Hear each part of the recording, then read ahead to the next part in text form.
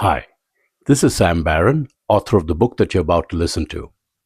If you enjoy listening to this audiobook as much as I enjoyed writing the book, please consider subscribing to my BookEmpathy channel on YouTube and also consider buying a copy of the book to help support the author. Thank you and happy listening. BookEmpathy.com presents Mimic by Sam Barron. Narrated by Virtual Voice Sky. Visit BookEmpathy.com for free books every day. Chapter 1. Maya Shun lowered her camera and let out a long, slow exhale. The tension in her shoulders finally eased, a physical unclenching that started at the base of her neck and rolled down her spine. 3 days. 3 days of pre-dawn drives up the winding coast highway with a travel mug of bitter coffee warming her hands. 3 days of patient, silent vigils on the same spongy bed of redwood needles, her neck craned until it ached, searching the high, misty green for a flicker of movement. The marbled murrelet was a ghost, a secretive seabird that nested in these ancient trees, and capturing it had become an obsession. Just an hour ago, the patience had paid off. A shadow had darted between two mossy limbs, a compact, swift shape with a distinctive peaked head. Her lens had found it, locked on, and she'd fired off a rapid burst as it paused, a perfect silhouette against the textured bark. The preview on her camera's screen had shown a sharp, compelling image, the bird's eye a bead of dark intelligence. The project was complete. Now, with dusk settling like a soft blanket, her pack felt lighter on her shoulders, her steps quick and buoyant with the simple, uncomplicated satisfaction of a job done well. She allowed herself a small smile, her cheeks aching slightly from the unaccustomed expression. The drive back to San Francisco stretched ahead of her, a 2-hour journey of fading light and coastal radio stations. She could already taste the salty, greasy takeout she'd pick up from the place near her apartment, feel the welcome weight of her own couch, the cat curling into the space behind her knees.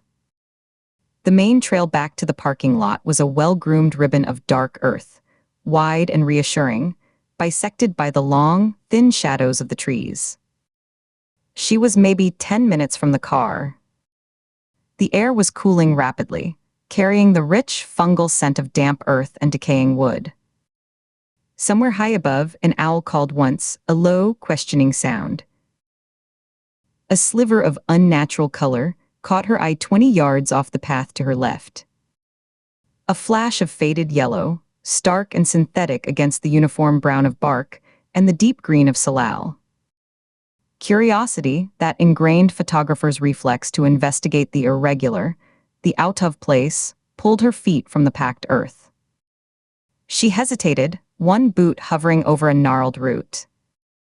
Her glasses, perched on her nose, slid down slightly as she leaned forward, squinting, the world going slightly blurry before she pushed them back up with a knuckle. It could be nothing. Litter, maybe. A discarded rain poncho. But the color was wrong for a candy wrapper or a piece of gear. It was the specific, institutional yellow of caution tape, the kind that spelled out "do not cross" in repeating black letters. Pushing aside a curtain of glossy salal leaves, she stepped off the trail. The leaves brushed damp and cool against her sleeves, leaving dark streaks on the fabric. The air grew closer, the sound of her own movement suddenly loud in the enclosed space, the crunch of her boots, the rustle of her jacket, her own breathing. The light dimmed by a degree, the canopy closing overhead. The clearing was small, a pocket of flat, needle-strewn ground between two massive redwood trunks whose roots formed a natural, cathedral-like arch. It didn't feel discovered, it felt staged. Deliberate. The silence here was different, thicker, as if the trees were holding their breath. Faded yellow police tape, brittle with age and bleached by sun, was tied in a sagging, loose X between the trees. One end had come untied and fluttered limply in the faint breeze, making a dry, papery whisper. On the needle-strewn floor, Several plastic evidence markers, the kind with bold, black numbers, lay scattered as if tossed by a careless hand. They were an outdated design, the plastic yellowed and cracked with fine, spiderweb lines. In the center of this makeshift, abandoned cordon, a mannequin lay on its side. It was a department store dummy, the kind used for cheap suits, featureless and pale under the dappled light. Its smooth, vinyl skin was dusted with forest debris, a sprinkling of dirt, a few pine needles stuck to its torso. But someone had posed it with specific, unsettling care. One arm was twisted behind its back at an impossible angle, the fingers of the molded hand splayed as if in mid-grasp. The legs were bent, one knee drawn up high, the other extended and awkward, the foot turned inward. The head was tilted sharply to one side, the blank face turned, as if listening intently to the ground beneath it. The pose screamed of violence, of a body dropped, not laid down. A cold finger, sharp and precise, traced the length of Maya's spine. This wasn't kids playing a prank. The detail was too meticulous, the atmosphere it created too heavy and specific.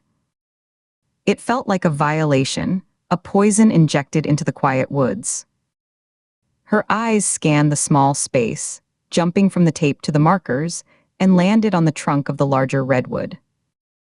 Pinned there with a simple steel thumbtack was a single sheet of paper, its corners curled from moisture, stained with water spots. She took 2 steps closer, the dry needles crunching softly under her boots, each sound amplified. The paper was a photocopy of a case file page, the copy so poor the text was grainy, a field of gray dots. Thick, impenetrable black bars obscured whole lines, names, dates, locations. What remained were fragments of cold, clinical language. Subject found in a wooded area position indicates possible restraint, pending toxicology. At the top, a case number was partially visible, 74-08-3.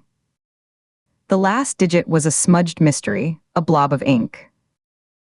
A faded date stamp, barely legible in the corner, read AUG 1974.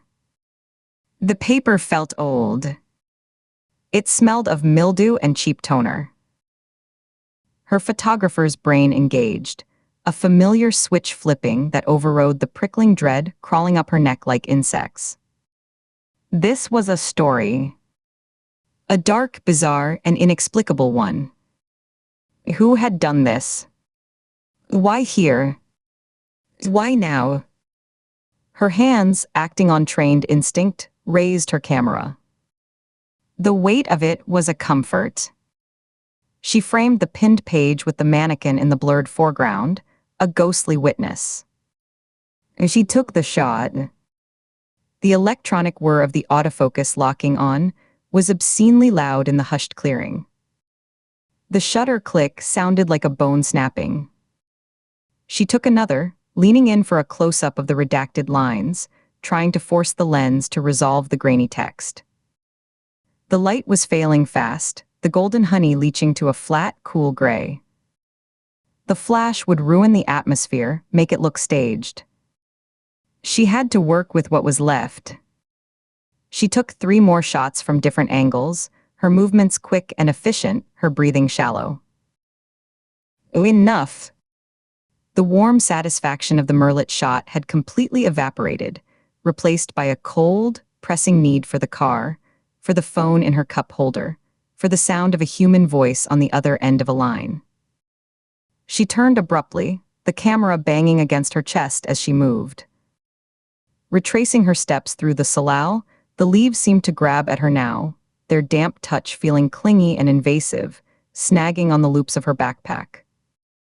She emerged onto the main trail, the open space offering no relief, only a longer runway of shadowy path stretching into gathering gloom. She walked briskly, her hiking boots making soft, rhythmic thumps on the packed earth.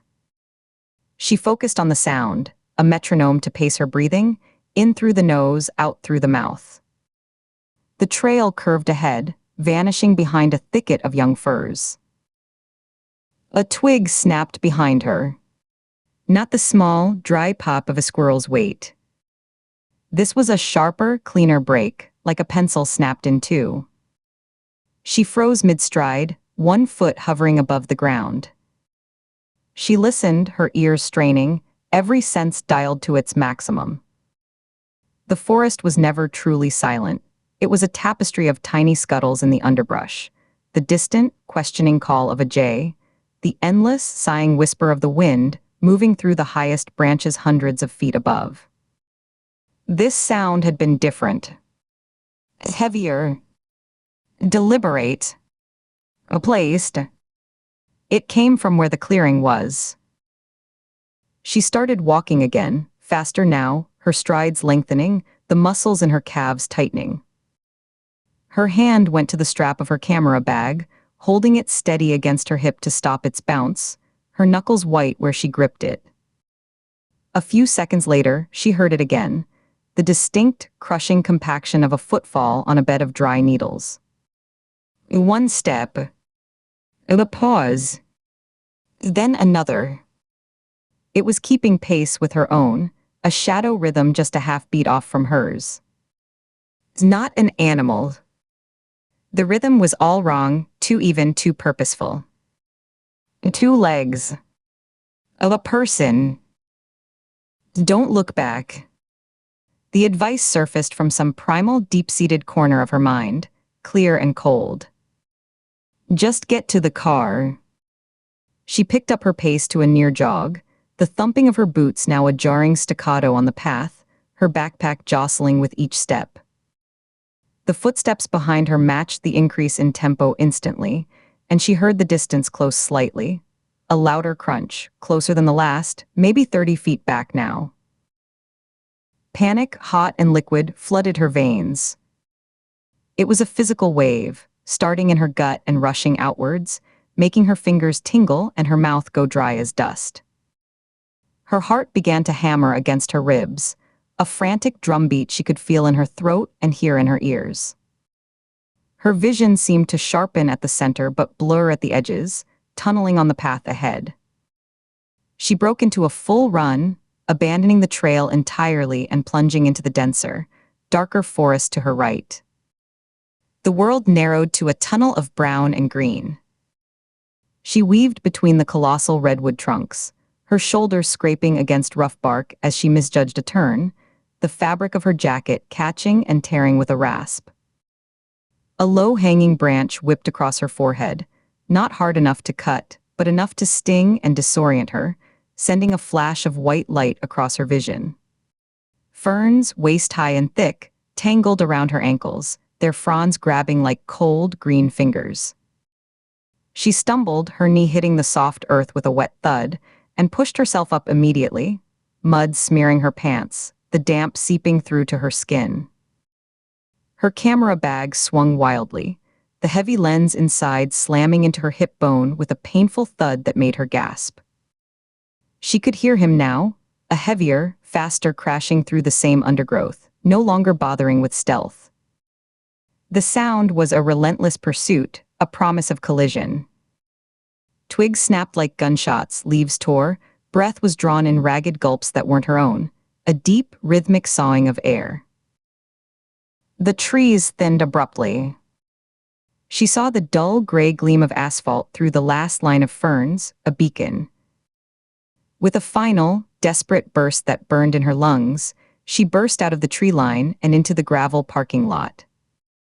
It was deserted, a lonely oval of graded earth beneath the vast, darkening sky, the only sound the distant, fading hum of a truck on the highway a mile away. Her dusty blue Subaru sat alone in the middle, looking impossibly small and far away, like a toy car. She sprinted for it, gravel skittering and pinging under her boots, each footfall sending a jolt up her legs. Fumbling in the pocket of her hiking pants, her fingers, numb and clumsy with adrenaline, closed around her key fob. She thumbed the unlock button, her thumb slipping on the smooth plastic once, twice, before finding purchase. The car's lights flashed once, a blinding strobe in the twilight, and the chirp of the horn echoed, absurdly cheerful and loud across the empty space. The sound seemed to hang in the air, a beacon announcing her location. She yanked the driver's door open, the metal handle cold and solid in her sweaty palm, her grip almost slipping. She threw herself inside, the familiar scent of old coffee and sun-warmed upholstery hitting her like a memory of safety, undercut now by the sharp, acrid smell of her own fear. She slammed the door shut, the solid thunk a temporary barricade. The sound of the forest was muted, replaced by the hollow sound of her own panting.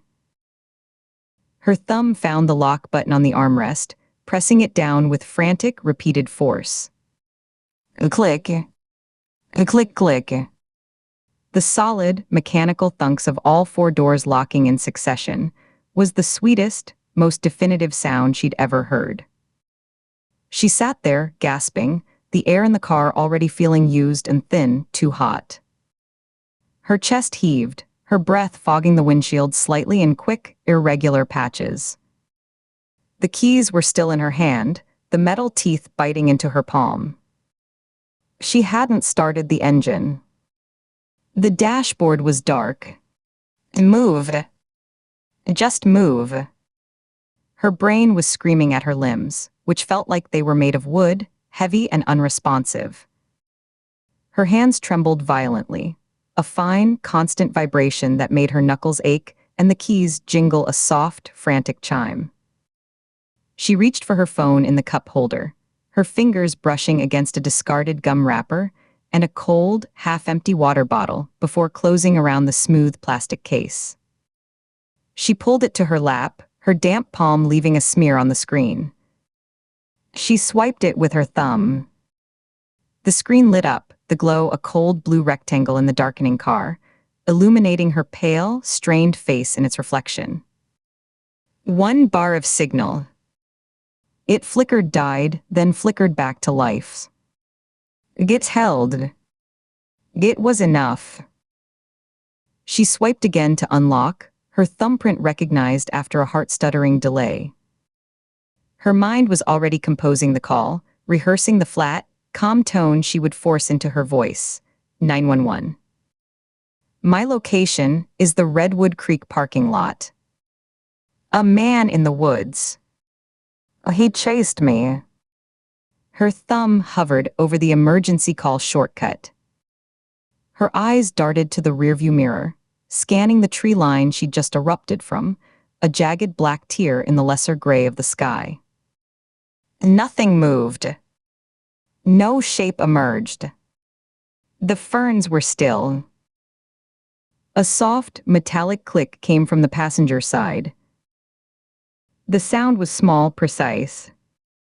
A clean, engineered sound. It was the sound of a lock disengaging.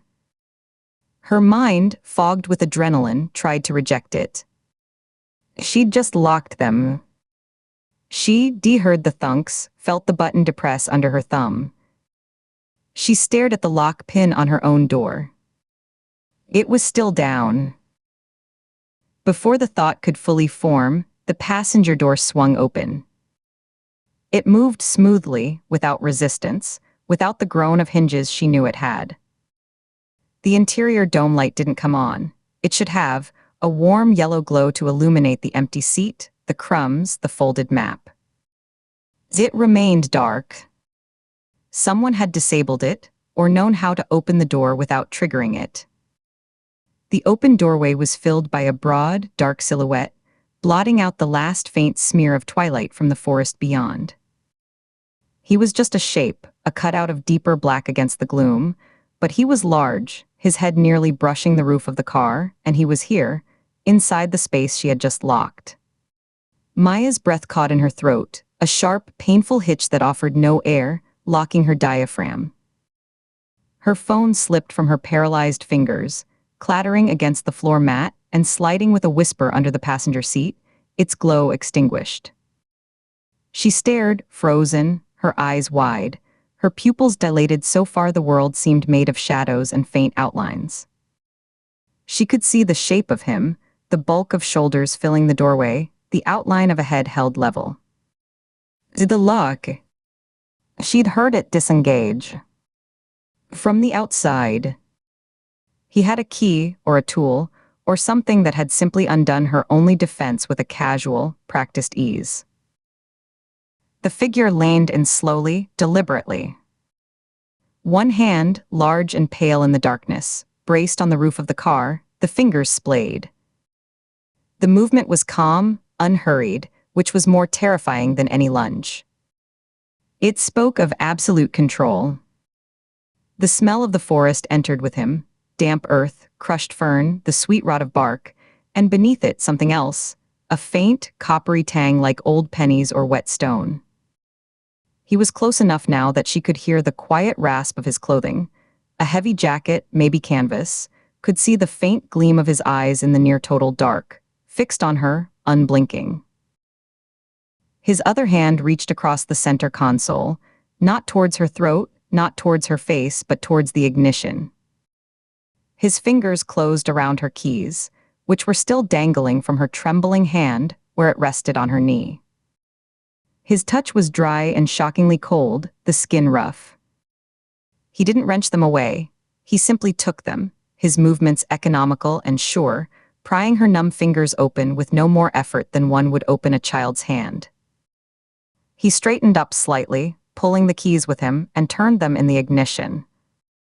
The engine coughed, sputtered, then roared to life, the dashboard blooming with soft green and orange light that illuminated the lower half of his face. A strong, stubbled jaw, a thin, unsmiling mouth set in a straight line, the lower lip chapped. The light did not reach his eyes, which remained in shadow. He dropped the keys into the cup holder where her phone had been. They landed with a plastic rattle. His gaze returned to her, holding hers in the dim, electronic glow. Maya couldn't move, couldn't scream. The panic had crystallized into a sheer, icy block of terror that locked her joints and stilled her lungs. She was a specimen, pinned under a microscope, every twitch, every rapid pulse in her throat observed and catalogued. Her hands were frozen claws in her lap. He leaned in again, his face now only inches from hers. She could feel the warmth of his breath, could see the pores on his skin, a small, pale scar nicking the edge of his eyebrow. He hadn't shaved in a few days. His voice, when it came, was low, gravelly, as if from disuse and utterly devoid of emotion. It was a flat, toneless instrument, a voice meant to be obeyed, not argued with. "Drive," he said. The word hung in the air between them, simple and absolute. It wasn't a request. It was a command that brooked no discussion, no hesitation, a single syllable that carried the weight of a threat. His eyes didn't leave hers, waiting for compliance, watching for the moment her body would obey. The engine idled, a low, waiting hum that vibrated through the seat. The open passenger door gaped like a dark mouth. The forest beyond was now a wall of blackness, offering no escape. Every option, every instinct to fight or flee, narrowed to this single, impossible point. The steering wheel, the gear shift, the pedals at her feet. Maya's hands, still trembling, lifted from her lap as if pulled by strings. They found the steering wheel, the familiar textured leather cold under her palms, her grip weak. Her right foot, moving as if disconnected from her body, heavy and dead, shifted from the brake to hover over the accelerator. She didn't look at him again. She couldn't. She stared straight ahead through the windshield, at the empty parking lot and the dark line of trees, at the gravel path that led out. With a jerk that was all wrist, she put the car in drive. The gear shift thunked dully. The figure settled fully into the passenger seat, his weight making the car lean slightly, the springs groaning. He pulled the door closed behind him with a soft, final thump that sealed them in together, a capsule of light and fear. The dome light remained off. The only illumination was the ghostly dashboard glow, painting their hands and laps in sickly green, and the weak, yellow beams of the headlights cutting a short, pathetic path into the nothingness ahead. She eased her foot onto the gas, too lightly at first, the engine revving without moving. She pressed harder. The car rolled forward, gravel crunching and popping under the tires, the sound loud inside the sealed cabin. She guided it towards the exit, a single-lane road of cracked asphalt that led back to the highway, her turns too wide, her corrections oversharp. He didn't speak again. He didn't tell her which way to go. He just sat there, a silent, massive presence beside her, his body taking up too much space, his arm resting on the center console. He watched the road, and he watched her, his head turned just enough that she could feel the pressure of his gaze on the side of her face like a physical touch. The normal sounds of the car, the hum of the engine, the whisper of the tires on asphalt, the faint buzz of the radio's empty frequency, were deafening in the silence between them. The smell of him, that forest and metal smell, filled the small space, overpowering the familiar scent of her own car, making the air taste strange and dangerous. She turned onto the park exit road, the headlights painting the trunks of the redwoods in fleeting, skeletal flashes, creating a strobe effect of light and shadow that made her dizzy. In the rearview mirror, the parking lot vanished into the darkness, swallowed whole. The last place she had felt any semblance of control disappeared behind her, a tiny island of safety, now inaccessible. She was on the road now, the yellow lines appearing and vanishing under the hood, driving into the night with a stranger who had walked through a locked door as if it weren't there. The case number from the clearing echoed in her mind, a meaningless string of digits that now felt like a label, a tag tied to her own ankle. 74-08-3. The question mark was the smudge, the unknown. She was living inside that smudge now, hurtling forward, and the road ahead was pure, unbroken black, waiting for his next command. Her hands were slick on the wheel. She didn't know where she was going. She only knew she had to drive. In Chapter 2, the low, beige buildings of the Federal Correctional Institution were a stark contrast to the green hills that surrounded them, a geometric scar of poured concrete and asphalt.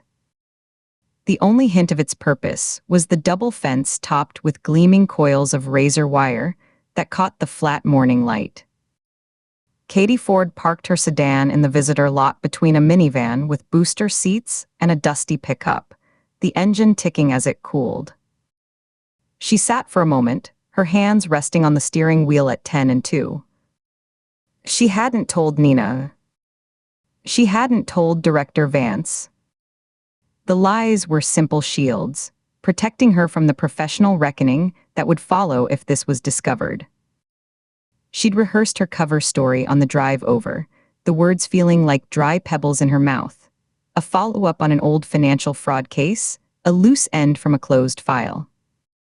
She ran through them once more, watching a corrections officer in a tower slowly scan the perimeter, the black shape of a rifle just visible against the sky. The processing area was a bland, fluorescent-lit room that smelled of industrial cleaner and stale coffee. A corrections officer behind a plexiglass window took her ID, his fingers thick and blunt. Catherine Ford. FBI. He held the credential up to the glass, comparing her face to the photo with a slow, deliberate tilt of his head. He typed, the clack of the keys loud in the quiet room, his eyes flicking between her credentials and the screen. Visiting Marcus Fell, inmate 78,104. He didn't look surprised. This wasn't a supermax. It was a place for tax evaders, insider traders, and disgraced former agents.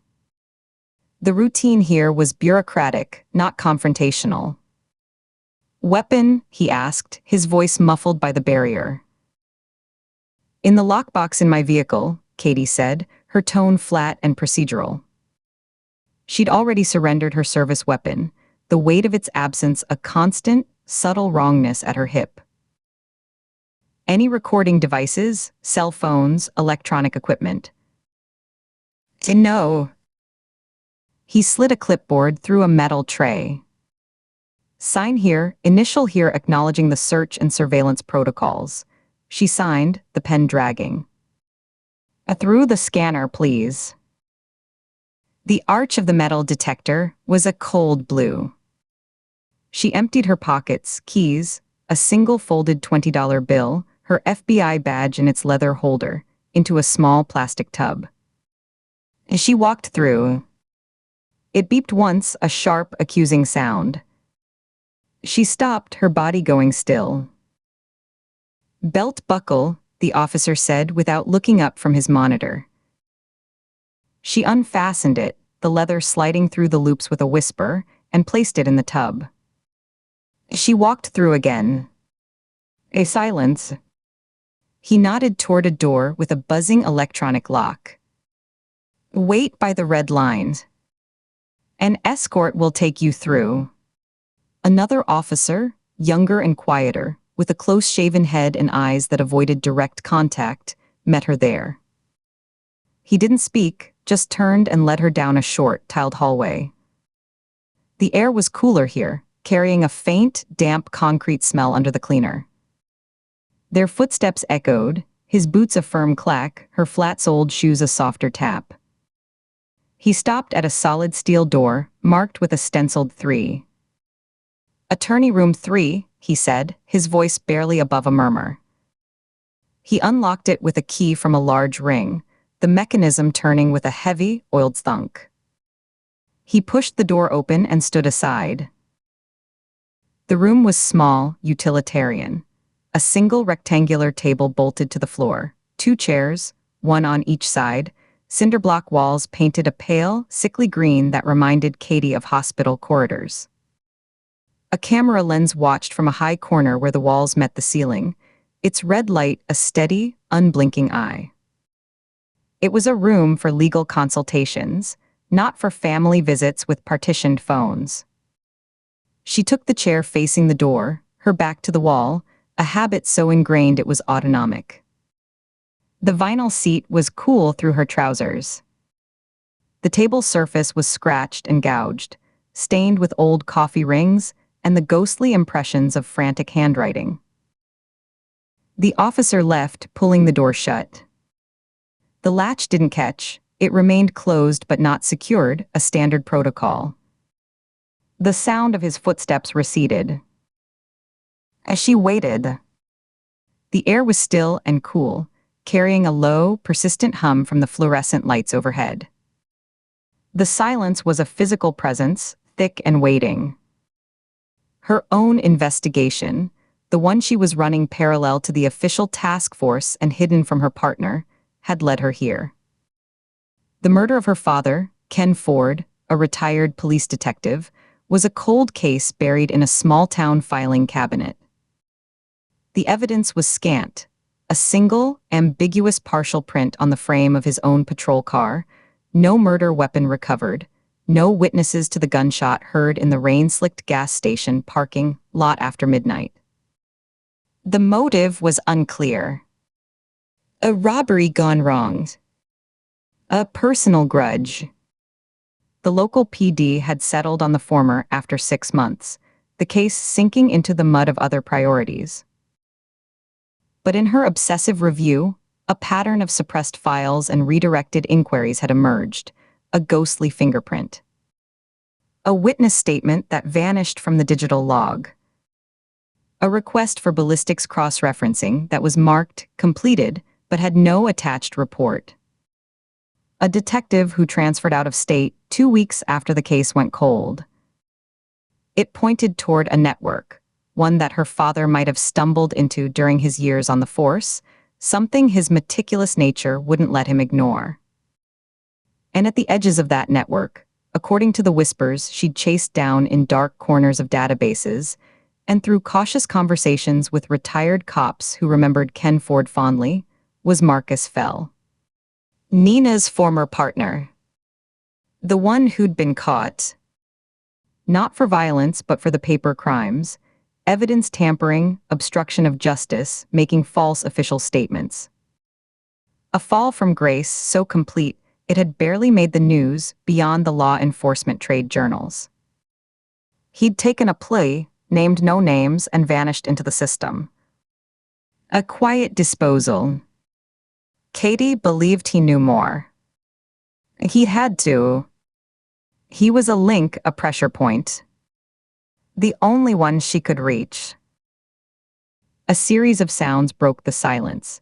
A distant metallic clang, the murmur of voices, the scuff of shoes on tile growing closer. Katie straightened slightly, settling her shoulders, arranging her hands flat on the table in front of her. She took a slow breath in through her nose, held it for a 3 count, let it out silently through parted lips. Control was a performance, and every detail mattered. The door clicked and opened. Marcus Fell shuffled in, preceded by the same young guard. Fell's movements were constrained by the shackles connecting his ankles, the chain just long enough for a careful, short-step gait. The cuffs on his wrists were linked to a chain around his waist. The guard positioned himself just inside the room, hands clasped behind his back, gaze fixed on the far wall, a study in neutral presence. Fell was wearing standard-issue khaki pants and a matching shirt, the fabric worn thin at the knees and elbows, the color doing nothing for his pallor. He was thinner than the photos from his trial, his shoulders slumped inward as if protecting his core, the confident, almost arrogant set of his jaw gone soft and undefined. His hair, once thick and dark, was now a sparse, graying cap. He didn't look at Katie immediately. His eyes, a washed-out blue, darted from the guard to the door to the camera in the corner, then finally, cautiously, to the woman sitting at the table. They held a raw, animal nervousness, the pupils slightly dilated. A faint sheen of sweat glistened at his temples. He sat down slowly, the chains rattling with a dull, musical sound, as if the chair might be wired, his movements careful and small. He placed his cuffed hands on the table, the metal links scraping against the formica. The guard gave a short, sharp nod and stepped back into the hallway, pulling the door shut but not latching it fully. The click of the mechanism was loud in the sealed silence. They were alone, save for the watching camera. Katie looked across the table at the diminished man, the ghost of a federal agent. She let the silence stretch for a 5 count, letting him feel the weight of her observation. She noted the tremor in his left hand, the way his right index finger tapped a frantic, silent rhythm against his thumb. She saw the old scar on his chin, the new lines etched deep around his mouth from tension. This was not a man at peace with his bargain. She kept her voice low, even, a calm pool in the tense room. Marcus Fell. She paused, waiting until his flickering gaze settled on her face. My name is Katie Ford. Another pause, deliberate. She leaned forward an inch, just enough to shift the dynamic. I think you knew my father. Fell's reaction was immediate and physical. His breath hitched, a quick, shallow intake. The tapping finger stopped dead. His eyes, which had been skittering around the room, locked onto hers with a sudden, startling intensity. The raw nervousness was still there, but now it was mixed with something else, recognition, and a deep, wary calculation. Oh, he didn't speak. He just stared, his body rigid, as if waiting for the next sentence to be a blow. Katie held his gaze, her own expression giving nothing away. She didn't blink. She had seen this look before, in interrogation rooms. It was the look of a man accessing a mental file, racing through contingencies, trying to determine if this was a threat, an opportunity, or a trap. The hum of the lights seemed to grow louder. She could smell the faint, acrid scent of his sweat now, mixed with the ever-present disinfectant. Finally, his lips parted. His voice, when it came, was dry and raspy, unused. Ford, it wasn't a question. It was an acknowledgement, a piece falling into place. He cleared his throat, a rough sound. Ken Ford's daughter. He said the name carefully, as if it were made of glass. And yes. He leaned back slightly in his chair, the chains shifting. The initial shock was receding, replaced by a more guarded, weary posture. His eyes never left her face. Your FBI, it was a statement, but one laced with a question. I am. A faint, bitter twist touched his mouth, gone so fast she might have imagined it. Of course you are. He looked down at his cuffed hands, then back up. The animal fear was still in his eyes, but it was being marshaled, compartmentalized. This was a man who knew how to have a dangerous conversation. This isn't an official visit. No. They don't know you're here. No. He absorbed that, his jaw working slightly. He glanced, almost imperceptibly, at the camera in the corner, then back to her. The message was clear, they're listening. Why are you here, Agent Ford? He stressed the title, a reminder of the roles, the walls between them. Katie didn't answer directly.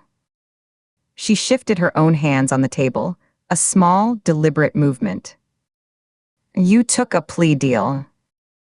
8 years for evidence tampering and obstruction.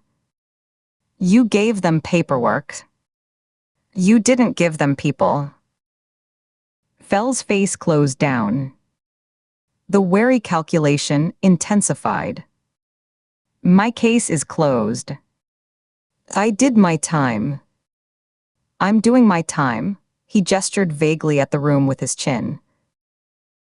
My father's case isn't closed. Katie kept her voice low, but let a thread of steel enter it. Not for me. He was murdered. In a gas station parking lot. 20 years ago. For the first time, Fell looked away.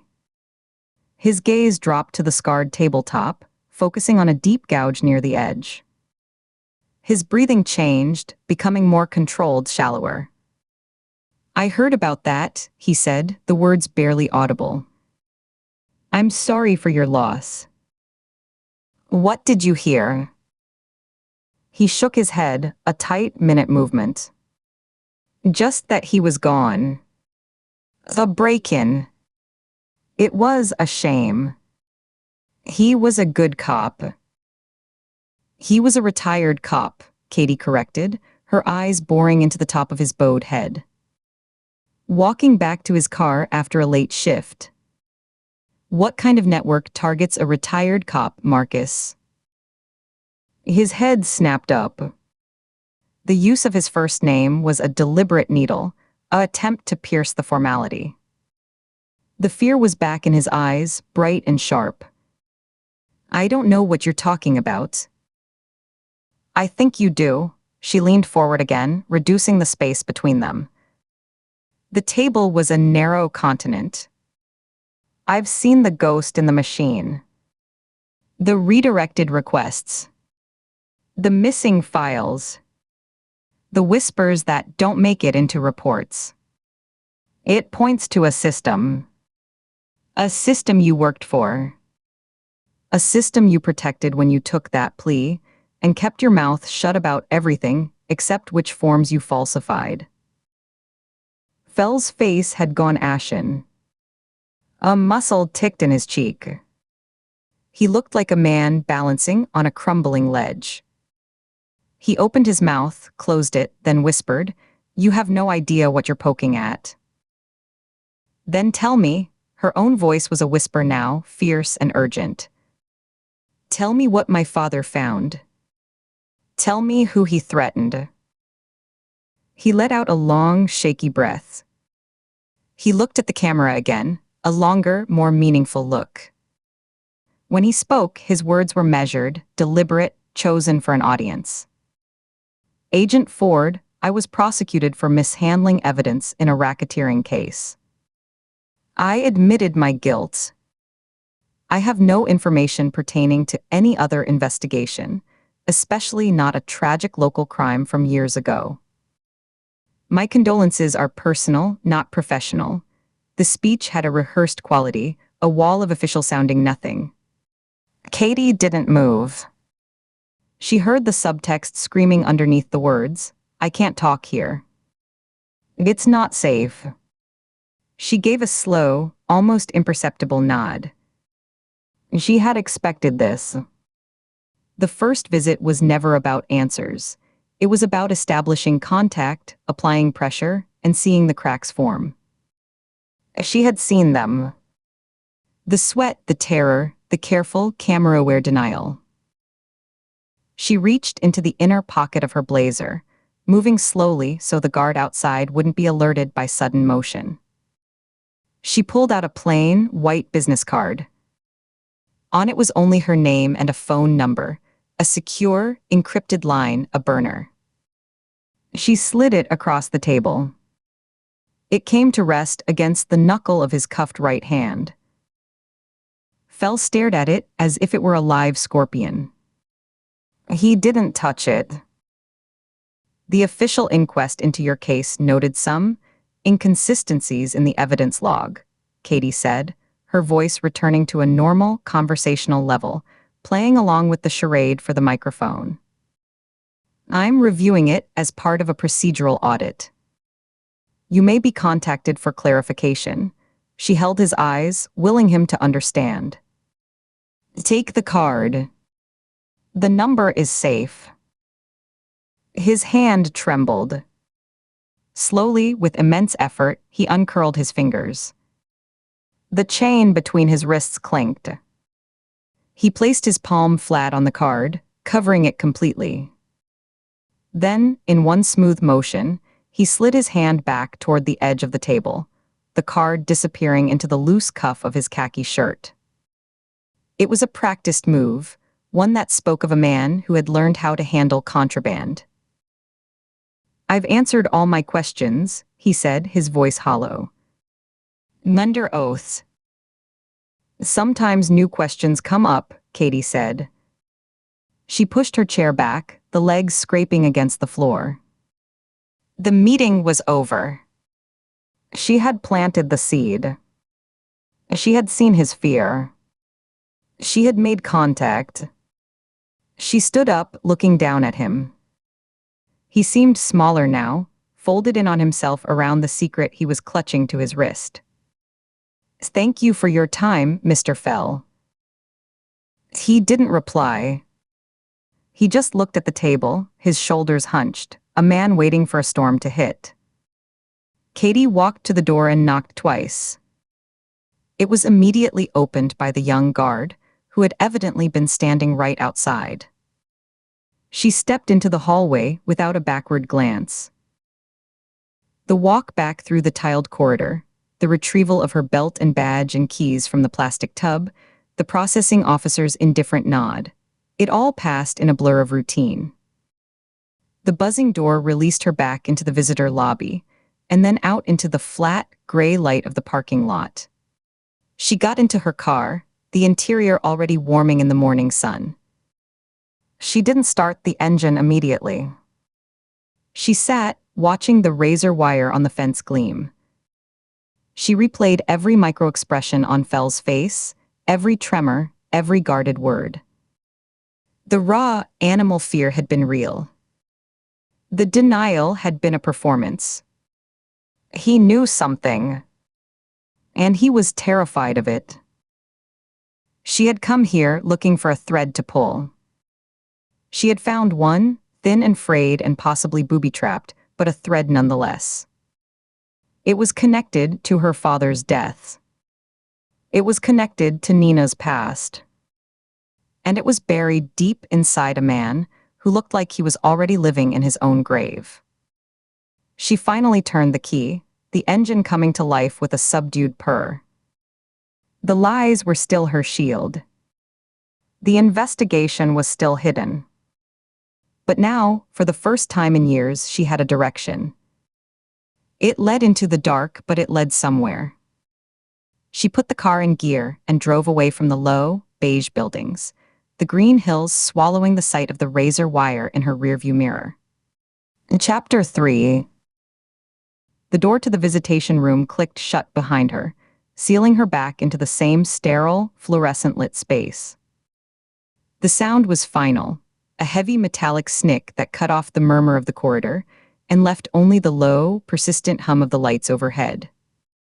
It was a sound of finality, of being locked in. Marcus Fell was already there, seated at the same scarred table. He looked smaller than he had yesterday, hunched in his orange jumpsuit as if trying to fold into himself. The fabric was too large at his shoulders, bunching in loose folds that emphasized the sharp angles of his collarbones. His hands, cuffed and resting on the table, were pale, the knuckles standing out like white stones. His eyes, bloodshot and shadowed by deep, bruised-looking sockets, darted past her to the reinforced window in the door where the guard's silhouette was a dark, watchful smudge, a shape that didn't move. He didn't blink, just stared at that shape as if it were a predator at the mouth of a cave. Katie took the chair opposite him, the legs scraping with a short, sharp squeal against the linoleum. She placed her hands on the table, feeling the cool, pitted surface beneath her palms. There were stains here, rings from forgotten coffee cups, a long, thin scratch like a tally mark, the ghost of a phone number someone had tried to etch and then scratch out. She could feel a sticky patch near the edge, something sugary that hadn't been fully wiped away. The air felt thin, charged with a kind of held-breath anticipation, like the moment before a storm breaks. It smelled of industrial cleaner, the lemony scent undercut by something else, something human and sour, old fear, or maybe just the lingering odor of countless anxious conversations absorbed into the paint. "You came back," he said. His voice was low, stripped of yesterday's performative edge, the sly confidence gone. It was just a voice now, raspy from disuse, tight with a fear that seemed to vibrate just beneath the skin. He cleared his throat, a dry, painful-sounding hack, and his gaze finally dragged from the door window to her face. He didn't hold her eyes, though. He looked at her chin, her mouth, then back to her hands on the table. "You said you had something specific," Katie replied, keeping her own tone flat, professional. She didn't lean in. She kept her posture upright, a visitor behind a desk, but her eyes were fixed on him, cataloging the new tremors. The way his thumb rubbed compulsively against the side of his index finger, the constant, minute adjustments of his cuffed wrists on the table, as if the metal was burning him. A muscle in his jaw jumped rhythmically, a tiny, frantic pulse. Fell leaned forward, a slow, careful movement that seemed to cost him effort. The chain between his cuffs clinked softly against the formica, a tiny, sharp sound in the quiet. He didn't look at her eyes, but at a point just over her shoulder, as if monitoring the door, the window, the angles of the room. "Things are happening. On the outside. You hear things in here, even in Seg. Sounds carry. Conversations in the yard, guards talking just a little too loud, new inmates with stories. Whispers. Names." He said the last word as if it were a physical object he was placing on the table between them. "What names?" Katie asked, the question a precise tool. She let a beat of silence hang, forcing him to fill it. She could hear, very faintly, the echo of a shouted command from somewhere deep in the facility, followed by the distant, rolling clang of a metal door. The sounds were muffled, but they were there, a reminder of the world just beyond this quiet box. He swallowed, his Adam's apple bobbing in his thin neck. The sound was dry, audible, like stones grinding together. He licked his lips, which were chapped and peeling. People connected. To the arrangements. The logistics. The network your dad was poking at. He glanced down at his hands, then back to that spot over her shoulder, his eyes widening slightly as if he'd seen a movement there. "They're turning up dead." Not accidents. Not street stuff. Clean jobs. Professional. The kind that look like nothing. A heart attack, a single car wreck, a slip in the bathtub, until you know what to look for and then you see the pattern. A signature. A cold thread pulled taut in Katie's chest, a fine wire of dread.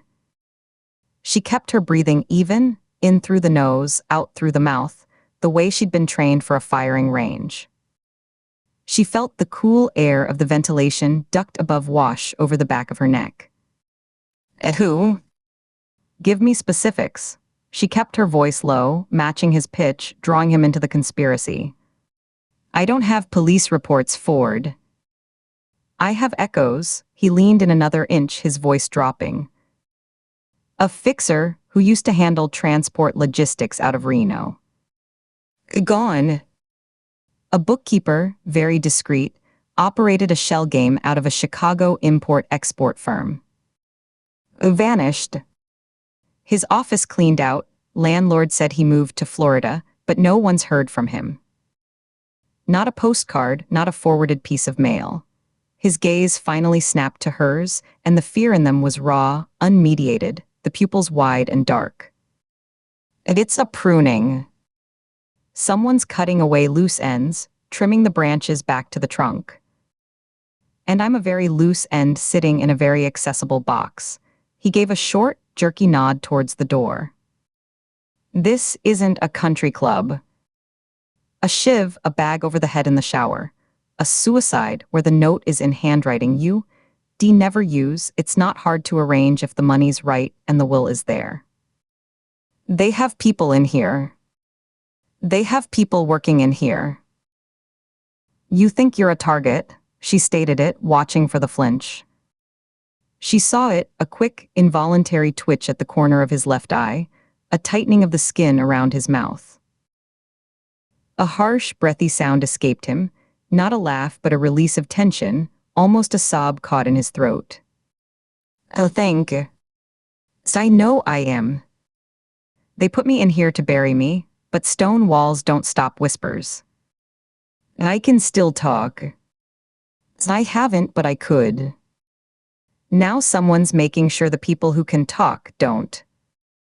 Permanently, he leaned closer still, the movement bringing a faint smell of institutional soap and stale sweat, and beneath that, the coppery tang of pure panic.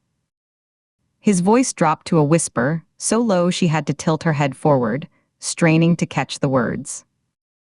Your father, Ken, he wasn't just some random casualty of a botched robbery, Agent Ford. He was digging. He had a thread, a local thread that was starting to lead somewhere ugly. He was following it right to the same people who decided I needed to take a fall. Different sides of the same rotten coin. The room seemed to tilt. Katie felt it viscerally, a sudden lurch in her inner ear as if the floor had dropped a fraction of an inch. Her left hand, resting on the table, shifted instinctively, her fingers pressing down hard on the cool, gritty surface to ground herself. The pressure turned her knuckles white. The official story, a late-night gas station, a panicked shooter, a dead cop found next to his open car door, crystallized in her mind in the stark, simple lines she'd been fed for 20 years, then it shattered, the pieces scattering and reflecting a different, darker picture. She saw the grainy photo from the newspaper, her father's patrol car, the door ajar. She saw the rain-slicked asphalt, the neon sign. Oh, a stage set. He never said, she heard herself say, her own voice sounding distant, like it was coming from another room. He never mentioned any investigation. Not a word. He wouldn't. Not to his kid. He was a good cop. Careful. Paranoid maybe by the end, Fell's eyes were locked on hers now, willing her to believe. But he was getting close. Close enough to spook them. So they buried his case along with him. Made it look small, made it look random, made it go away. You know how it works. No witness, no murder weapon that leads anywhere, no motive that makes sense. The file gets thinner and thinner until it's just a cover sheet in a box. Katie's hands were flat on the cold tabletop. She willed them not to shake, focusing on the sensation of the tiny imperfections under her skin, a chip, a ridge of old glue. She could feel her pulse hammering in her fingertips, a rapid, insistent thrumming. She curled her fingers slightly, digging her short, clean nails into her own palms. The small, sharp pain was an anchor. "You're telling me my father's murder was a hit."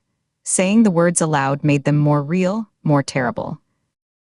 They hung in the antiseptic air between them, ugly and final.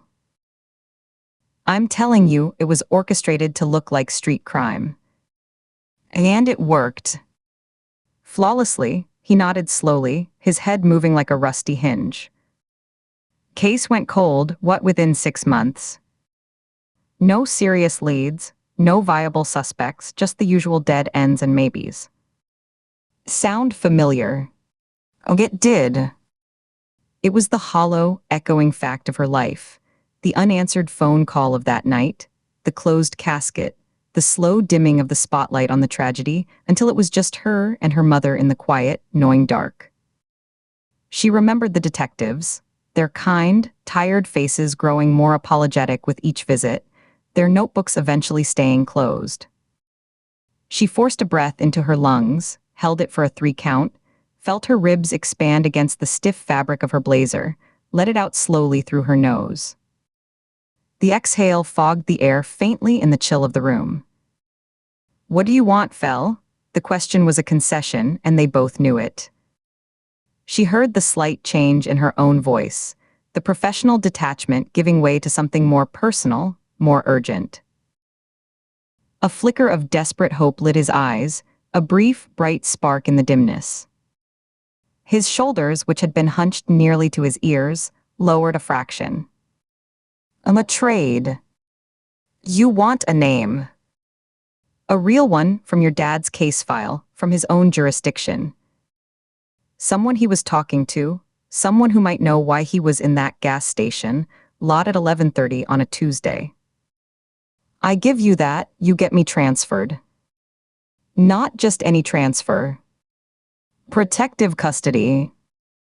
A different facility, different state, different Bureau of Prisons numbering system. You have pull. Use it." His words came faster now, tumbling out in a rushed, whispered plea. "I can't just snap my fingers and move a federal prisoner," Katie said, but it was the opening gambit of a negotiation, not a refusal. She leaned back slightly, creating a space for him to argue, to persuade her. She crossed her arms, a defensive, considering posture. "You can start the process." He leaned into the space she'd created, his cuffed hands coming up in a gesture of supplication. "You can make the request, cite security concerns, credible threats. You can lean on the right people in the U.S. Marshals Service, in the BOP admin. I need a paper trail, Ford. I need a file that says Marcus Fell is asking for protection, that the FBI is considering it. It's the flair. It makes me a slightly harder target to disappear. It gives me a few more days, maybe a few more weeks." His eyes were pleading now, all pretense of cunning or control gone, replaced by the naked terror of a trapped animal. She could see the sheen of sweat on his upper lip, the way his breath hitched. "I give you a thread to pull on your dad. You give me a lifeline. That's the deal. That's the only deal." Katie studied him, the sweat beating at his temple despite the room's chill, and tracing a path down his gaunt cheek, the rapid, bird-like pulse fluttering in the hollow of his neck. This wasn't a mastermind playing chess. This was a rat in a flooding cage, looking for any piece of driftwood.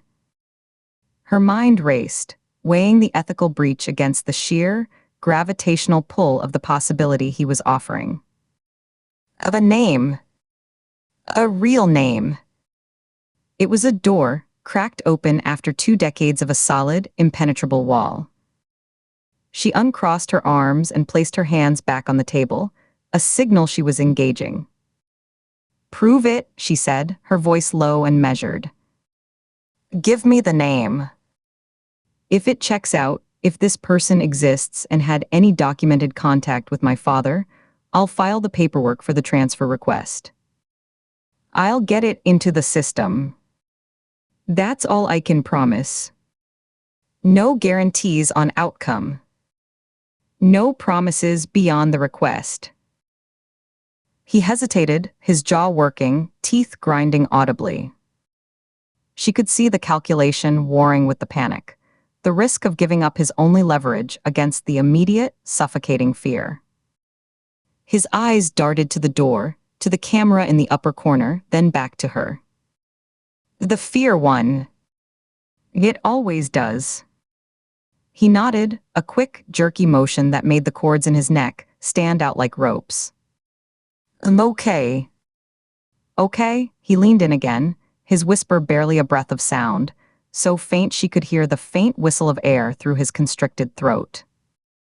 She mirrored him, closing the distance until she could see the individual pores on his nose, the broken capillary on his cheek, the chapped, cracked skin of his lips. The smell of his fear was overwhelming now. Your dad was working with a retired detective from his old county. A guy who knew the territory, the old players, the places money could hide in plain sight. He was a source, a confidential informant on the pension roll. His name is Arlen Voss. He lives in Cedar Fork. It's a nothing town in the same county your dad worked, maybe an hour's drive from where you grew up. Katie committed it to memory. Arlen Voss. Cedar Fork. She repeated it internally, visualizing the words typed on a case file in crisp courier font, seeing a map of the county in her mind, placing the dot for Cedar Fork somewhere in the wooded, rural eastern part. She saw herself driving those back roads. What did he know? What was his information? She breathed back, her own voice just as quiet. "I don't have the details, not the fine print," Fell whispered, his eyes flicking again to the door, then up to the camera in a quick, guilty glance. "I just know Ken was meeting with him, that Voss had information about money moving through the county, payments that didn't make sense for the businesses they were attached to. Land deals, maybe. Shell corporations buying up parcels no one wanted. It was a local angle on a bigger, uglier picture. After your dad died, Voss clammed up. Retired for good. Went quiet. Like he'd seen a ghost and decided to become one himself. Fell's breath hitched, and he pressed a fist briefly against his sternum, as if to calm a heartburn of dread. They buried your father's case for a reason. If you dig it up, if you go knocking on Arlen Voss's door, you become a target too. You understand what I'm saying. This isn't a game. It's not some cold case hobby. They're cleaning house. They started 20 years ago, and they're finishing the job now." Katie let that sit for a moment. She could feel the weight of the name, the location, settling into her consciousness, displacing other things. She straightened up slightly, putting a few more inches of safe, neutral space between them. The fluorescent light buzzed overhead, a sound she suddenly became acutely aware of. "You said old cases are surfacing yesterday. What did you mean by that? And specifically, not echoes. What are the whispers saying?" He sat back slightly, the plastic chair groaning under his slight weight.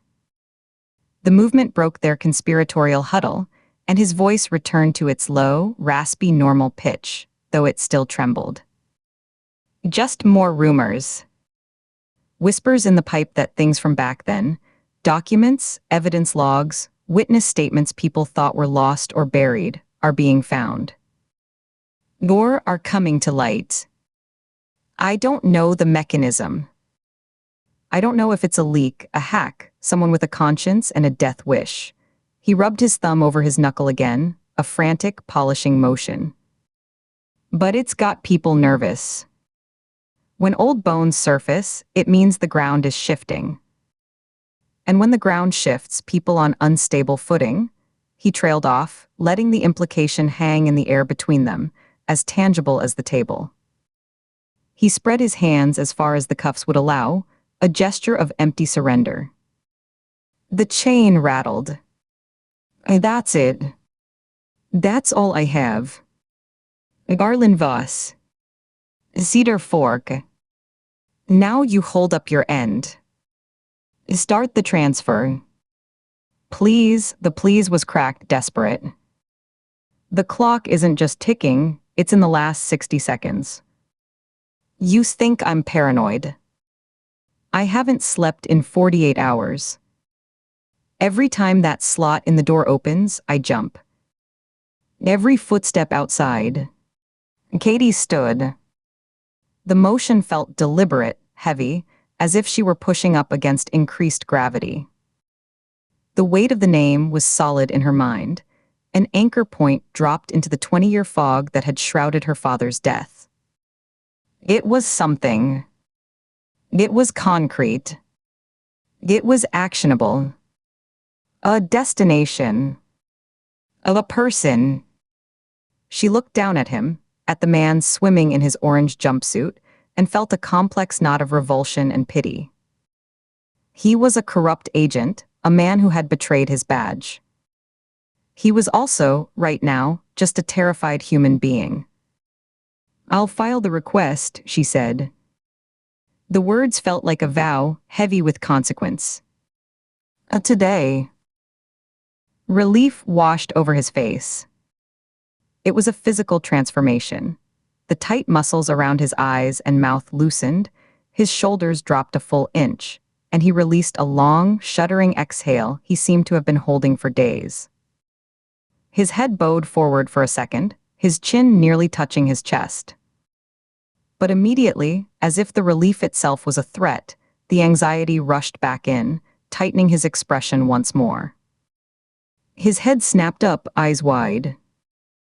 Don't wait. And don't tell anyone you got it from me. Not your sack, not your colleagues. Not even your partner. The mention of Nina was a sharp, guilty prick, a needle of betrayal slipped between her ribs. She had just gone behind her back, traded a potential favor with a corrupt ex-agent for personal, off-the-books information. It was a breach of trust, a violation of their partnership's core. It was exactly the kind of compartmentalized, lone wolf secret Nina would despise, would see as a fundamental weakness. Katie's throat tightened. She pictured Nina's direct gaze, the way she'd lean against Katie's desk with a coffee and dissect a case, trusting and open. The guilt was there, instant and cold, a stone settling in her gut. She controlled it, walled it off behind the professional facade. Her face remained a neutral mask, but she felt a heat rise in her cheeks. This was for her father. This was different. This was family. The old, tired justification, but the only one she had. She gave a single, curt nod, a promise she knew was already a lie by omission. I'll be in touch, she said, the words automatic, a line from 100 professional conversations, and turned for the door. Her hand rose to knock, a single firm rap that echoed in the small room. Agent Ford, Fell's voice stopped her, quieter than ever, almost lost in the hum of the lights. She paused, her back to him, her knuckles an inch from the cold steel of the door. She didn't turn. Be smarter than he was. He thought he was just doing his job. He didn't think it was a war. It is. She didn't look back. She knocked again, twice this time, more insistently. The sound was sharp, demanding. A shadow blotted the window. darkening the rectangle of reinforced glass. A key rattled in the lock with a sound like falling teeth, and the door swung open with a sigh of pressurized air. The guard, a large man with a bored, impassive expression and thick forearms, stepped aside, filling the doorway. Katie walked out without a backward glance, feeling the weight of Fell's desperate eyes on her back like a physical pressure, until the door clicked shut again with that same final, metallic snick, sealing him back into his silence and his fear. The walk down the corridor felt longer. The echo of her low heels on the buffed linoleum, a metronomic tick-tick-tick that seemed to measure out the seconds of her new reality. The sound was isolated, crisp. The walls, a glossy, impersonal beige, reflected the harsh fluorescent light in blurred, watery streaks. From a distant corridor, she heard the clang of a metal door, a raised voice quickly muffled, the static crackle of a radio dispatcher calling a code. The air was cooler out here, moving, carrying the faint, ever-present scent of bleach. As she was shaken, a fine, high-frequency tremor ran through her hands. She clenched them into fists at her sides, feeling her nails bite once more into her palms, focusing on that small, sharp sensation to steady herself. But beneath the tremor, beneath the cold dread and the warm, spreading guilt, was a new, fierce clarity. It was a dark clarity, a clarity found at the bottom of a well, but it was direction. Her father hadn't just been killed. He'd been silenced, executed.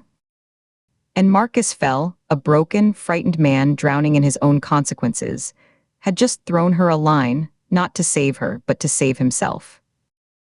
And on that line was tied a single, crucial name. Garland Voss. She repeated it in her mind with each step. Cedar Fork. She pushed through the final security door, a heavy, windowed affair of steel and wire-reinforced glass.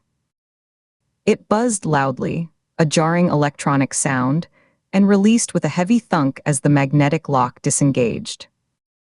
She leaned her shoulder into it, feeling its weight, and emerged into the bland, carpeted administrative area. The air changed here. It was warmer, stuffier, smelled of photocopier toner, paper dust, and cheap lemon air freshener instead of bleach and human despair. The difference was jarring, like stepping from a refrigerator into a stale closet. The free world was just ahead, beyond another set of glass doors.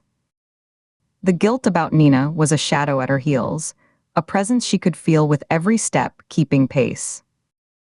She pictured Nina's face, the sharp, intelligent eyes that missed very little, the way she'd tilt her head and ask, "You okay, Ford?" "You seem off," in that tone that was both concerned and probing. She would have to lie. She would have to build a compartment and lock this inside it, and the first brick of that wall felt like it was made of that cold, gutstone of guilt. She reached the counter where a different corrections officer, a woman with tired eyes and her hair in a severe, graying bun, sat behind a computer. Without a word, the woman slid Katie's credentials and her sidearm, still in its holster, back across the countertop. The leather of the holster was smooth and familiar. Katie signed the logbook with a hand that was now steady, her signature a practiced, unreadable slash of black ink. The ritual of it, the pen, the paper, the official timeout, was grounding. The weight of her Glock in its holster as she clipped it back onto her belt was familiar, a return to her own identity, a tool and a symbol of her authority. But as she settled it on her hip, adjusting the strap, she felt different inside. The landscape had shifted. The weapon felt heavier, its purpose more ambiguous. She pushed out through the main entrance doors, into the late afternoon light. It was grayer than when she'd entered, the sky a uniform sheet of low, bruised clouds that threatened rain. The air was cool and damp, carrying the distant, oily smell of wet asphalt and diesel from the highway beyond the perimeter fence. She took a deep breath, the first full one she felt she'd taken in an hour, and the cold air burned her lungs clean of the prison smell. She walked to her car, the only sound the crunch of her shoes on the gravel lot, each step kicking up small stones. The lot was nearly empty. Her sedan sat alone, a dark blue shape under the gloomy sky. She unlocked it with a chirp from the fob, the sound absurdly mundane. She slid inside, shut the door, and the world went quiet. The silence of the car was immense, a vacuum after the institutional noise and the pounding of her own thoughts. It was a thick, padded silence, broken only by the faint, almost subliminal hum of the vehicle's electronics. For a full minute she just sat there, hands on the wheel at 10 and 2, staring through the windshield at the stark, razor-wire-topped fence without seeing it. Her knuckles were white. She made herself relax her grip, finger by finger. Garland Voss. Cedar Fork. She said the names aloud, her voice strange and too loud in the quiet cabin. Arlen Voss, the name had a solid, old-fashioned sound to it. A retired detective. A source her father trusted. A man who saw something that made him disappear into a nothing town. What had he seen? What had he told her father in those meetings? Her mind spun with possibilities, each darker than the last. She started the engine, the sound jarringly normal, a purr that vibrated through the seat.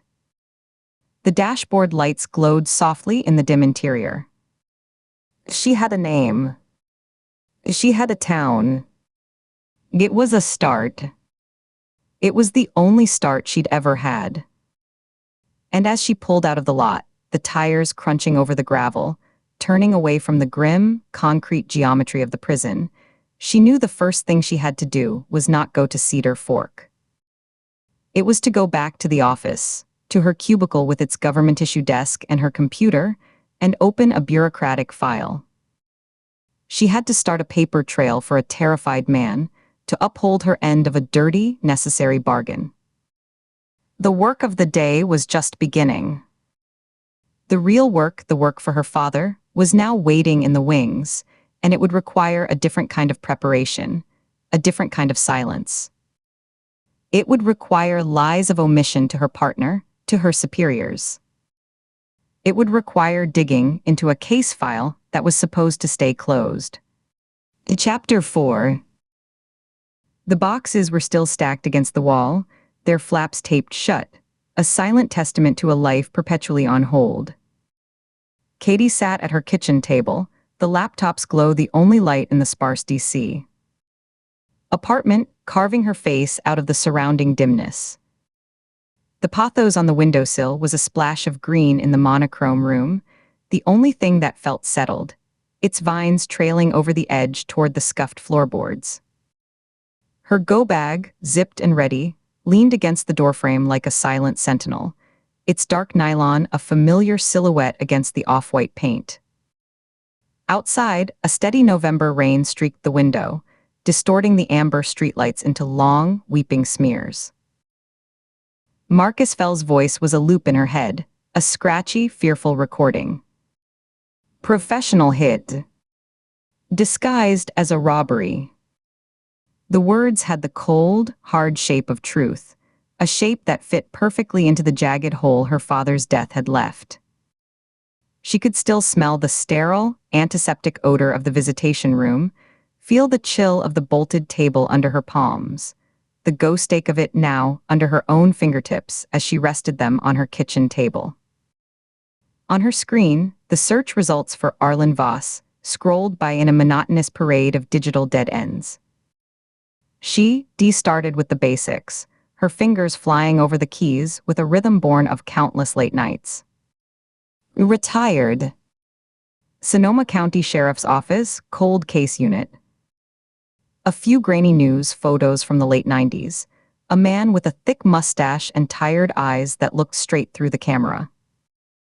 She'd run him through every database she could access without tripping internal flags. NCIC, driver's licenses, property records. Each query was a calculated risk, her credentials leaving a faint digital footprint she'd have to obscure later. He'd left California over a decade ago. Current whereabouts unknown. The last address was a P.O. box in Santa Rosa that had closed in 2012. She'd cross-referenced with utility records, voter registration, nothing. The man had evaporated. She'd need to dig deeper, use resources she wasn't supposed to have, call in favors that would leave a trace. It was a problem for the next hour. She pinched the bridge of her nose, her eyes dry and gritty from the screen's blue light, and let her gaze drift to the boxes. One was marked Dad Office in her own sharp handwriting. She hadn't opened it. She didn't need to. She knew the weight of the files inside, the smell of old paper and ink that would whisper of unfinished work. A knock at the door, two sharp, authoritative raps, jerked her from the data stream. Not the super, who shuffled and knocked with an open palm. Too deliberate. Her body reacted before her mind, a coil of tension snapping tight from her shoulders down to her calves. She stood, the chair legs scraping harshly on the bare floorboards, the sound like a gasp in the quiet room. Her hand drifted toward the empty holster on the back of the kitchen chair, her fingers brushing the cool leather, a habit so ingrained it was muscle memory. She moved to the door, her socked feet silent on the wood, and leaned in to peer through the peephole.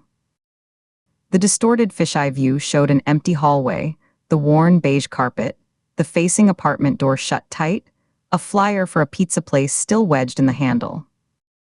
Her gaze dropped.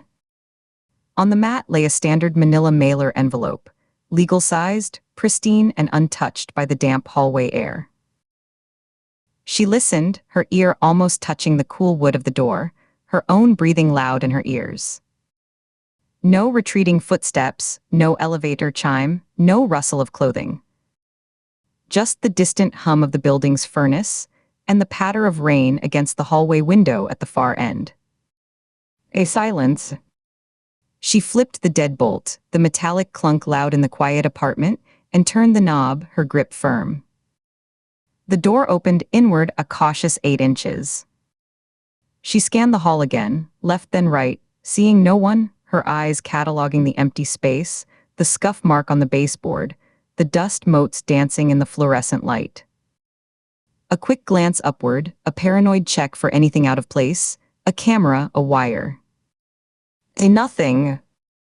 She knelt, her knees pressing into the coarse, synthetic fibers of the welcome mat, and picked up the envelope. It was light, barely more than the paper itself, flexing easily between her fingers. No return address. Her name and address were printed in a generic, blocky font, the kind generated by a label maker or a basic printer, each letter perfectly aligned. The postmark was smudged but legible under the harsh hallway fluorescence, Willow Creek, CA. A small town up north. She ran a mental map. Northern California. She didn't know anyone there. The envelope was cool and smooth, except for one corner that was slightly damp, as if it had been carried in a pocket. Back at the table, the envelope felt alien in her hands, a silent intruder. She set it down flat on the clean wood, studying it under the laptop's glow. No lumps, no odd bulges. She ran a fingertip along the sealed flap. It was glued shut, no tape. She retrieved a letter opener from a drawer, a slim, sharp piece of stainless steel her father had given her when she made agent, and slit the top in one clean, deliberate motion. The sound of tearing paper was shockingly loud, a crisp rah rip that seemed to hang in the air. Inside was a single photograph, 5x7, glossy. No note, no card, no slip of paper. She hooked a finger into the opening, feeling the slick interior, and slid the photo out, face down, onto the table. The back was plain white, slightly textured. She took a breath, a deep pull of air that did nothing to steady the sudden, skittering pulse in her throat, then flipped it over. The air left her lungs in a sudden, silent rush, as if she'd been struck in the diaphragm. Her body folded, collapsing back into the kitchen chair, the wood catching her weight with a creak. Her hand came up, covering her mouth, fingers pressing hard against her lips as if to hold in a cry. Her other hand flattened on the table, palm down, fingers splayed, bracing herself. She stared, her eyes refusing to blink, drinking in the image. It was a candid shot, taken from across a street, slightly elevated, maybe from a vehicle or a second-story window. The subject was a young man in faded jeans and a dark gray hoodie, standing on a cracked sidewalk in front of a diner with a faded sign she couldn't quite read. The building was beige stucco, the windows tinted dark. He was looking down, cupping his hands to light a cigarette, his face partially obscured by his hood and the protective curve of his fingers. A faint wisp of smoke curled up from the cradle of his palms. But the line of his jaw, sharp and familiar even in early manhood, the set of his shoulders, a little hunched as if against a cold wind, the particular way his dark, unruly hair fell across his forehead. It was a map she knew by heart, a topography she'd traced in 1,000 memories and 100 nightmares. The jeans were a little too long, pooling slightly over scuffed sneakers, just like he'd always worn them. Eli, it's her little brother. Missing for years. Vanished after a fight, after the last, desperate phone call where he'd said he was in trouble, real trouble, his voice thin with a fear she'd never heard before. And then the line went dead with a finality that still echoed. Presumed dead by everyone but her. Declared legally dead 2 years ago to settle what was left of their mother's estate. She had refused to sign the papers, her signature a line she would not cross. The file was still open on her desk at Quantico, a personal indulgence she never spoke of. Her fingers trembled as she picked up the photo, her grip careful at the very edges, her thumb leaving a faint smudge on the glossy surface. She turned it over. Nothing written. No cryptic message, no instructions, not even a pencil mark. She looked at the front again, her eyes hunting, scanning, devouring details. The diner's name was a blur of peeling paint, maybe ending in cafe. The cars parked along the curb were nondescript, modern sedans, a Toyota Camry, a Ford Fusion, nothing distinctive, their colors muted in the flat gray light.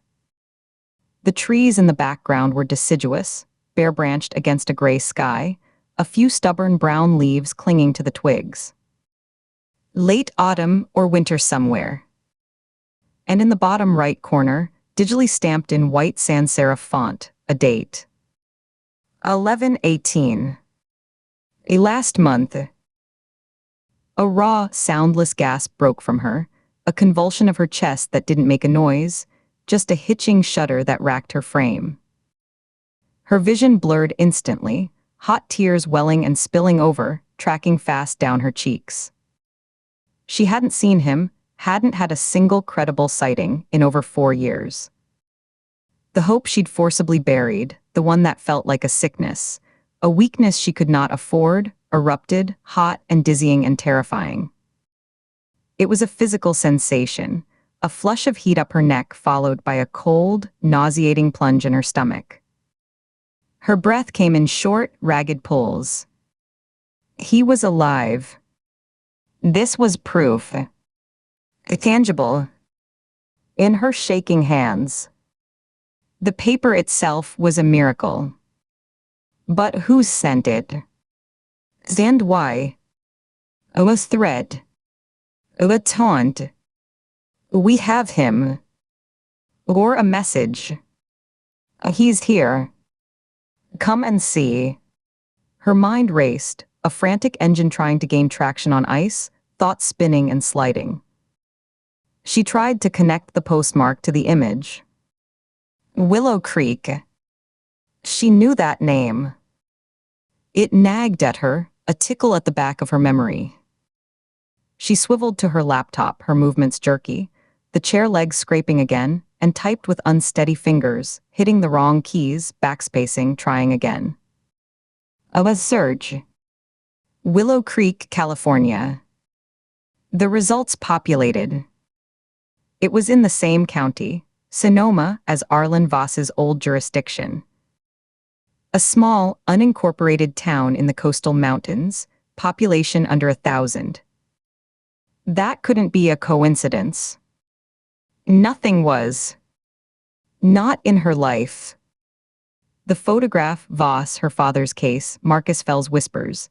They were suddenly not separate strands, but parts of a single, snarled thread, and she could feel it pulling tight around her, a constricting loop.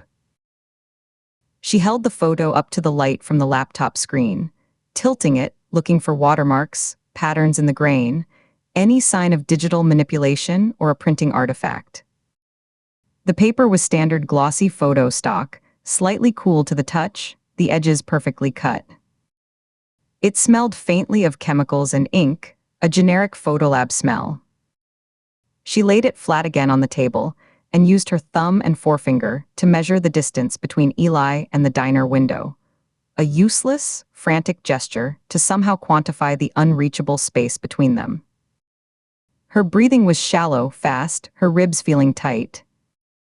The questions were a swarm, buzzing, biting. Where was this diner?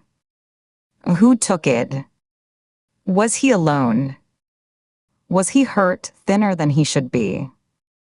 Was he waiting for her? Was he running from the person who mailed this? Why send it to me now? Before the cascade could fully form, could drown her in a riptide of what-ifs, her phone rang, a harsh, electronic trill that made her flinch, her shoulders jerking up toward her ears. It vibrated against the wooden table, skittering slightly in a half-circle. The screen lit up, the caller ID stark and official against the dark wood. FBI Director VANCE. The professional reflex was instantaneous, a circuit closing with an almost audible click in her mind. Her spine straightened, vertebrae aligning. Her shoulders squared back, pulling down and away from her ears. She wiped the back of her hand across her wet cheeks, a quick, brutal motion that left her skin feeling raw. The gasping breath stilled, held in her lungs for a 3 count, then released in a controlled, silent exhale through her nose. Her face settled into a neutral mask, the muscles going slack and purposeful. Her voice, when she needed it, would be flat, neutral, a tool. She picked up the phone, her grip firm now, the cool glass and metal solid in her palm. As she answered, Ford. Katie. Robert Vance. His tone was clipped, devoid of preamble, the voice of a man who measured time in seconds and cost. There was a faint rustle of paper in the background. We have a situation in Sonoma County, California. A body found this morning in a redwood grove. Local PD is requesting assistance. The scene is unusual. Unusual how, sir?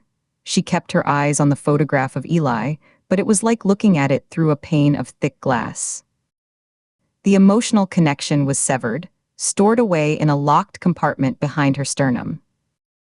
Her mind was now parsing his words, analyzing tone, extracting data points. Sonoma County. The words landed like stones. It's a staged recreation, Vance said, the words deliberate. Meticulous. Of a local cold case, homicide from 1974. The victim was a teenage girl, found posed. This new victim is male, but the positioning, the props, the location, it's a mirror. The original detective is deceased. Local authorities are out of their depth and spooked. I need you and Shaw on a plane to San Francisco by tonight. She's been briefed. Your flight details are in your inbox. Coordinate with her. You'll liaise with the Sonoma County Sheriff's Office. A detective, a pause, the sound of paper shuffling, a finger tapping. A Detective Miller is the primary. He's the one who made the request. Understood, her voice was even a flat line. What's the victim's ID? Her pen was in her hand now, though there was no paper. She wrote the name Miller in the thin dust on her table, the letters clear and sharp. John Doe for now, Vance replied. No wallet, no prints on file so far. The recreation is the signature. Get out there and find the breaks. This has the potential to escalate. Copycat or something worse. The locals are already leaking to the press about a redwood ritual killing.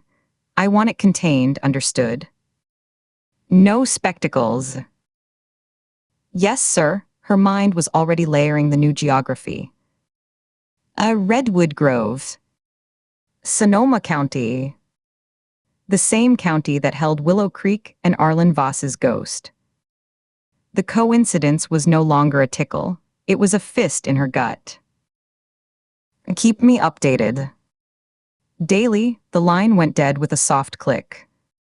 3 minutes exactly. She lowered the phone, placing it carefully back on the table, aligning it with the edge. The two realities collided in the silence of her apartment, a brutal, silent impact that reverberated in her bones. The photograph of Eli, alive in an unidentified town, a personal ghost made flesh, a secret now pressed into the grain of her kitchen table. And a staged murder, a theatrical echo of a 40-year-old case, a professional puzzle screaming for attention from the same patch of earth. Both in Sonoma County. The coincidence was a klaxon in her mind, loud and insistent. It wasn't a coincidence. It was an intersection, a deliberate junction where her two lives, the personal wreckage and the professional duty, were being forcibly merged, the walls between them crumbling. She didn't hesitate. The questions about the photo were a whirlpool, dark and deep, threatening to suck her down into a paralyzing vortex of fear and hope, and 4 years of pent-up grief. The case was a rope, a clear taut line of procedure and action. Secure the scene, establish timeline, interview witnesses, analyze evidence. She could only grab one. For now, the rope was the only thing that would keep her moving, keep her functioning, keep the whirlpool at bay. The whirlpool would have to wait. It would churn, but it would wait.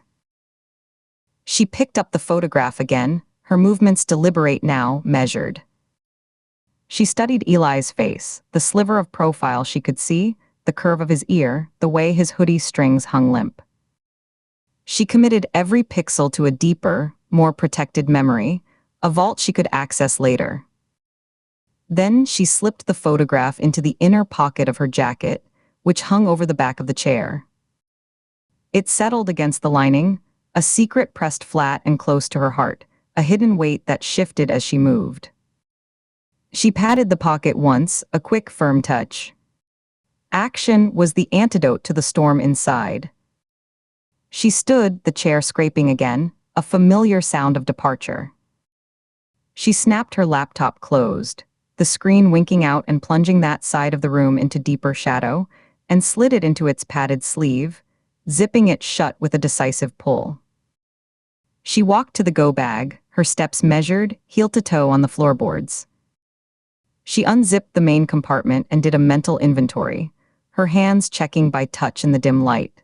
The compact toiletry kit, the spare charger, the bundled cables, the sealed package of socks and underwear, the folded black tactical pants and 2 plain tees. She added the laptop sleeve, tucking it snugly beside the clothes. From a drawer by the door, she took her badge wallet, the leather worn smooth at the edges, and her service weapon, a Glock 19. She ejected the magazine, checked the full 15-round count by feel, slammed it home, then pulled the slide back a fraction to confirm a round was chambered. The brass gleam of the cartridge a quick flash in the dark, before securing it in its paddle holster. She threaded her belt through the holster loop and fastened it, the weight familiar and anchoring on her right hip. She clipped the badge to her belt on the left. She took one last look at the empty apartment. The unpacked boxes, their contents a mystery even to her. Old college textbooks, her father's case files she couldn't bring herself to sort or discard, the few family photos she hadn't put in storage because she couldn't bear to look at them every day. The lonely plant on the sill, thriving on neglect, its leaves a defiant green. The kitchen table, now just a piece of furniture in the dark, the ghost of the photograph still lingering on its surface. This wasn't a home, it was a way station, a place to sleep and store things, and she was leaving it again as always. She switched off the light, plunging the room into a darkness broken only by the faint orange glow of the city through the rain-streaked blinds. The shapes of the boxes became hulking shadows. She closed the door behind her, the lock engaging with a solid, final thunk. The hallway was bright, sterile, and empty, smelling of lemon disinfectant and wet carpet. She slung the go bag over her shoulder, adjusting the strap, feeling the comfortable, distributed weight. She walked toward the elevator, her heels clicking a steady, purposeful rhythm on the linoleum, the sound echoing in the empty corridor. Two mysteries now pulled her in different directions. One a silent, pleading face in a photograph that warmed the fabric over her heart, the other a dead body in a silent grove, a problem to be solved. But for the first time, both were leading to the same place, the same patch of ground on a map. Sonoma County. As the elevator arrived with a soft ding and the doors slid open, she felt the photograph against her chest, a faint crackle of paper with every heartbeat, a counter-rhythm to her steps. She entered the elevator, turned, and stared at the numbered lights as they began counting down, her face a calm, professional mask reflected in the brushed metal doors, while inside, the whirlpool and the rope began their fierce, endless tug-of-war, the battle for who she would be when the doors opened again onto the rainy street. Chapter 5. The small plane banked over a quilt of vineyards, the late afternoon sun turning the rows of vines into sharp lines of shadow and gold. Katie watched the landscape tilt, her stomach doing a slow, familiar roll. Her knuckles were white on the armrest, the cheap pleather cool and slightly sticky under her palms.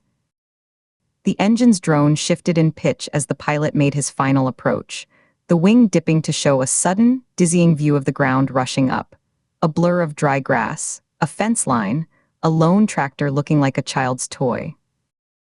Then came the jarring, solid thump-thump of the wheels hitting tarmac, a brief, skidding vibration that rattled the fillings in her teeth and traveled up through the frame of the seat into her spine. The roar of reverse thrust pressed her forward against the locked seatbelt strap, the harness digging into her collarbone. Outside the scratched window, the world became a streaked blur of asphalt and hangar. The plane slowed rapidly, the deceleration a physical pressure against her chest, until the view resolved into a stark reality. A single strip of tarmac and a low, sun-bleached terminal building that looked more like a large shed, its corrugated metal roof shimmering with heat. As they taxied toward it, the propellers winding down from a roar to a whine to a visible, lazy blur, she saw a single county patrol SUV parked on the asphalt, a figure leaning against its driver's side door, arms crossed, watching their arrival with the still patience of a predator. Officer Miguel Reyes was a man in his 40s with a calm, assessing gaze and close-cropped dark hair going gray at the temples. He didn't smile as they descended the plane's folding steps onto the sun-warmed asphalt. The heat of the day, stored in the blacktop, radiated up through the thin soles of Katie's flats in a palpable wave. The air smelled of jet fuel, hot tar, and the dry, dusty scent of the surrounding hills. Reyes pushed off from the SUV with a roll of his shoulders and met them halfway, his hand already extended. His grip was firm, dry, and brief, encompassing Katie's fingers in a calloused palm, and then releasing to take Nina's with the same no-nonsense efficiency. "Agents Ford and Shaw," he said, not a question. His voice was low, devoid of inflection, carrying just enough to be heard over the dying engine coughs of the plane. "I'm Officer Miguel Reyes." I'll be your escort. He paused, his eyes doing a quick head-to-toe inventory of each of them, their travel-wrinkled blazers, their small kits, their faces. The flight was fine. It was a perfunctory courtesy, delivered without expectation of an answer. Katie gave a short nod. It was. Cars this way, Reyes said, and turned immediately, his boots making soft, gritty crunches on the loose asphalt gravel. He wore a standard deputy's uniform, but it was crisper, the khaki shirt ironed to a knife edge, the badge polished to a dull shine against the fabric, the utility belt organized with a precise, almost military economy, pepper spray, radio, handcuffs, flashlight, each item squared away in its own pouch. Katie exchanged a glance with Nina, who gave a slight, almost imperceptible lift of her eyebrows, all business, and a tiny shrug. There would be no pleasantries beyond that, no offers of water, no discussion of the flight or the weather. This was a man who dealt in facts and logistics, who had seen something this morning that had put a permanent crease of focus between his brows. Reyes popped the rear hatch of the SUV, a white Ford Explorer with the Sonoma County Sheriff's seal on the door, the gold and green muted by a fine layer of road dust. He waited, arms at his sides, as they retrieved their small evidence kits and go bags from the plane's cargo hold, the pilot handing them down with a silent nod. He didn't offer to help, but when Katie hefted her heavy kit, the strap biting into her palm, Reyes reached out and took it from her, his movements smooth and efficient. He placed it neatly in the back, alongside a heavy-duty first aid kit, a locked rifle case, and a folded yellow rain slicker, then slid the door shut with a solid, metallic thunk that echoed in the quiet airfield. Nina took the front passenger seat without discussion, adjusting the seat back a notch with a mechanical whir. Katie climbed into the back behind the driver. The interior smelled of old coffee, sun-warmed vinyl, and the faint, clean, chemical scent of disinfectant wipes. The seats were firm and cracked in places, the plastic trim around the windows scratched and worn to a smooth shine by use. A county-issued laptop was mounted to the dash, its screen dark and dusty. A thin layer of fine, gray dust coated the dashboard. Reyes started the engine, a low rumble that vibrated through the floorboards, and pulled smoothly away from the terminal, checking her mirrors with a thorough, practiced sweep that took in the entire airfield behind them. They turned onto a two-lane road that wound immediately into the rolling, golden hills, leaving the flat plain of the airport behind. Reyes drove with economical precision, his hands at 10 and 2 on the textured wheel, his eyes constantly scanning the road, the gravel verges, the shaded turnoffs that led to hidden properties and vineyards. The silence stretched for a full minute, broken only by the hum of the tires on asphalt, the rush of climate-controlled air from the vents, and the occasional crackle of the police radio, turned down low to an indecipherable murmur. Katie watched the landscape unfold, ancient, gnarled oak trees casting pools of deep shadow, smooth, red-skinned madrona trees shedding papery bark, fields of dry grass that rippled like water in the breeze.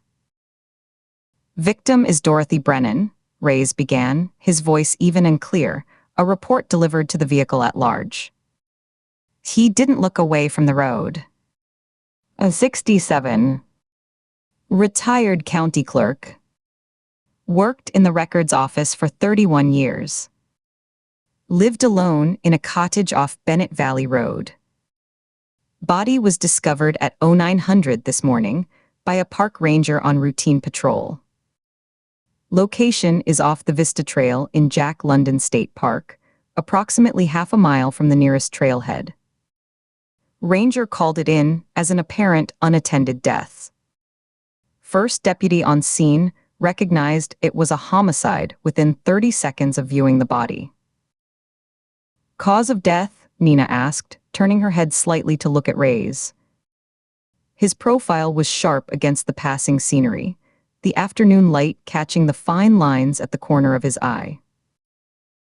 Pending full autopsy, Reyes said, his eyes flicking to the rearview mirror, catching Katie's gaze for a fraction of a second, a direct, measuring look before returning to the road. Visible trauma is a single deep puncture wound to the lower back, left side. Likely a hunting knife or similar fixed blade. Narrow, deep entry. No defensive wounds on the hands or arms.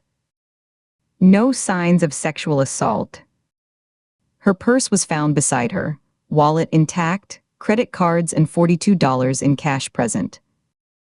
Car keys. A library book. Katie watched a winery flash by on the left, its sign ornate with wrought iron grapes, a stark, pastoral contrast to the clinical details being recited. Robbery wasn't the motive, she said, more statement than question. No, Reyes confirmed, his tone leaving no room for doubt. The posing was. He paused, as if choosing his next words with care, his fingers tightening minutely on the steering wheel.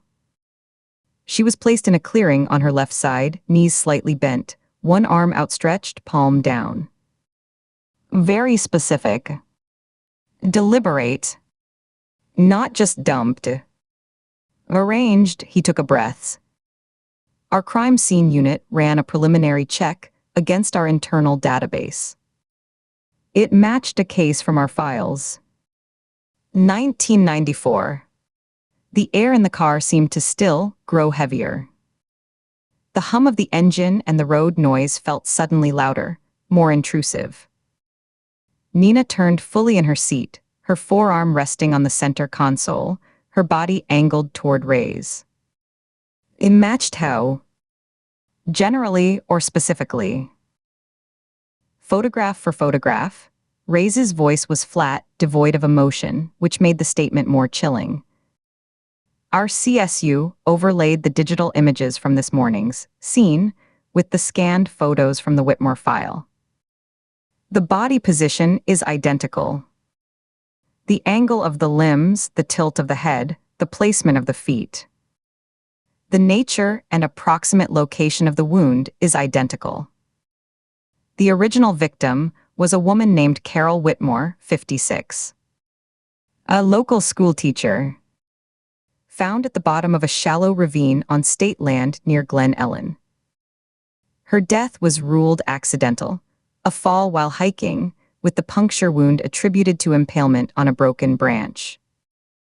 The case was investigated, closed in 3 weeks and filed. Katie felt a cold trickle of recognition start at the base of her skull, a distinct physical sensation, like a drop of ice water, tracing a path down each vertebra of her spine. Her breath caught just for a half second before she forced it to even out. 1994. This county. The numbers didn't just echo, they slammed together in her mind with the force of colliding trains. Fell's voice, raspy and urgent from the sterile prison visitation room, surfaced in her memory, clear as if he were in the car. Your father's old territory. The whispers are coming from there. She kept her face carefully neutral, her hands still and loose in her lap, but her mind was racing, making connections with a speed that felt physical, electric. She focused on the passing landscape, a weathered barn with a caved-in roof, a cluster of mailboxes on a splintered post, a hawk perched on a fence wire, to ground herself, to keep the sudden, vertiginous pull of the past from showing in her eyes. A copycat then, Nina mused, though her voice held a deep, ingrained skepticism. She tapped a finger against her knee. Working from old news reports. A true crime blog maybe. There are sites that dig up obscure cases. No, Reyes's tone was definitive, final. He shook his head once, a tight, controlled motion. The Whitmore case wasn't in the news. Not locally, not beyond a 2-inch obit. It was a quiet, administrative closure. No family made a fuss. The file was sealed shortly after the ruling due to a minor family privacy issue, a son with a drug record who didn't want the attention. It's not online. You'd need access to the physical case file in our archives to know the details of how he was found. The specific pose. The wound details. The level of detail in this recreation. He glanced at Nina, his jaw tight. It's internal. It has to be. Someone with their hands on the paper. Nina was silent for a long moment, absorbing that. Katie could see the muscles working in her partner's jaw. You've secured your archives. Restricted access logs.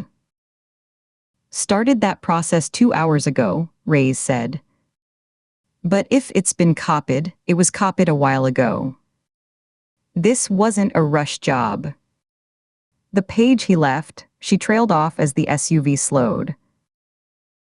They turned onto a narrower road, the smooth pavement giving way to gravel that pinged and rattled against the undercarriage in a sudden, noisy barrage. Dust plumed in a thick ochre cloud behind them, visible in the side mirrors like a chasing phantom, swallowing the view of the main road. They passed a parked ranger's truck, its forest green and gold dulled by a uniform coat of dust, then a second county cruiser, its light bar dark and silent. Ahead, yellow police tape was strung between two sturdy pine trees, cordoning off a trailhead parking area already crowded with official vehicles. More sheriff's SUVs, a white van from the coroner's office with its rear doors open, a crime scene unit's box truck. The scene had the settled, grim look of an investigation, moving from the urgent chaos of discovery into the slow, methodical grind of processing. People moved between vehicles with purpose, but without haste. Reyes pulled in beside the coroner's van, the gravel crunching loudly under the tires, and killed the engine. The sudden silence was profound, a vacuum that rushed in to fill the space. The quiet of the woods pressed in from all sides, a living thing broken only by the low, murmuring exchange of two deputies near the tape and the distant, lonesome cry of a hawk circling high above the ridge. Katie opened her door and the air that washed in was noticeably cooler, carrying the rich, damp, fungal scent of humus and the sharp, medicinal smell of bay laurel leaves crushed underfoot. She could smell pine sap, too, and the dry, peppery dust their arrival had stirred up. Scene S about a half-mile in, Reyes said, climbing out and shutting his door with a soft, solid click. The path is clear. I'll take you. He retrieved his own kit from the back, a heavy-duty olive-drab backpack with multiple compartments, and slung it over one shoulder, adjusting the strap across his chest. The hike was along a well-maintained dirt path, wide enough for two to walk abreast, packed hard by countless hiking boots and mountain bike tires. Dappled sunlight filtered through the high canopy of bay laurel and live oak, painting shifting, dancing coins of light on the ground. The air was noticeably cooler under the trees, carrying the deep scent of damp earth, dry pine needles, and that pervasive, camphorous bay laurel. They fell into a silent single file, Reyes in the light, his stride brisk and sure, his boots leaving clear impressions in the softer patches of dirt. Then Nina, her eyes constantly moving, scanning the trail edges, the overhead branches. Then Katie, bringing up the rear, her own senses stretching out, trying to absorb the feel of the place. They passed other professionals, moving with a grim, focused purpose. A deputy carrying a heavy case of equipment back toward the trailhead, his face sheened with sweat. Two CSU techs in white coveralls talking in low tones as they took a break on a fallen log, their gloves off, holding bottles of water. One of them nodded at Reyes. The atmosphere was one of concentrated efficiency, a machine at work, but the forest itself felt watchful, indifferent.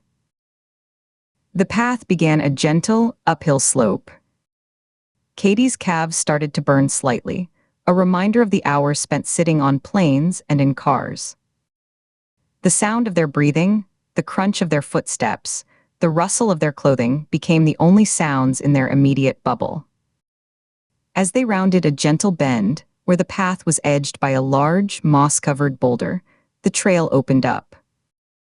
The clearing was to the left, a small, grassy space beside the trail, ringed by the smooth, twisting, blood-red branches of manzanita bushes heavy with green leaves and tiny, apple-like fruits.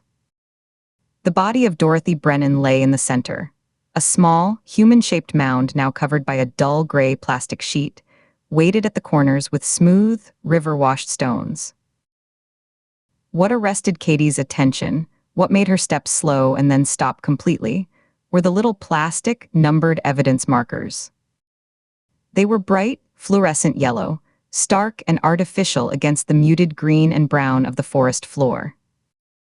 But they formed a strange, deliberate constellation around the sheet, placed with an obvious, geometric precision that felt utterly alien to the natural, random disorder of the woods.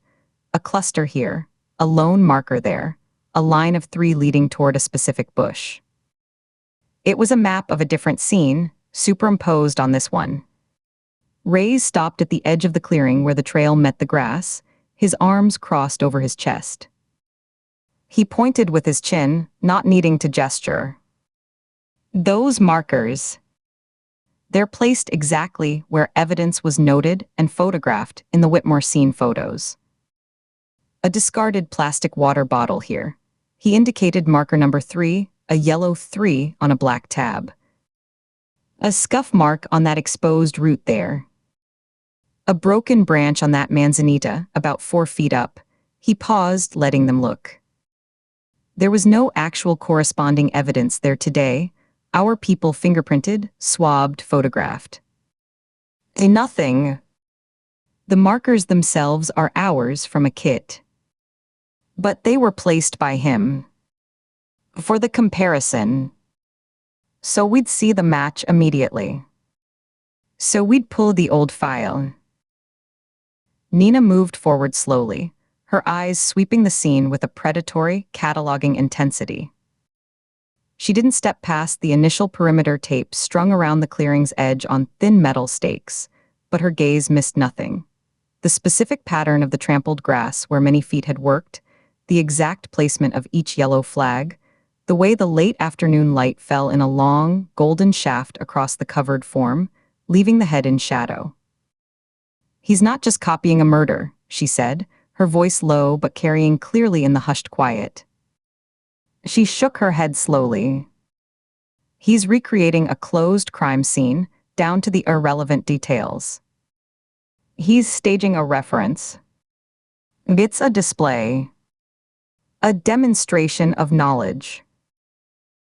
Katie's gaze was pulled past the victim, past the eerie, silent markers, to a spot just beyond where the gray sheet covered what would be the victim's outstretched hand. There, placed neatly on a flat, moss-fringed stone, as if on a display pedestal, was a single sheet of paper. It was protected by a small, clear plastic evidence tent pinned to the ground at its corners. She felt a pull, a magnetic, visceral need to see it up close. Without a word, she stepped off the hard-packed trail, her boots sinking slightly and crunching softly on the dry leaf litter, twigs, and acorn caps. She moved carefully along the perimeter, giving the sheet-covered form a wide berth, her eyes fixed on the paper. The other professionals in the clearing, a photographer adjusting a camera on a tripod, a tech kneeling with a measuring tape, glanced at her but didn't stop their work. Her FBI credentials, visible on her belt, granted her passage through their space. She stopped about 3 feet from the stone, the scent of damp moss and cold stone now strong in her nose. She crouched down slowly, the knees of her trousers stretching tight, bringing her eyes level with the paper under its plastic dome. Her breath caught, held for a second in her throat before she let it out in a controlled, silent stream. It was a photocopy, but not a fresh one. The paper itself had a vintage, off-white color, yellowed at the edges as if it had sat in a file for decades, exposed to slow sunlight and air. It was a header page from a case file. Even through the slightly warped plastic, she could make out the faded, typed letterhead. Sonoma County Sheriff's Office. Investigations Division. Below that was a case number. Scrawled in pen, now faded to blue. A date stamp that clearly included 1994, and the name Whitmore. Carol, but across the body of the page. Several lines of typed text had been thoroughly, aggressively blacked out with a heavy felt tip marker, leaving opaque, rectangular bars of ink that swallowed whatever information had been there.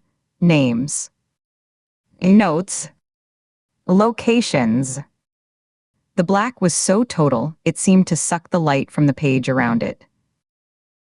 That was here when the ranger arrived, Reyes said, coming to stand quietly beside her. Katie hadn't heard him approach over the soft forest sounds. Place just so. It's real. The paper stock, the aging, the county watermark you can see if you lift it to the light. It's a page from the original 1994 investigatory file. Or a perfect, meticulous forgery of one. Our lab will determine which, but my money's on the real thing. The redactions are new. The marker ink is fresh. It hasn't soaked in and faded like the rest. Nina had joined them, her focus now entirely on the redacted page. She stared at it, her head tilted slightly, as if trying to see through the black bars. For a second, her professional calm, the unflappable demeanor Katie had relied on for years, fissured, revealing a flash of pure, unvarnished alarm. It showed in the slight, sudden widening of her dark eyes, in the way her breath hitched audibly and then stopped entirely, in the sudden, tight press of her lips into a thin, bloodless line. Her hands, which had been resting on her hips, curled slowly into loose fists. "This isn't a fan," she said, her voice barely above a whisper, yet it seemed to cut through the ambient noise of the forest, the distant chatter of a squirrel, the buzz of a fly. "This isn't someone inspired by a cold case podcast or a newspaper microfiche. This is someone with access. Physical, hands-on access. Sealed archives. Evidence lockers. Property rooms. This is a breach. A directed, intentional breach of protocol and security." She turned her head to look at Reyes, her expression grave. "And you have a leak. Or you had one. Someone inside your house, or who used to be inside your house, is playing a very pointed game." Katie heard the words, understood their logical, investigative weight, but her mind was already racing down a different, darker, more personal path. A path lit by the cold, blue light of a prison visiting room and the long shadow of a father she barely remembered. The cold case was from here, from this quiet county of vineyards and parks and wealthy, hidden enclaves. Her father had worked these same roads, responded to calls in these woods, drunk bad coffee in the same station house that likely still held the Whitmore file in its basement archives. He had been killed here. His blood had soaked into the ground, not 20 miles from where she now crouched, the smell of this same bay laurel and dust in the air. And now, decades later, someone was using a forgotten, administratively closed death from that same time and placed like a blunt instrument, like a key turned in a rusted lock. To send a message. But to whom? To the sheriff's office to expose their past failure. To the FBI to show he could outmaneuver them. Or to her, specifically, because she was Ken Ford's daughter, and she had just started asking questions in the very prison where Marcus Fell, who knew about whispers from this territory, was held. The timing was too perfect, the geography too precise. It was a signpost, and it had her name on it. She looked from the redacted page, the black bars like blind eyes staring back, hiding secrets someone still wanted kept, to the human shape under the gray sheet, then out to the peaceful, sun-dappled woods where birds were beginning their evening calls, a cheerful, normal sound that clashed violently with the scene. The coincidence was not a coincidence. It was a trapdoor swinging open beneath her feet, and she was already in the air, waiting for the drop. She said nothing. She shielded the connection, the personal earthquake it triggered, holding it close and secret like a shard of ice against her skin, letting the cold of it steady her. Her face remained a calm mask, her breathing even. She stood up from her crouch, her knees protesting, and took a deliberate step back from the stone, creating physical distance from the evidence that felt so personally targeted. In Chapter 6, the Sonoma County Sheriff's Department records room was a windowless basement space that smelled of damp concrete and aging paper. The air itself felt cool and still, carrying the faint, sweet musty scent of pulp and old glue, undercut by a sharper, chemical tang of mildew from a corner where the concrete had darkened with moisture.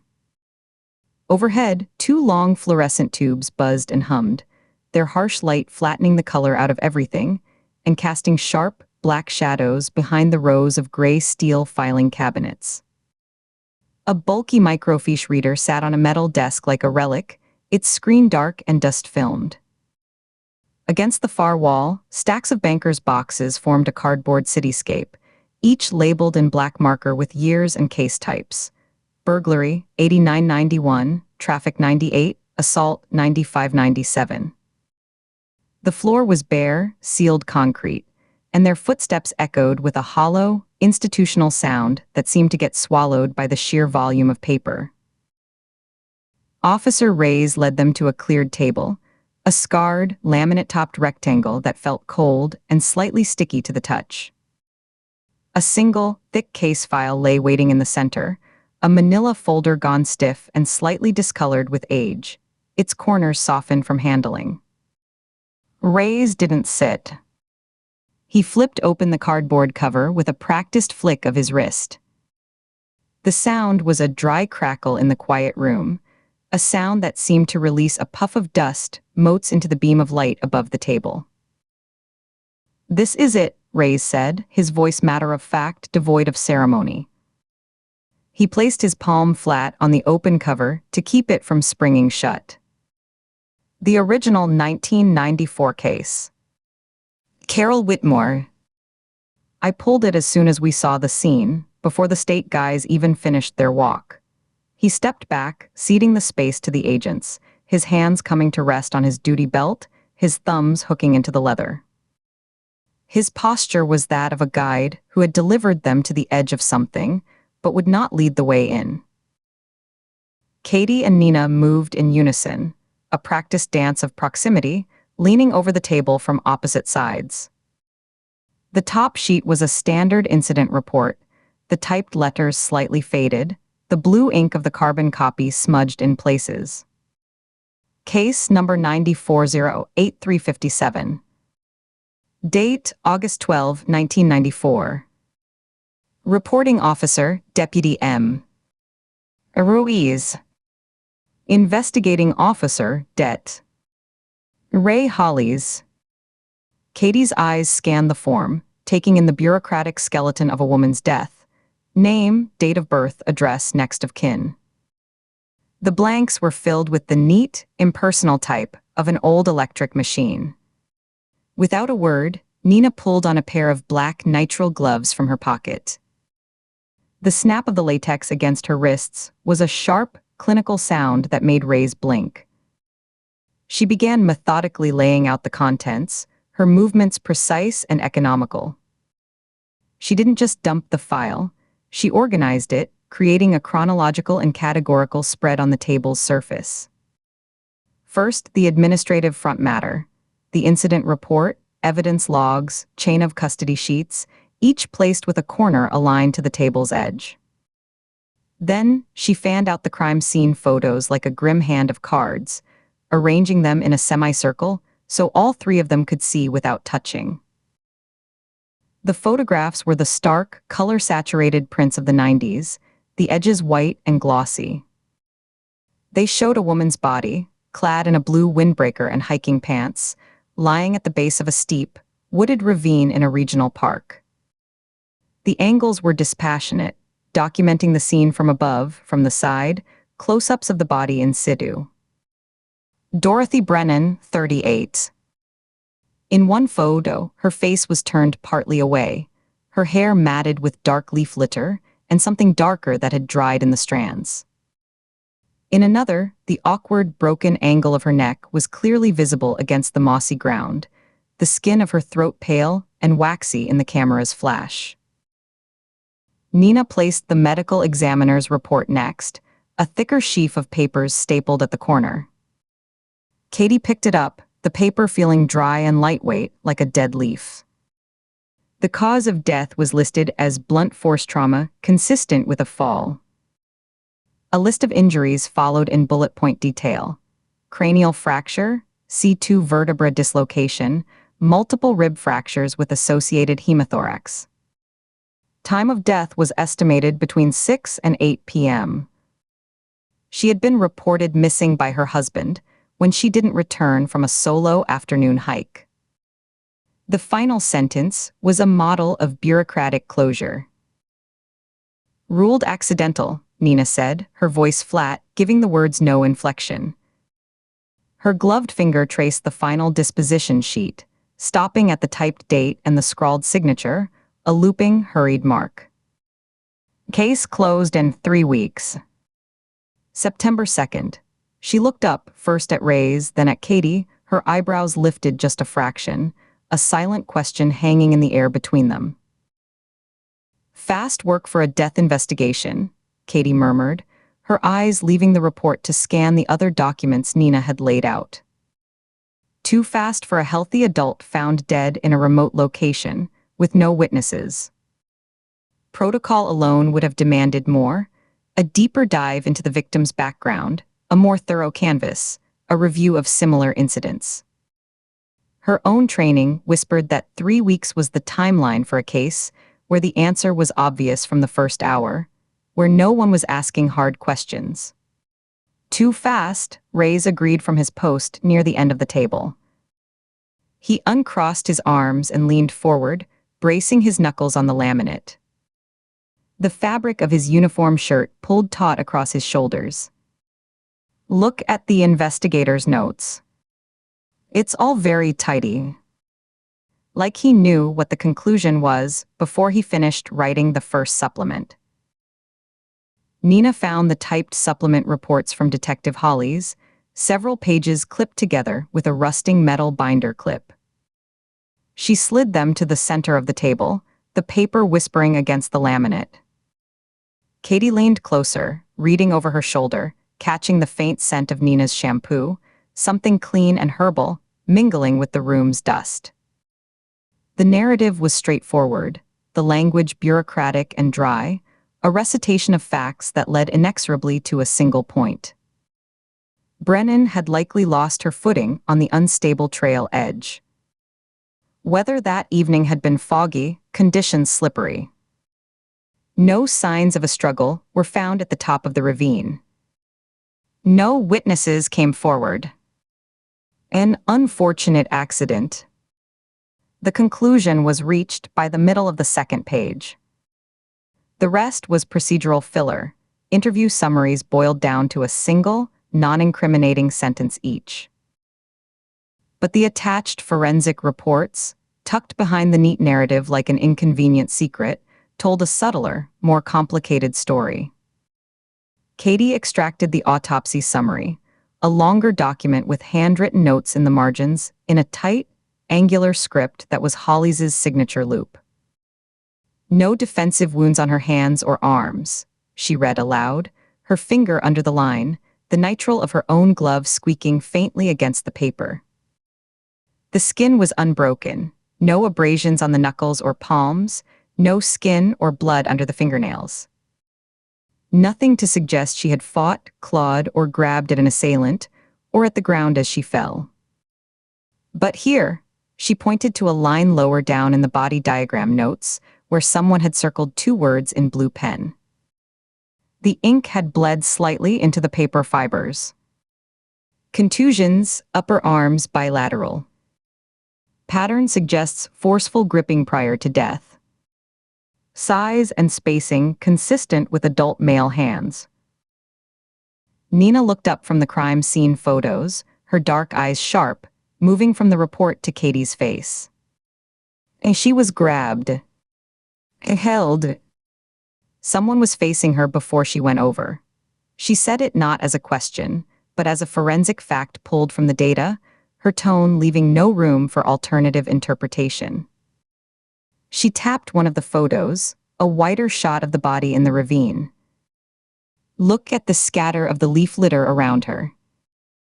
No major disturbance uphill. If she'd been struggling, slipping, trying to catch herself, you'd see drag marks, a trail of disturbed ground. This looks like a drop point. Ray's shifted his weight, playing devil's advocate, but his voice held no conviction, only the habit of procedural caution. Could she have grabbed at someone trying to help her? A would-be rescuer who lost their grip. If she was slipping, someone might have tried to pull her back, left bruises, then she fell anyway. It happens. Katie shook her head slowly, the movement deliberate. She tapped the diagram again, the simple outline of a human form with marks noting injuries. The bruising is on the outside of the upper arms, posterior to the deltoid. She held her own arms out, demonstrating, turning her hands so her palms faced each other. Thumbs forward grip. If you're facing someone and you grab their arms to pull them toward you, to save them, your thumbs are on the inside, near the biceps, your fingers wrap around the back. You're pulling them into your center of gravity. She then rotated her wrists, bringing her thumbs to the outside. This, she pointed again at the notation. Thumbs on the outer arm. Fingers digging into the triceps.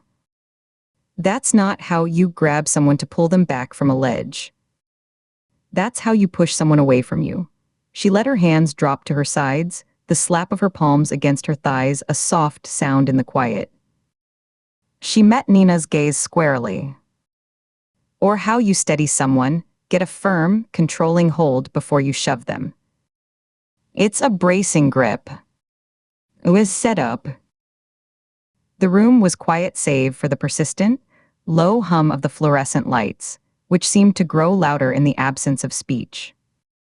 The implication hung in the air, thick and tangible, settling over the old paper like a fine layer of the same dust that coated the boxes. The original investigation had either overlooked a key indicator of homicide or had deliberately minimized it, folding it into the narrative of an accident. The three women stood in a silent triangle around the file, the old paper and faded photos between them seeming to radiate a cold truth that the basement air had preserved for 30 years. Nina broke the silence, the sound of her gloved fingers sifting deeper into the file a dry rustle. She pulled out a clipped stack of interview summaries, the husband, a few park regulars, Brennan's coworkers. Each was a single page, the narratives brief, the conclusions all inconclusive, the questions seemingly designed to elicit bland answers. Husband states marriage was fine, no recent arguments. Witness saw a woman matching description on trail earlier, alone, appeared normal. Coworker states subject was in good spirits, excited about upcoming vacation. She flipped through them quickly, the pages making a soft whiff-whiff sound, then turned back to the front of the file, to the first page where the investigating officer's name was typed in the same faded ink as the victim's birth date. Detective Ray Hollies, she said, the name clear and deliberate in the quiet room. She looked at the signature at the bottom of the final report, a messy loop of ink that trailed off the edge of the line. He signed off on the accidental ruling. He took these witness statements, or delegated them, but he approved them. He's the one who wrote the narrative that buried the inconsistency with the bruises. She let the file cover fall closed with a soft, definitive thump, the name now the focal point, the axis around which the entire questionable case spun. At the name, Katie felt a jolt. It was a cold, sharp wire tripping somewhere deep in her chest, a sudden lurch that tightened her breath and made the muscles of her abdomen clench. Her eyes, which had been scanning a paragraph about lividity and its fixed pattern, froze on the page. The words dissolved into meaningless shapes. Ray Hollies. The name Marcus Fell had rasped at her through the scratched plexiglass of the prison visitation room, his breath fogging the barrier. He was a detective up in Sonoma. Clean record, quiet retirement. He might have known something. He might have been on the periphery. The words echoed in her head, overlaying the sight of the typed name on the aged report, the two instances of the name merging into one undeniable point of contact. She kept her face neutral, a mask of professional focus carved from sheer will. She did not look up. She made her eyes continue moving across the page, a slow, mechanical sweep, but they saw nothing, the words blurring into gray lines. Her mind was racing, connecting points with dizzying speed, a cascade of logic that felt both terrifying and inevitable. This wasn't a vague lead or a possible connection whispered by a desperate convict. This was a direct hit. The detective from her father's hidden network, the man Fell implied had information, had been a cog in the logistics machine, was the same man who had hastily, perhaps negligently, closed a case that was now being meticulously, horrifically replicated. The coincidence was impossible. It was a thread, pulled taut and vibrating, leading back into the dark, and she was holding the end of it. The cool air of the basement felt suddenly thin, insufficient. She became aware of the steady, too quick rhythm of her own heartbeat in her ears. "You know that name." Nina's question was casual in its wording, but the tone was not. It was measured, deliberate, the verbal equivalent of a flashlight beam being directed at a spot in the dark. When Katie finally looked up, forcing her neck muscles to obey, she found Nina's eyes on her, sharp and unblinking, full of a cop's assessing stillness that missed nothing. Katie had hesitated a half-second too long before looking up, had been too still in her pretended reading. As she knew it. In the vacuum of her stunned internal processing, Nina had seen the lapse, the fracture in the professional facade. Katie forced her shoulders to relax from where they had crept up toward her ears. She reached for another page in the file, a topographic map of the park, dotted with red-inked evidence markers, as if the movement had been her intention all along. "Should I?" she deflected, her voice aiming for light puzzlement and landing somewhere closer to strained, a note of tension tightening the vowels.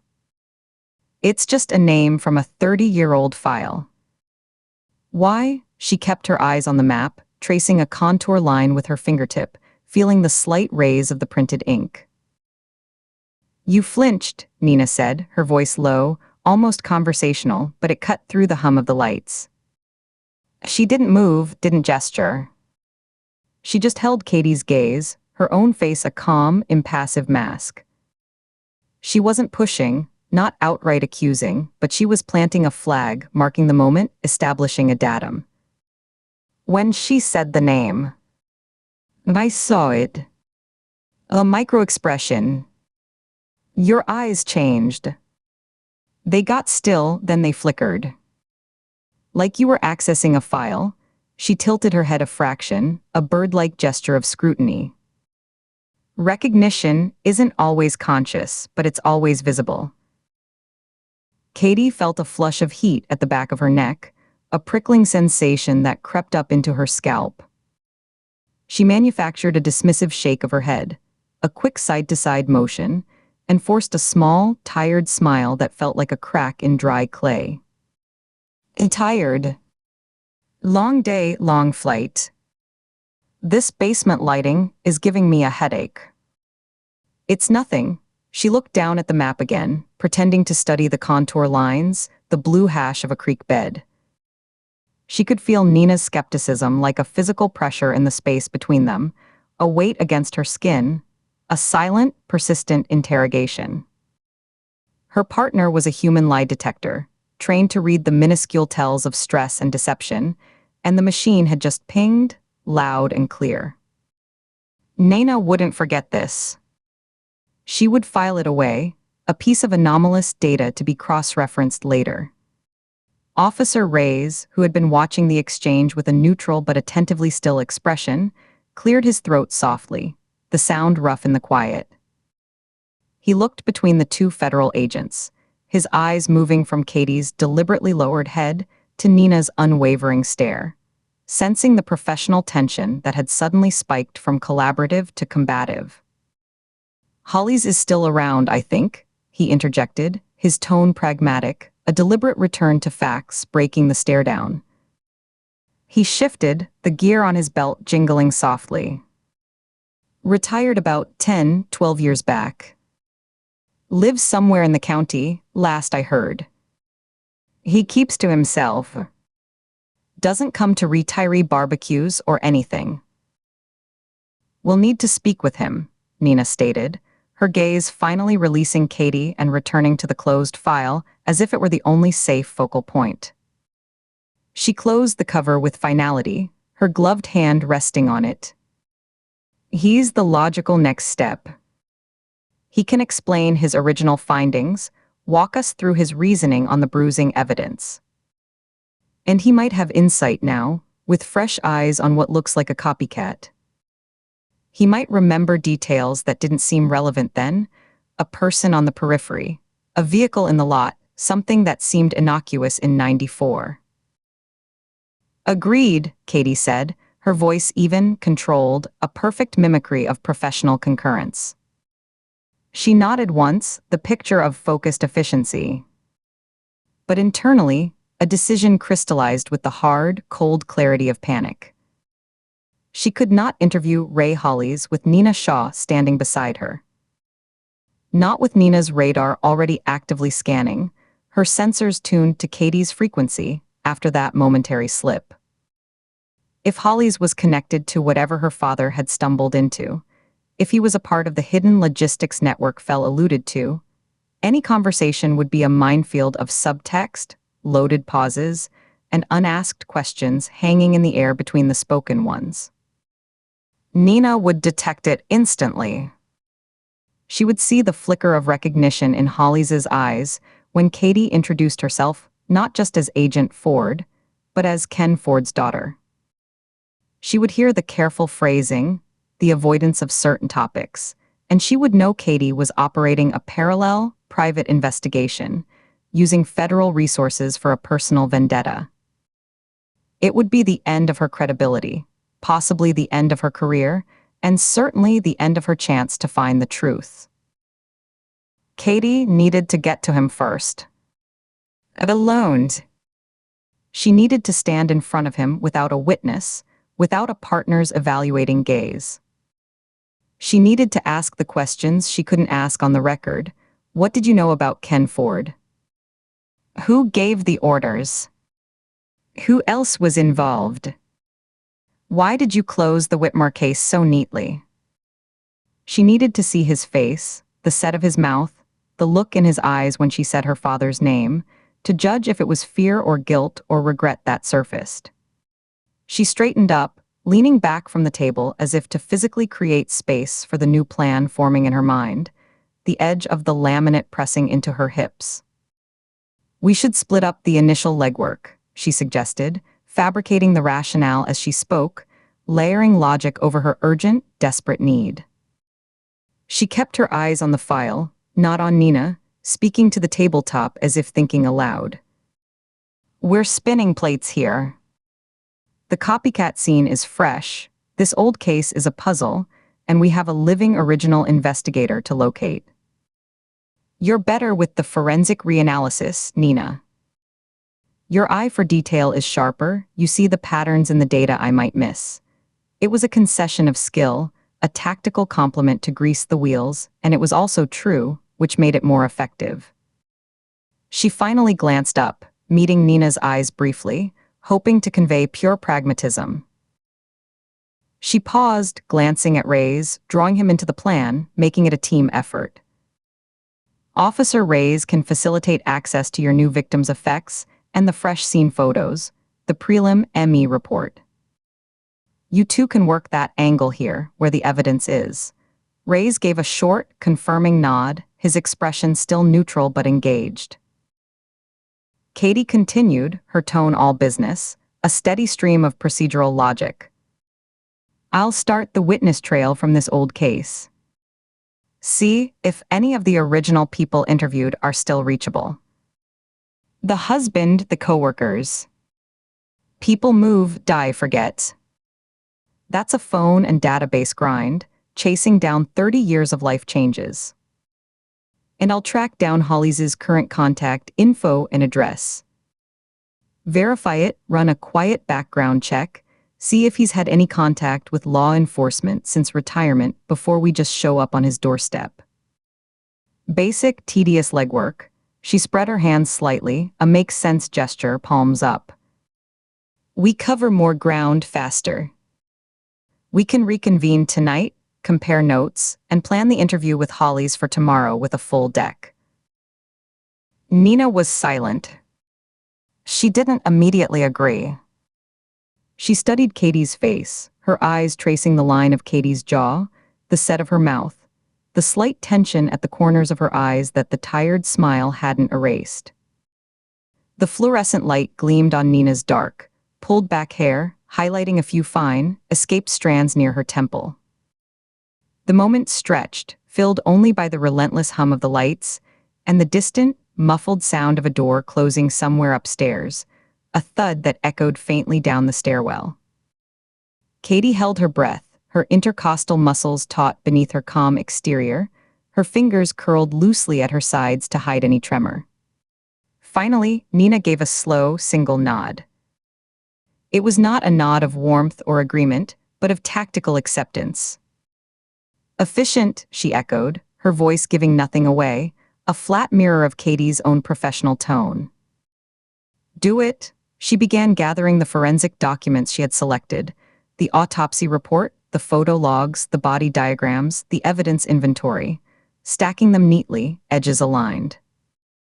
But as she slid the papers into a fresh folder from her bag, her glance at Katie was not one of partnership or trust. It was cool, appraising, a clear message held in her dark, perceptive eyes. This isn't over. I am watching. I have a question, and you have just become part of the answer I'm looking for. Ray's moved to a nearby cabinet, the metal drawer sliding out with a rasping shriek that made Katie's teeth ache. He pulled out a banker's box labeled evidence copies and set it on a neighboring table. I'll get you copies of everything from the 94 file, he said, his voice cutting through the residual tension with practiced, bureaucratic normalcy. The scanner S in the next room. It's old and slow. It'll take a few minutes. He took the original, closed file from the table, his fingers careful on the brittle cover, and left, his boots echoing with a firm, receding tread down a short corridor lined with more shelves. The sound faded, leaving the two agents alone in the records room. The silence between them was different now, charged and brittle, like thin ice over dark water. Nina finished organizing her set of documents, slipping them into her leather portfolio. She didn't look at Katie, but her posture was alert, her attention a tangible thing in the room. The bruising pattern, she said, as if continuing a purely technical discussion, her voice casual but her words precise. You're sure about the thumbs forward interpretation? It's the cornerstone. If we're wrong, if it could be a rescue grip, this whole theory collapses, and we're just harassing a retired detective over a tragic accident. I'm sure, Katie said, her voice firm, grateful for the clinical, solid ground of the topic. She folded her arms, her hands gripping her own elbows. It's a control grip. You see it in custody struggles, in certain kinds of assaults where the assailant wants to immobilize before striking or pushing. It's about dominance and positioning, not rescue. The biomechanics are clear. A rescuer pulls in. This grip is for pushing or holding at arm's length. She met Nina's eyes, willing her to see only professional certainty there. Nina nodded, a short, sharp dip of her chin, accepting the expertise for now. Then Holly's either missed it, which is incompetent bordering on negligent, or he ignored it, which is corrupt. Either way, he has questions to answer.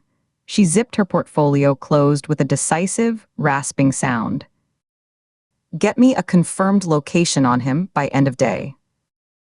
I want a current address, phone, vehicle registration. I want to be in his living room by tomorrow morning, first thing. No warnings. Understood, Katie said, the word crisp, a soldier acknowledging an order. For another minute, they stood in the humming silence, a chasm of unspoken suspicion between them. Katie listened to the scan of the old machine in the next room, a rhythmic whir-chunk, and the occasional murmur of Ray's voice as he spoke to someone on his phone.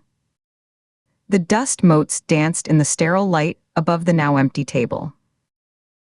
Ray's returned, his arms cradling two thick stacks of warm, freshly copied papers, the edges slightly curled from the scanner's heat.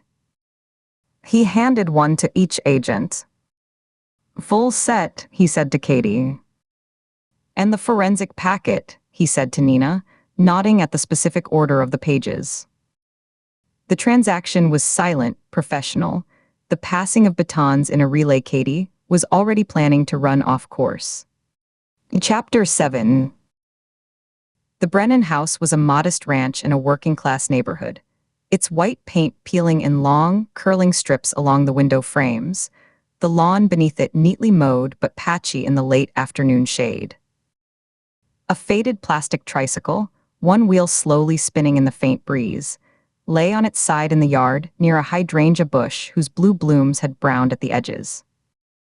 Katie Ford followed Nina Shaw up the concrete walk, the weight of the previous day's discovery, the connection to Detective Arlen Voss, a silent passenger between them, thickening the air with unspoken questions.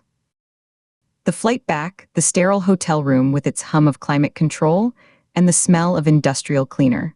The quiet review of the file under the glow of a single lamp that cast long shadows across the pages.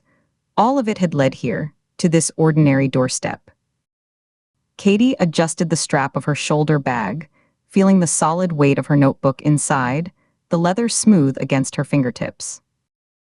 She watched Nina's back, the set of her shoulders beneath her jacket, a professional calm that seemed to draw the tension from the surroundings and hold it tight, a coiled spring contained within a perfect, still form. The doorbell was an old-fashioned chime, two dissonant notes that echoed inside, tinny and forlorn. Katie heard the soft scuff of footsteps on carpet, a slow, hesitant approach, then the metallic scrape and click of a deadbolt being turned. The door opened not with a jerk, but slowly, inward, as if the person behind it was gathering strength for the effort, the hinges giving a soft sigh. Dorothy Brennan's son, Michael, answered the door. He was a man in his late 40s with the thickened, solid build of a tradesman, his shoulders straining the seams of a clean but worn plaid shirt tucked into jeans. His face was pale, the skin around his eyes puffy, and red-rimmed from a grief that hadn't yet settled into acceptance. It was still raw, a fresh wound he carried awkwardly in his posture, in the slight hunch of his spine. His brown eyes, the same shade as his mother, in the photos Katie had studied, held a hollowed-out look, fixed on them without really seeing, as if he were looking through them at some point in the middle distance. His wife, Sarah, hovered behind him in the dim hallway, the light from the living room window catching the side of her face. She was wiping her hands on a faded blue and white checked dish towel, the motion repetitive, pressing each finger against the cloth. She'd been pulled from a chore she didn't know how to stop doing. The motion was automatic, a nervous habit. Her blonde hair was pulled back in a loose ponytail, strands escaping around a face that was carefully composed but fragile, like fine china held together by willpower alone. Michael Brennan, Nina said, her voice low and even, a tone designed to neither startle nor overwhelm. She held up her credentials, the black wallet open, the badge catching the dull light from outside. I'm Special Agent Nina Shaw. This is Special Agent Katie Ford. We're with the FBI. We spoke on the phone. He nodded, a single, slow dip of his chin. His throat worked as he swallowed, the Adam's apple bobbing. Yeah, the word was a dry croak. He cleared his throat, a harsh, grating sound. Come in. He stepped back, making room, his movements stiff, as if his joints ached from carrying a weight. Sarah offered a thin, fleeting smile that didn't reach her eyes. It was a mere twitch of the lips that vanished instantly, and retreated into the house, the towel still clutched in her hands, twisting slightly. The living room was a shrine to ordinary life, preserved in the amber of loss.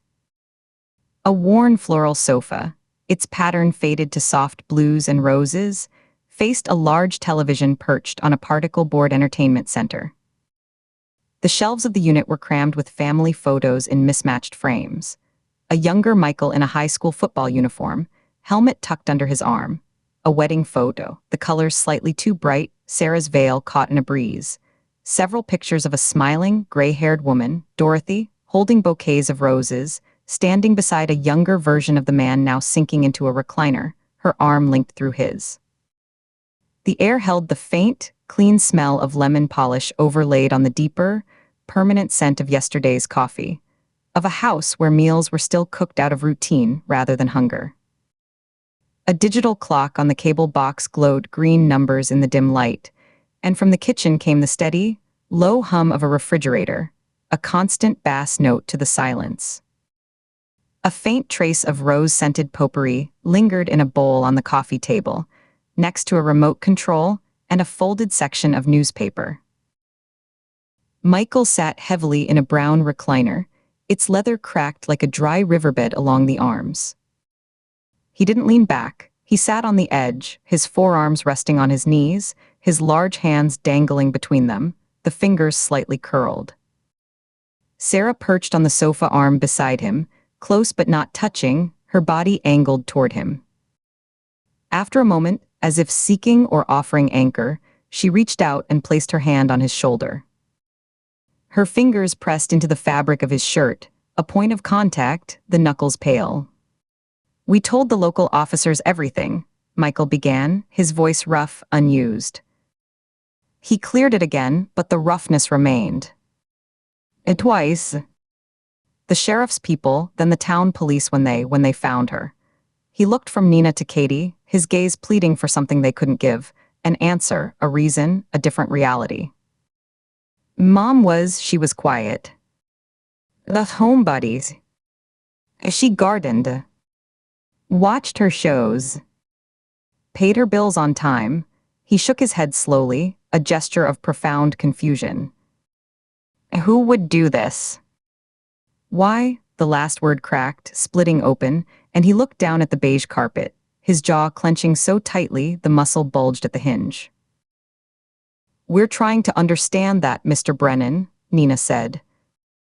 She had taken the other end of the sofa, sitting upright but not rigid, her hands resting loosely in her lap. Her tone was measured, a calm pool in the room's emotional turbulence. We're reviewing all aspects of her life, including her work history. We understand she was a county clerk for a long time. 30 years, Sarah supplied softly. She had a gentle, melodic voice, now strained thin with tension. Retired 5 years ago this spring. She had a party at the VFW. All her friends from the office came. She paused, her eyes drifting to a photo of Dorothy in a festive paper hat. She loved the order of it. The files, the systems. Everything in its place. She gave a small, helpless shrug, the dish towel now a bundle in her lap. It suited her. She liked knowing where things were. Katie, who had taken a straight-backed chair from against the wall, leaned forward, resting her elbows on her knees to mirror Michael's posture slightly, to enter his space without invading it. The wood of the chair was hard against her back. Did she ever mention anything unusual from her time there? Any specific cases or files that bothered her? Maybe something that stuck with her after she retired. Even a small thing, something that seemed minor. Michael and Sarah exchanged a glance. It was a full, silent communication that lasted 3 full seconds. Michael's eyes, weary and red-rimmed, asked a question, should we? Sarah's, wide and worried, the skin taut at the corners, answered with a slight, almost imperceptible tilt of her head, a faint tightening of her lips. It was the shared worry of people who have debated a secret in hushed tones late at night, weighing the burden of keeping it against the fear of what speaking it might unleash. Sarah's hand tightened on Michael's shoulder, the fabric gathering in her grip. She didn't talk shop much, Michael said, choosing his words with visible care, each one tested before release. He rubbed a palm over his knee, back and forth, a slow, soothing motion that seemed unconscious. Didn't bring work home, said the county's business stayed at the county. He stopped rubbing, his hand resting heavily on his leg. But these last few months she was jumpy. Not like herself. She'd call sometimes, just to hear our voices. And she was checking the mailbox like she was afraid of it. He looked up, meeting Katie's eyes, seeking understanding. I came over one Tuesday to fix her gutter, and she was standing at the window, just watching the street. She jumped a foot when I knocked. Nearly dropped her teacup. Nina's posture shifted. It wasn't a large movement, but in her previous stillness, it was pronounced. She stopped the slight, calming motion of her thumb over her own knuckle. Her shoulders settled, dropping a fraction, and her focus, which had been diffuse and empathetic, sharpened into a laser point on Michael's face. Her eyes didn't blink. Afraid of what specifically? Did she say? Did she mention seeing someone or getting something? Sarah spoke this time, her voice dropping even lower, conspiratorial, as if someone might be listening outside the flowered curtains. She leaned in slightly. She got some mail. Not proper mail. Photocopies. Pages from old files, she said. Left in the box with no envelope, no stamp, just shoved in there. Like someone had walked up and put them right in. Katie felt the pieces click into place with an almost physical sensation, a cold, solid settling in her gut, like a stone dropping into still water. She kept her voice level, neutral. What kind of pages? Did she describe them? Were they handwritten, typed forms? She wouldn't show us, Michael said, and now frustration bled into the grief, heeding his words, giving them an edge. He looked up, his eyes glistening with unshed tears of anger as much as sorrow. We asked. I said, Mom, let me see, maybe I can help. Maybe it's nothing. She said it was nonsense, bureaucratic nonsense, that it would just worry us. But it scared her. You could see it. He tapped his temple with a blunt finger. In her eyes. She was a practical woman. Balanced her checkbook to the penny. Ghost stories didn't scare her. This did. He took a shaky breath, the air rattling in his chest. After the second one, she took them to the police. The town police. And, Nina prompted gently, when he seemed to get lost in the memory, his gaze turning inward. Michael's jaw tightened again. The muscle bunched at the hinge, and a small vein stood out on his temple, pulsing faintly. He looked away, toward the photos of his mother on the shelf, his throat working as he fought for control. They said it was a prank. Kids, or some disgruntled person from her past at the county. A former coworker with a grudge. He mimicked a dismissive tone, his voice flattening. They told her to ignore it, that engaging was what the person wanted. They took a report. I saw the carbon copy she kept in her desk drawer, but you could tell they weren't going to do anything. It was just paper to them. He looked down at his own work-roughened hands, the nails short and clean, the knuckles scarred from old nicks and abrasions. She stopped talking about it after that. Told us it was handled, not to fuss. But she didn't stop looking over her shoulder. The last time we had dinner here, maybe 3 weeks ago, she kept getting up to check the lock on the back door. 3 times during one meal. How many times did she receive these pages? Katie asked. She had her notebook out now, pen poised, but her attention was wholly on Sarah's face, watching the micro-expressions flicker. 3, Sarah said, the number precise and chilling in its regularity. She held up 3 fingers, then let her hand fall back to the towel. Once a month for the last 3 months. Always on a Tuesday. Regular as a bill, but wrong. She knew which Tuesday to expect it after the first one. She'd be quiet all that day. The warning. The pattern. The timeline. Katie's mind raced, connecting the dots. The staged, almost theatrical crime scene in the Redwoods, the buried 1994 file exhumed by Rays, the overlooked evidence that was never really overlooked, just waiting for someone to understand its language. Dorothy Brennan hadn't just been a random retiree chosen for a quiet neighborhood. She had been a keyholder, a witness who hadn't yet testified, a living archive. She had access, Katie said, thinking aloud but directing it to Nina, making the logic chain audible, step by deliberate step.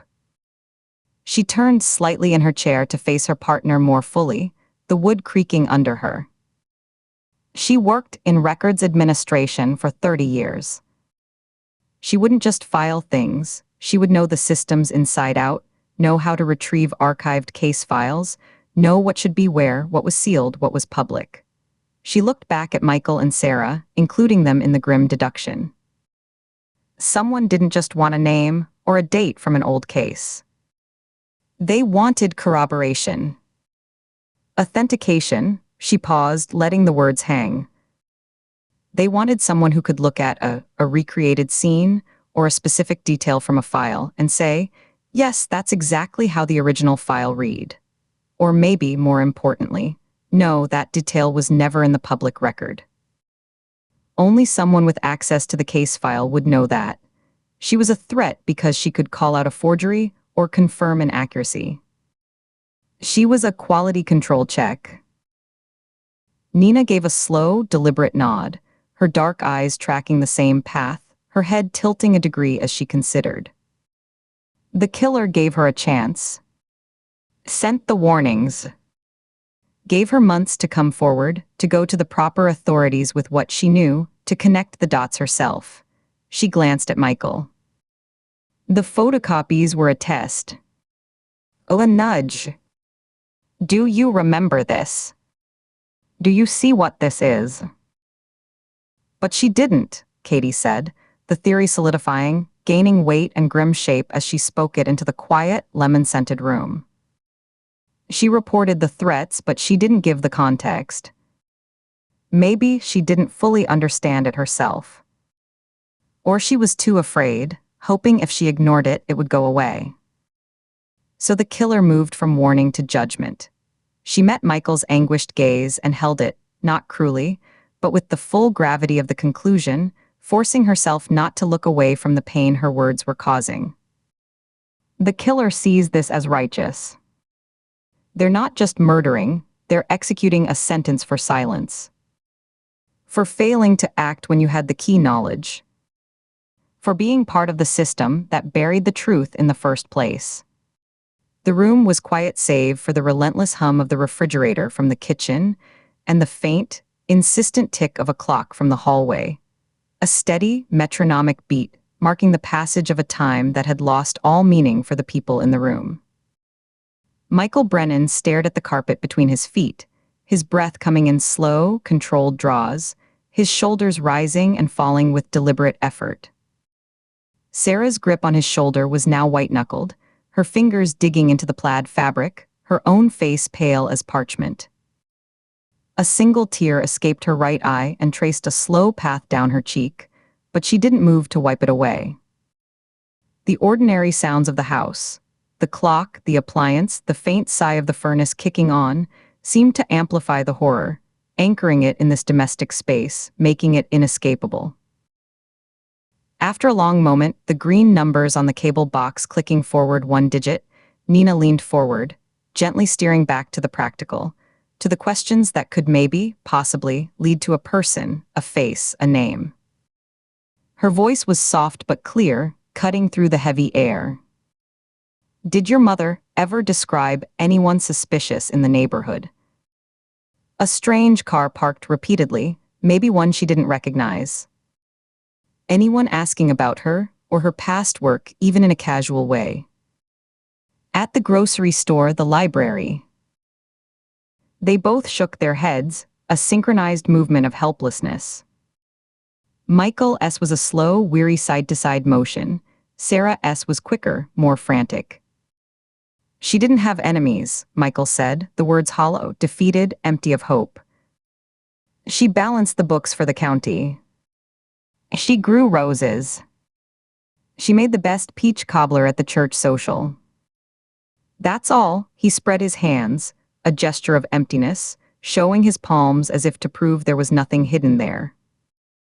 The police asked about cars, strangers. We asked the neighbors. Old Mr. Henderson across the street, he watches everything, he said he didn't see a thing. Nobody saw anything. It was just a normal day until it was. Sarah added, her voice a whisper that barely carried across the coffee table. The last time I talked to her, on the phone the night before, she was talking about needing to mulch the rose beds before the rain came. Said the forecast looked wet. That's all. She looked down at the twisted towel in her hands, her focus absolute on the faded checks. That's the last thing we talked about. Mulch. There was nothing more to extract, no identifying detail to chase, no suspicious stranger with a memorable face or tattoo or turn of phrase. The killer had been a ghost, their only communication the sterile, photocopied pages and the meticulously recreated horror in the redwoods. The interview was over. The well was dry. They offered quiet condolences, words that felt inadequate and thin, left business cards on the coffee table next to the potpourri bowl, and saw themselves out. Katie's hand was on the cool brass of the doorknob when she glanced back. The last image she had was of Michael still sitting in the cracked recliner, staring at nothing, his body slumped, with Sarah now kneeling on the carpet beside him, her head resting against his arm, her eyes closed. The blue dish towel had fallen to the floor in a soft heap. Back in the county SUV, the doors closing with a solid, muffled thunk felt like sealing themselves into a vault, shutting out the world of grief and entering a space of analysis. The interior smelled of old vinyl, warmed by the weak sun, and faintly of pine air freshener from a cardboard tree dangling from the rearview mirror. Nina started the engine, the rumble vibrating through the seats and up through Katie's thighs, but she didn't put it in gear. Her hands rested on the wheel at 10 and 2, her knuckles pale, her gaze fixed through the windshield on the Brennan house. The plastic tricycle in the yard was a bright, sad blot of red and yellow against the gray mulch of the flower bed. A light drizzle had begun, speckling the windshield with tiny, perfect dots that gathered and slid in slow, meandering paths. For a full minute, neither spoke. The only sounds were the idle of the engine and the patter of rain on the roof, a soft drumming. Katie watched the living room window. It was a blank, dark square now, the curtains perhaps drawn, or the light inside too dim to penetrate the gloom. So our killer has a moral code, Nina said finally. Her voice was flat, analytical, deliberately draining the emotion from the words, filling the space between them with professional detachment, a necessary barrier against the raw, suffocating sorrow they'd just left. She shifted in her seat, the leather creaking. And access to, or a deep, obsessive interest in, cold case files from at least 1994 forward. They're methodical. Patient to a fault, she tapped a finger on the steering wheel. They give their targets a heads up, a chance to redeem themselves in the killer's eyes. This wasn't a crime of passion or opportunity. It was scheduled. It's a mission, Katie said, the words feeling heavy in her mouth. She watched the house recede in the side mirror as Nina finally backed out of the drive, the tires crunching on the wet gravel, spraying tiny pebbles. The living room window vanished behind the bulk of a parked sedan. A purification ritual. And Dorothy Brennan was the first stop on it. She wasn't a victim of the pattern, she was the authenticator of the pattern. She could confirm the source material. Katie turned to look at Nina, the streetlights beginning to glow amber in the gathering dusk. The killer needed to know their reenactment was accurate. That it would be recognized as accurate by someone who knew the original truth. Someone whose professional credibility was built on knowing what was in the files. Nina signaled, though the street was empty, the click-click-click loud in the quiet cab, and merged onto the main road. The wipers swept across the glass with a soft, rhythmic squeak, pushing the beads of water into arcs. Recognized by who? She asked, glancing at Katie, her profile sharp in the dashboard lights. That's the central question, Katie. If the killer is sending these messages, staging these scenes with this level of care and premeditation, they're performing for an audience. They want it seen. They want it understood. They want the pattern acknowledged. So who's watching? Katie didn't answer immediately. She looked out at the passing houses, each with its own story of ordinary life, its own hidden pains and quiet joys, each window a potential eye. She was thinking of another cold file, from a different county, locked in a cabinet in a damp basement that smelled of mildew and old paper. A robbery that wasn't a robbery. A detective named Arlen Voss, whose precise, looping signature was on Dorothy Brennan's original 1994 case file, the file someone had photocopied pages from. And she thought of a different kind of warning, sent not via photocopy, but in the form of an anonymous, pristine photograph left on a doormat in Washington, D.C. A picture of a missing brother, a ghost from her own past, a message meant for her eyes only. The audience, she feared with a cold certainty that started as a knot in her chest and spread outwards like frost on glass, was much smaller than Nina imagined. It might not be the public, or the media, or even the wider law enforcement community. It might, in fact, be an audience of one. Someone who needed to see the pattern recognized and validated. Or someone the killer was desperate to send a message to educate, to punish, or to recruit. The pieces were there, scattered like the pages in Dorothy Brennan's mailbox, but the picture they formed was still shrouded, the edges blurred and threatening, the center a dark hole where a motive pulsed with a cold, patient intelligence. In Chapter 8, the fog was a cold, wet shroud over the old marina, a tangible presence that soaked into Katie's wool coat and beaded in tiny, perfect droplets on Nina's dark hair. It smelled of diesel and rotting pilings, of brine and the faint, sour tang of fish guts from a long-gone cleaning station. The world was reduced to a radius of 20 feet, the shapes of moored boats materializing as hulking, indistinct ghosts before fading again into the white. Katie stood on the warped boards of a private dock, her boots finding uncertain purchase on the slick, weathered wood. Each plank was a different shade of gray, cupped and bowed from decades of saltwater and sun, their surfaces slick with a film of condensed fog.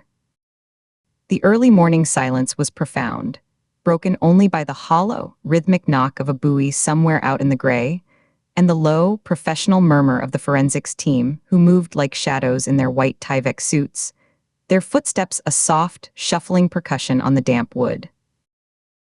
The body was at the end of the dock, staged with a chilling, familiar precision that hit Katie in a wave of cold recognition before her conscious mind had fully processed the details. It was the sudden, specific alignment of elements, the rope, the beam, the bucket, that triggered a visceral jolt, a tightening of the skin across her shoulders. Henry Rourke, 71, retired sheriff's deputy. He was suspended from a crossbeam of the dock's canopy by a coarse length of nylon rope, the kind sold in every hardware store for tying down tarps. His feet, clad in scuffed brown leather shoes, the laces neatly tied, dangled a few inches above the planks, swaying almost imperceptibly with a subtle shift in the dock's footing. A standard metal bucket, galvanized steel gone dull with rust at the rim, lay overturned nearby, a mute prop in this grotesque tableau. Water had pooled in its concave bottom, a small, dark mirror reflecting the grim scene above it. "Jesus," Nina breathed beside her. She didn't startle or gasp. The word was exhaled, a release of pressurized air. She stepped carefully, precisely, around a puddle of congealed blood that had dripped from a head wound to pool in the cupped grain of a dock board. The blood was black in the flat light, its surface a dull, gelatinous skin. Nina's eyes were narrowed, scanning from the victim's head down to his shoes and back up, her lips pressed into a thin line. "This is a recreation. Point for point." Katie already knew. The scene photos from the redacted file page, the page found weighted down by that same overturned bucket in a different garage, in a different decade, were burned into her memory. Victor Salinas, 1997. Found hanged in his garage, ruled a suicide in 6 days. The official report had been a masterpiece of omission, a bureaucratic sleight of hand. Seeing it rendered here in 3 dimensions, in the damp flush of morning, was different. It was an assertion. A taunt made physical. The fog seemed to cling to the body, giving it a soft, blurred outline that made the scene feel both stark and unreal. Rourke was the responding deputy, Katie said, her voice flat, a deliberate counterweight to the churn inside her. She kept her eyes on the scene, cataloging. The way the rope bit into the wood of the crossbeam. The pattern of rust on the bucket. He filed the initial report on Salinas. His signature was on the first page. "I saw it." "And now he's the second chapter," Nina said, her own voice low and focused. She pointed, her gloved hand steady, index finger extended. "And look." Ligature marks. The victim's wrists were visible below the sleeves of his quilted jacket. Even from a few yards away, the angry, bruised abrasions were clear, a ring of broken skin and subcutaneous bleeding. His hands were bound before he was strung up. Just like the notes on the Salinas file said, rope burns inconsistent with self-hanging. Someone documented it and someone else buried it. She lowered her hand slowly, letting it fall to her side, her fingers flexing once. Katie moved forward, her steps measured. The dock creaked under her weight, a low, complaining groan that seemed loud in the muffled air. She stopped a respectful distance from the forensic perimeter, then slowly crouched down, ignoring the immediate protest in her knees, the pull of her coat across her back. She rested her forearms on her thighs, settling into an observational stance. She didn't touch anything, her hands curled into loose fists at her sides, knuckles pale. Her eyes traveled from the victim's head, tilted at an unnatural angle against the rope, down the line of his body. The blunt force trauma to the back of his skull was a matted, dark mess in his thin gray hair, a stark contrast to the pale, waxy skin of his neck and face. Her gaze dropped to the overturned bucket, then to the dock boards around it. She looked for scuff marks, for any disturbance in the layer of fine silt and dew, for anything that spoke of a sequence. She saw nothing but the uniform, damp grain of the wood and the dark pool of blood. The staging was exact, a morbid homage, but the violence felt personal, intimate. The head wound wasn't part of the original Salinas scene photos. It spoke of a struggle, a moment of surprise or resistance, of control being physically taken. This wasn't just a display for their benefit, it was an execution. The killer had needed to subdue Rourke first. The thought brought a specific, unwelcome image. The old deputy turning, maybe recognizing his assailant, raising a hand in defense a second too late, the impact, the collapse. Her stomach muscles clenched tight, a hard knot forming just below her ribs. She took a shallow breath, the cold air feeling sharp in her lungs. "He's not picking names at random," Katie said, rising. The muscles in her thighs tightened as she stood, a dull ache settling in. Her breath plumed in the damp air, a brief white cloud that dissipated instantly. Dorothy Brennan worked the 1994 Jane Doe case. Henry Rourke worked the 1997 Salinas suicide. He's targeting people who were involved. People who touched these specific cases, who had a hand in burying them. She spoke slowly, working it out aloud, each connection clicking into place with a cold, logical certainty. Nina's gaze was sharp, scanning the fog-shrouded boats, the blank windows of a nearby harbormaster's shack. He's correcting the record. Making a public spectacle of old, quiet failures. She turned her head slowly back to Katie, her dark eyes holding a hard, calculating light. The implication hung between them, as palpable as the fog. But to do that, Nina let the sentence trail off, forcing Katie to meet it, to voice the next inevitable step. Katie felt the cold knot in her stomach twist. She crossed her arms, her fingers digging into the thick wool of her sleeves. "To do that," she continued, the words feeling heavy, like stones she had to lift from her chest, "he needs the record himself. Who has access to all of these sealed files? Not just one, but at least two from different years, different jurisdictions.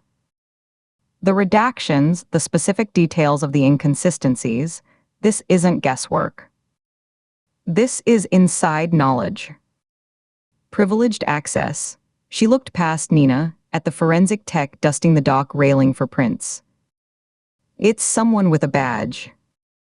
Or who used to have one." A cold knot tightened in Katie's stomach, a visceral clench deep in her core that made her take a shallow, careful breath. She felt a sudden, icy trickle of sweat trace a path down her spine beneath her layers. 1997. The year was a flare in her mind, bright and burning, obliterating the gray morning. It was too close, a neighboring star in the dark constellation of her own past. It wasn't just a date on a file, it was the year before the sky fell. She could see the numbers on the page of her father's death certificate as clearly as if she held it. 1998. Her father was murdered in 1998. The timelines weren't just adjacent, they were converging, the gap between a systemic cover-up and a personal assassination narrowing to a single, terrible year. The space between Victor Salinas's staged suicide and Ken Ford's death in a rain-slicked gas station parking lot was now just 12 months. A bridge of time. Was her father's death another buried case in this killer's archive? Not a random act of street violence, but a deliberate, hidden entry on the same list that held Dorothy Brennan and Henry Rourke. The thought was a vertigo. The dock seemed to tilt under her feet, the horizon of the marina shifting, the gray water and white fog blending into a nauseating swirl. She felt her balance waver, just for a fraction of a second, and her hand twitched at her side, the instinct to reach for the rough, wet wood of a piling to steady herself, so strong her fingers tingled. She locked her knees, forced her breathing to even out, a slow in and out through her nose. She couldn't look away from Rourke's still, waxen face, the closed eyes, the slightly parted lips. "Did you know my father?" The question screamed silently in her head. "Did you hear the whispers about what happened to him, too?" "He's working from a list," Katie said, forcing the words out, forcing her focus back to the body swinging gently, back to the mechanics of the now. It was an anchor. Her voice sounded strange to her own ears, strained but controlled. A very specific list. He knows who signed the reports, who closed the files, who looked the other way. She turned to Nina, needing to see the logic reflected, needing to ground the dizzying hypothesis in someone else's eyes. This isn't about the original victims themselves, Salinas or the Jane Doe. It's about their official actions. Their signatures. Their stamps. He's holding the system accountable, one retired cop at a time. Nina held her gaze for a long moment, then gave a single, slow nod. "An audit," she said quietly. "The lethal audit." A detective from the local sheriff's office detached himself from a huddle of uniforms and approached. He was a man in his 50s with a tired, lived-in face and a mustache that seemed to droop with the damp. His own coat was beaded with moisture, the shoulders dark with it. He stopped a few feet away, his hands shoved deep in his pockets, his expression grim. He had the weary posture of a man who has just seen something he'll be trying to forget for years. "Agent Ford," he said, with a nod to Nina. His voice was gravelly, worn thin. "We finished a preliminary walkthrough of his house. Took us about an hour. Found his wallet on the kitchen counter, next to his reading glasses. Keys by the door on a little hook. Bed was slept in, covers thrown back. No sign of a struggle, no forced entry. Mail from yesterday was on the table inside, unopened." He paused, his jaw working as if he were chewing on the words before spitting them out. "TV remote was on the arm of his recliner. Coffee cup in the sink. Looks like he got up, got dressed, and came down here willingly. Maybe to meet someone. Knew them or thought he did. Or was ordered to," Nina murmured, her eyes still fixed on the scene, on the precise angle of the bucket. She didn't look at the detective as she spoke. A call from a trusted number, a voice of authority. "Meet me at the old charter slip." "It's important." She held out a gloved hand, and a forensic tech, anticipating her, passed her an evidence bag. Inside was the now familiar photocopied case file page, slightly damp at the edges from the marina air, the corners softened. It was another slice of history, another official document turned into a murderous prop, left here to be found. Through the plastic, they could see the neighbor's statement about an unfamiliar car parked near Victor Salinas's house the night he died. The paragraph was circled in aggressive, red ink, the pen strokes so deep they'd nearly torn the paper. Katie took the bag from Nina, the plastic cool and slick under her bare fingers. She held it up, tilting it to catch the flat light. The circled statement screamed from the page. Someone had known, back in 1997, and had written it down. And someone else, maybe Henry Rourke himself, under orders or out of laziness or corruption, had ensured it went nowhere, had filed it away in a folder destined for a basement. Now that failure was literally hanging over their heads, the consequence made flesh and rope. She lowered the bag, her grip tightening on it. 6 days, Katie said, the number dropping into the quiet like a stone. She looked from the photocopied page to Rourke's face, the features slack in death, every line of age and experience rendered meaningless. They closed the Salinas investigation in 6 days. Rourke was part of that machine. He helped turn the key. She handed the bag back to the waiting tech, her fingers feeling stiff and cold. How many other cases were shut that fast? How many other suicides or accidents got the rubber stamp because it was convenient? She turned her head, looking directly at Nina now, the question expanding, becoming more terrible. How many other names are on this list?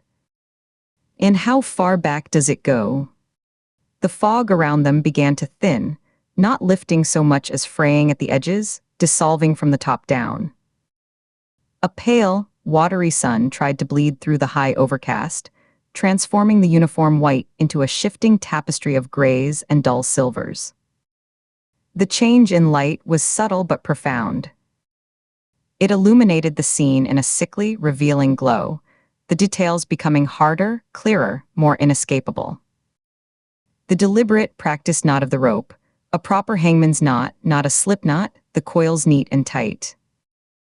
The precise, almost fastidious placement of the bucket, exactly as it had been in the photograph, aligned with the victim's dangling toes.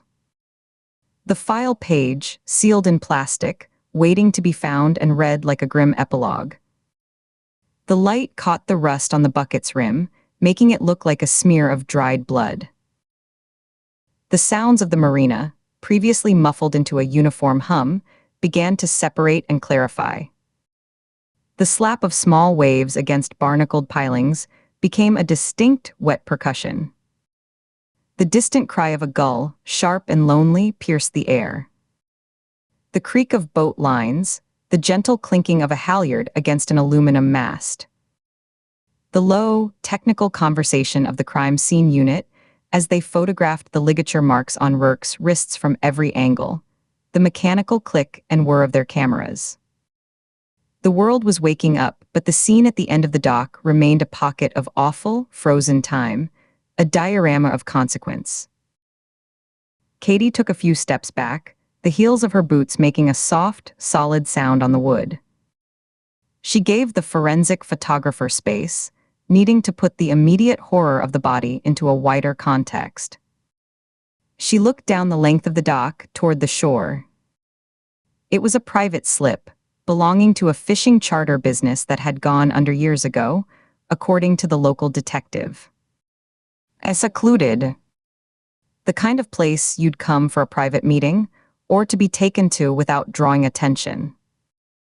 The dock was longer than she'd initially realized, maybe 60 feet, lined with empty cleats and frayed bits of old rope. She imagined Rourke walking down these same planks in the dark, before dawn, the only light maybe a flashlight beam bobbing ahead of him. Had he been nervous? Resigned, shoulders slumped with the weight of a long-kept secret? Had he carried the bucket, or had his killer brought it, the prop for the scene already chosen, clanking softly against a leg? Nina came to stand beside her, following her gaze down the dock to where it met the gravel parking lot. A lone county cruiser sat there, its light bar dark. "He's methodical," Nina said quietly, her voice barely above a murmur. "He gets them alone, somewhere with meaning." Brennan at the base of a ravine, near where the Jane Doe was found. Rourke at a marina, hanging like Salinas. He's not just killing them, he's recontextualizing their deaths. Making them part of the original crime. Erasing the false narrative by writing a new, violent one over it. And leaving the paperwork, Katie added, the cold knot in her stomach tightening another degree, a hard, frozen ball of dread. She rubbed a hand over her mouth, feeling the dryness of her lips. He's giving us the breadcrumbs. Making sure we see the connection, that we can't write this off as a coincidence or a random act. He wants these cases reopened. He's forcing our hand, making us follow the trail he's laying. She dropped her hand, letting it hang at her side. He's using us. But why? Nina asked the fundamental question. She turned to face Katie fully, her brow furrowed. Why now? Why this way? If he has this access, this knowledge, he could leak the files. Go to the press. This is theatrical and incredibly high risk. Every time he does this, he risks capture. He wants to be seen, but not stopped. Not yet, she shook her head slightly, a gesture of frustration. There's an endpoint. A finale he's building toward. Katie had no answer. Only the chilling, personal suspicion that coiled in her gut, a snake of ice. 1998. The killer was working backward, or forward, through a ledger of complicity. How close was he getting to that year? To that name. She felt exposed suddenly, standing on this open dock, as if the gaze that had orchestrated this scene was on her now, assessing her reaction. She shoved her own hands deep into her coat pockets, her fingers closing around the cold metal of her car keys. 2 murders, 2 decades apart, were now connected by a killer with a ledger and a grudge that felt administrative in its cold specificity. A pattern was no longer emerging from the mist. It was solidifying around them, becoming as cold and hard as the dock pilings driven deep into the dark, indifferent water below. Katie felt it then, a physical sensation, as if the past itself were a current in that deep water, reaching up with icy fingers, closing around the present, around this dock, around her ankles and pulling. She looked down at the narrow gap between the planks, at the dark, sloshing water visible below. It smelled of decay and cold salt. The question, stark and terrifying, crystallized in her mind, forming with the clarity of the newly revealed scene around her. It was no longer just about who the next victim would be. It was about the totality of the killer's project. How far back did the list go? What was the first entry? And the thought that turned her blood to ice, whose name was written beside her father's. Was Ken Ford another line item, waiting to be addressed? A case to be corrected? Or was he the reason, the original sin that had set this grim accountant of death on his path? The man auditing the corrupt ledgers of the past, was he doing it for her father? Or because of him? Chapter 9. The conference room was a box of stale air and institutional light. It smelled of burnt coffee from a carafe left to scorch on a warmer for hours, the acrid scent woven with the sharp, chemical tang of dry erase marker, and the faint, ever-present odor of industrial cleaner. The Sonoma County Sheriff's Department had commandeered a small, windowless space for them. Its beige walls bare save for a faded county seal, and a fire evacuation plan yellowed at the edges.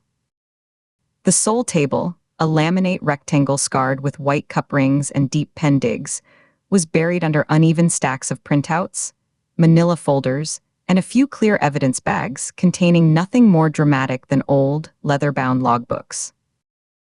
The hum of the fluorescent lights overhead was a constant, thin buzz that vibrated in the teeth and felt like a steady pressure against the temples. Officer Reyes stood at a whiteboard mounted on one wall, a black marker held loosely in his hand. His posture was that of a briefing officer, feet planted shoulder-width apart, shoulders square, his uniform shirt crisp and tucked. Katie and Nina sat across from each other at the cluttered table, a thick personnel roster spread between them on the table's one clear corner. The pages were dense with columns of names, dates, and departmental codes, the text swimming in the flat, shadowless light. Access is the key, Reyes said, his voice flat and instructional. He tapped the board with the capped end of the marker. The sound was a soft, plastic click that echoed in the quiet room. The killer didn't just know the details of the 94 Whitmore case or the 97 Salinas case.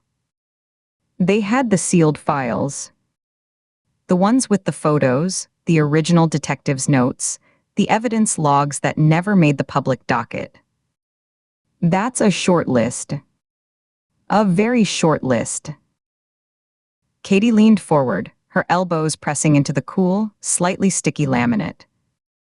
She studied the roster, her finger tracing down a column of names, the pad of her index finger catching on a rough edge of the cheap, curling paper. We need anyone who could have physically handled or digitally accessed the county archives from the 90s onward. Not just the investigating officers. We're talking about a system, not individuals. Records clerks, evidence custodians, anyone with a login to the old server before the digitization. That's a start. Reyes uncapped the marker with a soft, definitive pop. He drew a straight, decisive line down the center of the whiteboard, the tip squeaking faintly against the glossy white surface.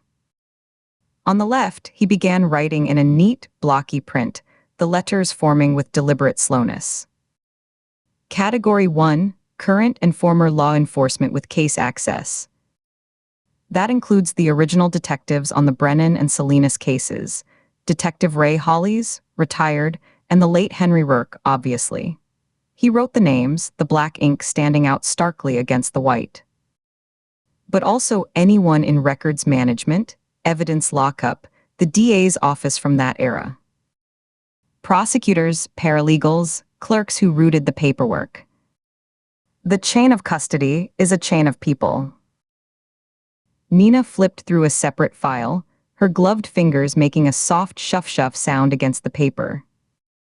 She didn't look up as she spoke, her attention on a page of departmental memos. What about support staff? Clerks, administrative assistants. They often have broader system access than people think. They're ghosts in the machine. They see everything, sign for everything, and nobody remembers they were there. A temp filing reports in '96 could have made copies. A night shift janitor with a key to the records room. Add them, Reyes wrote, support admin staff beneath the first heading, the marker squeaking again on the downstroke of this. And we should consider external consultants. The county brought in a forensic review team for a cold case initiative back in 2015.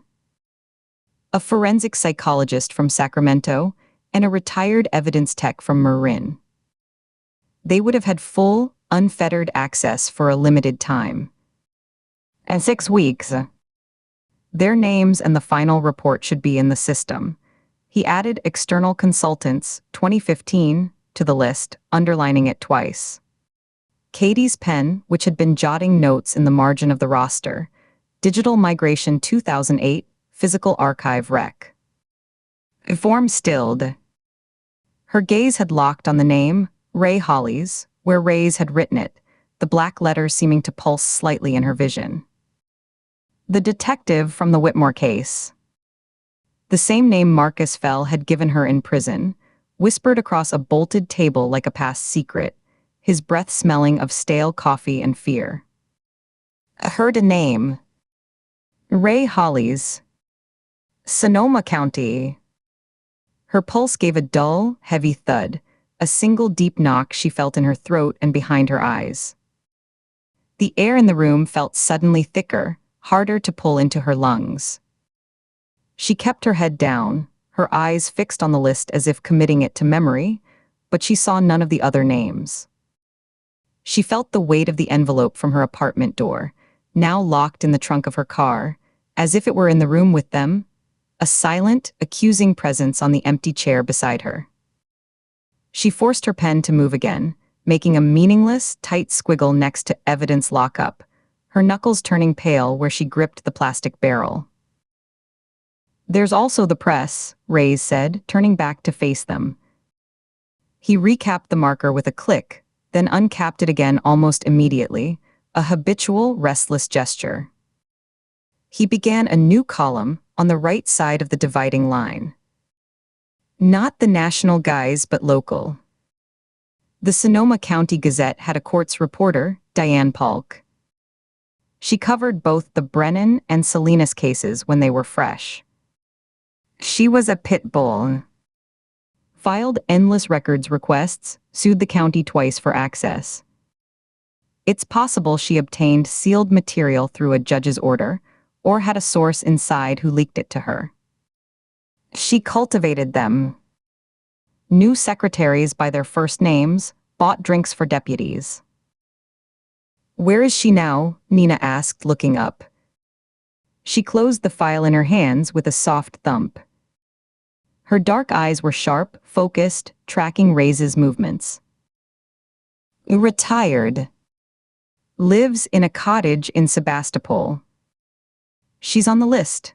Ray's wrote Diane Polk Gazette on the right side of the whiteboard. He paused, the marker hovering an inch from the surface. There's one more. A different kind of press. A true crime blogger. Name S.J. Switfield. Runs a podcast and a Substack called Buried Verdicts. He's been filing Freedom of Information Act requests on a half-dozen Sonoma cold cases for the past year, including the Brennan and Salinas files. He's a nuisance, calls here weekly, but a thorough one. He might have dug up something through sheer persistence, or someone might have fed him something to stir the pot. To see what floats to the top. Katie looked at the two distinct paths forming on the board. The left side was the official world, badges, procedures, chain of custody. It led directly to a retired detective who might hold the key to a decade of silence about her father, a man who had worked the original case that now seemed to be the first domino. The right side was the shadow world, leaks, podcasts, unsanctioned digging. It led to a podcaster swimming in the same dark water as their killer, a person who traded in secrets for clicks. The division felt absolute, a fork in the road, and the choice it presented was immediate and personal. We should split up, Katie said. The words were out before she could second-guess them, spoken into the relentless hum of the lights. She kept her tone level, analytical, forcing a casualness into her posture as she leaned back, the chair creaking under her weight. Cover more ground. Time is the one thing we don't have. One of us interviews the blogger, Whitfield. The other takes the retired detective, Hollies. We can debrief simultaneously instead of sequentially. Get a faster read on which thread is live. Nina was silent for a long moment, considering. She leaned back in her own chair, which emitted a faint plastic groan of protest. Her gaze went from the whiteboard to Katie's face, studying her partner with an unnerving stillness. Katie could feel the scrutiny like a physical touch, a slight pressure on her skin. She made herself meet Nina's eyes, kept her own breathing slow and even, her hands resting loosely on the table. It's efficient, Nina conceded finally, though her tone held a note of reservation. Two threads pulled at the same time. But it also splits our resources. If one of these leads goes hot, we're alone. She paused, her eyes narrowing slightly. You're sure about dividing the workload? We usually play better as a unit, especially with unknowns. The clock is moving faster than we are, Katie replied, her voice firm. She gestured toward the board. Rourke was a message. The next victim might not wait for us to finish a two-person interview. Parallel processing is a risk, but a calculated one. She was quoting procedure, wrapping her personal urgency in the language of operational efficiency. Nina held her look for another 2 seconds, then gave a slow, single nod. Okay. It's a calculated risk. Rays, can you get us current addresses, phone numbers, anything you have on file for both? We'll need to move fast. And anything you've got on their recent activities, any calls to the department, anything. On it, Rays placed the marker in the aluminum tray at the bottom of the board with a clatter. He gave a short, sharp nod, his shoes making a soft scuffing sound on the linoleum as he turned. He left the room, the door swinging shut behind him with a sigh of compressed air and a solid thunk of the latch engaging. The room felt different with him gone. The clutter seemed more pronounced, the piles of paper like miniature, chaotic landscapes. The air felt closer, warmer, the smell of burnt coffee more dominant. The fluorescent buzz seemed to amplify, filling the space between them. Nina turned fully in her chair to face Katie, one arm draped over the back, her expression unreadable. "Which do you want?" Nina asked, her voice lower now, almost conversational. "The blogger or the detective?" Katie didn't hesitate. She met Nina's gaze directly, willing every muscle in her face to remain neutral, placid. She could feel a tiny, tense knot forming between her shoulder blades. "I'll take Holly's." She delivered the line cleanly, then built the rationale around it, brick by logical brick. A retired cop might respond better to a federal badge, might see it as coming from the same tribe. There's a protocol, a language, an understanding of the job. A blogger like Whitfield, she shrugged, a small, deliberate movement. He might talk more freely to someone who seems less, officially intimidating. Someone who can speak his language of sources and narratives. You've got a lighter touch for that. It was a logical, professional rationale, built on behavioral assessment and partner strengths. It sounded convincing, polished. She felt a tightness in her chest, a constriction beneath her sternum she consciously ignored, focusing on keeping her breathing shallow and even. She pushed down the guilt, the sudden, vivid image of Marcus Fell's knowing, fearful eyes in the prison visitation room, the way he'd leaned in so close she could see the broken capillaries in his nose, as if the walls themselves were listening. To use her badge, her federal authority, to pursue a lead he'd given her about her father felt like a violation of something, a crossing of a line she'd painted for herself in bright, bold colors. She masked the internal flinch with a physical one, a deliberate, slow blink, as if considering the logistics, then a slight shift in her chair as she reached for her notebook, her movements purposeful and calm. She opened the notebook to a blank page, her pen poised, as if ready to jot down the plan. Nina watched her for a beat longer, her dark eyes missing nothing. Then, almost imperceptibly, her shoulders relaxed a fraction, the tension in her jaw easing. She accepted it without a flicker of overt suspicion, giving a single, definitive nod. "I'm okay. That tracks. You take Holly's, work the official angle. See if the tribe still talks to its elders. I'll go see what Jace Whitfield has buried in his verdicts. See if he's just a researcher, or if he's become a participant without knowing it." She stood up, stretching her back with a series of faint cracks, rolling her neck. "We'll touch base after. Standard protocol, check-ins every hour on the hour, location sharing active on the phones. If you're going to be in a dead zone, you text before and immediately after."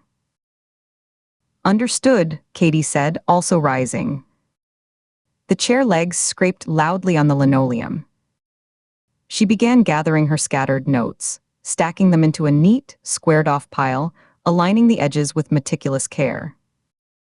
The action gave her hands something to do, a physical outlet for the energy coiling inside her. The door opened and Reyes returned, holding 2 sheets of paper fresh from the printer. The paper was warm to the touch, and he handed one to each agent, his movements efficient. "Holly's is in a retirement community called Oak Haven, near Santa Rosa. Quiet place, mostly independent living." His file notes he had a mild stroke about 5 years back, but he's ambulatory, lives alone. No recent police contact. Whitfield works out of a co-op office space in Healdsburg, above a boutique. Pays month to month. Addresses, last known phone numbers, and vehicle registrations are here. He paused, his professional demeanor unwavering, his eyes moving between them. "Do you want a local escort to either location? I can have a deputy meet you, keep a perimeter." "No," Katie and Nina said in near unison. They exchanged a quick, confirming glance. Katie felt a surge of relief that Nina had answered with the same instinct. "We'll keep it low-key," Nina added, folding her sheet of paper without looking at it. A marked car or a uniformed presence might shut down conversation before it starts. Spook them. These are people who have spent a long time not talking. We need them to feel comfortable enough to start. Reyes nodded, accepting their judgment without argument. "Your call. My desk is the point of contact here if you need anything. Warrants, background pulls, whatever. Just call." Katie took the sheet with Ray Hollies' information. The paper felt heavier than it should, the weight of the name, the history, the potential answers it represented, making the ordinary sheet of copy paper seem dense, substantive. The address was printed in a generic 12-point font. She folded it once precisely, creasing the edge with her thumbnail, and slid it into the inner pocket of her jacket, over her heart. The action felt significant, a locking away of intent, a physical promise. Nina took the other sheet, giving it a cursory glance, a raised eyebrow at the Healdsburg address, before folding it less carefully and tucking it into the back pocket of her jeans, the paper creating a slight rectangular bulge. "Let's move," Nina said, grabbing her leather jacket from the back of her chair. She shrugged it on, the leather sighing as it settled over her shoulders. She gathered her files into a worn messenger bag. They walked out of the sheriff's department together, a unified front passing the front desk with a nod to the clerk, leaving the claustrophobic, buzzing conference room for the wide, open afternoon. The transition was jarring. The sun was glaring, a white-hot disk in a pale blue sky, bouncing off the windshields and light bars of the parked cruisers in the lot, creating sharp, blinding spears of light. The air outside was a mix of hot asphalt, distant exhaust from the highway, and the dry, dusty scent of the California hills baking in the late-day heat. After the sterile, recirculated indoor air, it felt vibrant, abrasive, and real. The sound of a dispatcher's voice, tinny and coded with numbers and street names, crackled from an open patrol car window nearby, a stark reminder of the ongoing world of routine emergencies. At their rental car, a nondescript gray sedan dusty from the county lot, they paused. The moment of parting was upon them, the plan shifting from theory on a whiteboard to concrete action on sun-softened asphalt. The heat rose in visible waves from the hood of the car. Nina pulled the keys from her pocket, the metal warm, and hit the fob. The car chirped, its lights flashing once, the locks thunking open. Nina pulled the driver's door open, a wave of trapped, oven-like heat rolling out. She didn't get in immediately, instead turning and leaning against the hot frame, one hand on the handle. "I'll head north," she said, squinting slightly against the sun. "See what a podcaster's paranoia looks like up close. See if his buried verdicts include any new graves." "I'll go east," Katie replied, her own keys a solid, jagged presence in her palm. She took a half step toward her own vehicle, then stopped. See how a retired detective enjoys his quiet retirement. See if the peace and quiet has made him talkative. A brief, wordless look passed between them, held for 3 full seconds. It wasn't suspicion in Nina's eyes, but a kind of calibrated assessment, a partner ensuring the other was grounded, ready, her mental armor in place. Katie held the look, her own expression steady, giving nothing away, her eyes not wavering. She could feel the sun heating the dark fabric of her jacket, a prickling sensation on her skin. After a second, Nina's mouth quirked in something that wasn't quite a smile, more an acknowledgement of the strange, grim task ahead. She gave a short, sharp nod, a punctuation mark. Katie returned the nod, the movement just as curt. Nina slid into the driver's seat, the car dipping slightly with her weight. She started the engine, which turned over with a low, reluctant hum, and the air conditioning began to blast with a roar. She didn't look back, giving a final, casual two-fingered wave through the windshield as she backed out of the space. The tires crunched over gravel. She turned left out of the lot, accelerating onto the county road, heading north toward Healdsburg, and the mysteries a stranger might willingly share into a microphone for the right audience. Katie stood for a long moment, alone in the sun-drenched parking lot. The heat was a palpable weight on the shoulders of her jacket, warm and insistent on the back of her neck. The sounds of the county seat, a distant, rising-falling siren, the deep rumble of a gravel truck shifting gears on the highway, the easy chatter of two deputies walking toward the building, their duty belts jangling, seemed to recede into a dull, muffled background hum, as if she were hearing them from underwater. All her focus narrowed to the faint, almost imperceptible crinkle of the paper in her inner pocket, the name Ray Holly's burning there against her chest like a slow fuse, its heat seeping through the layers of fabric. The choice was made. The path was set. There was no turning back from it now.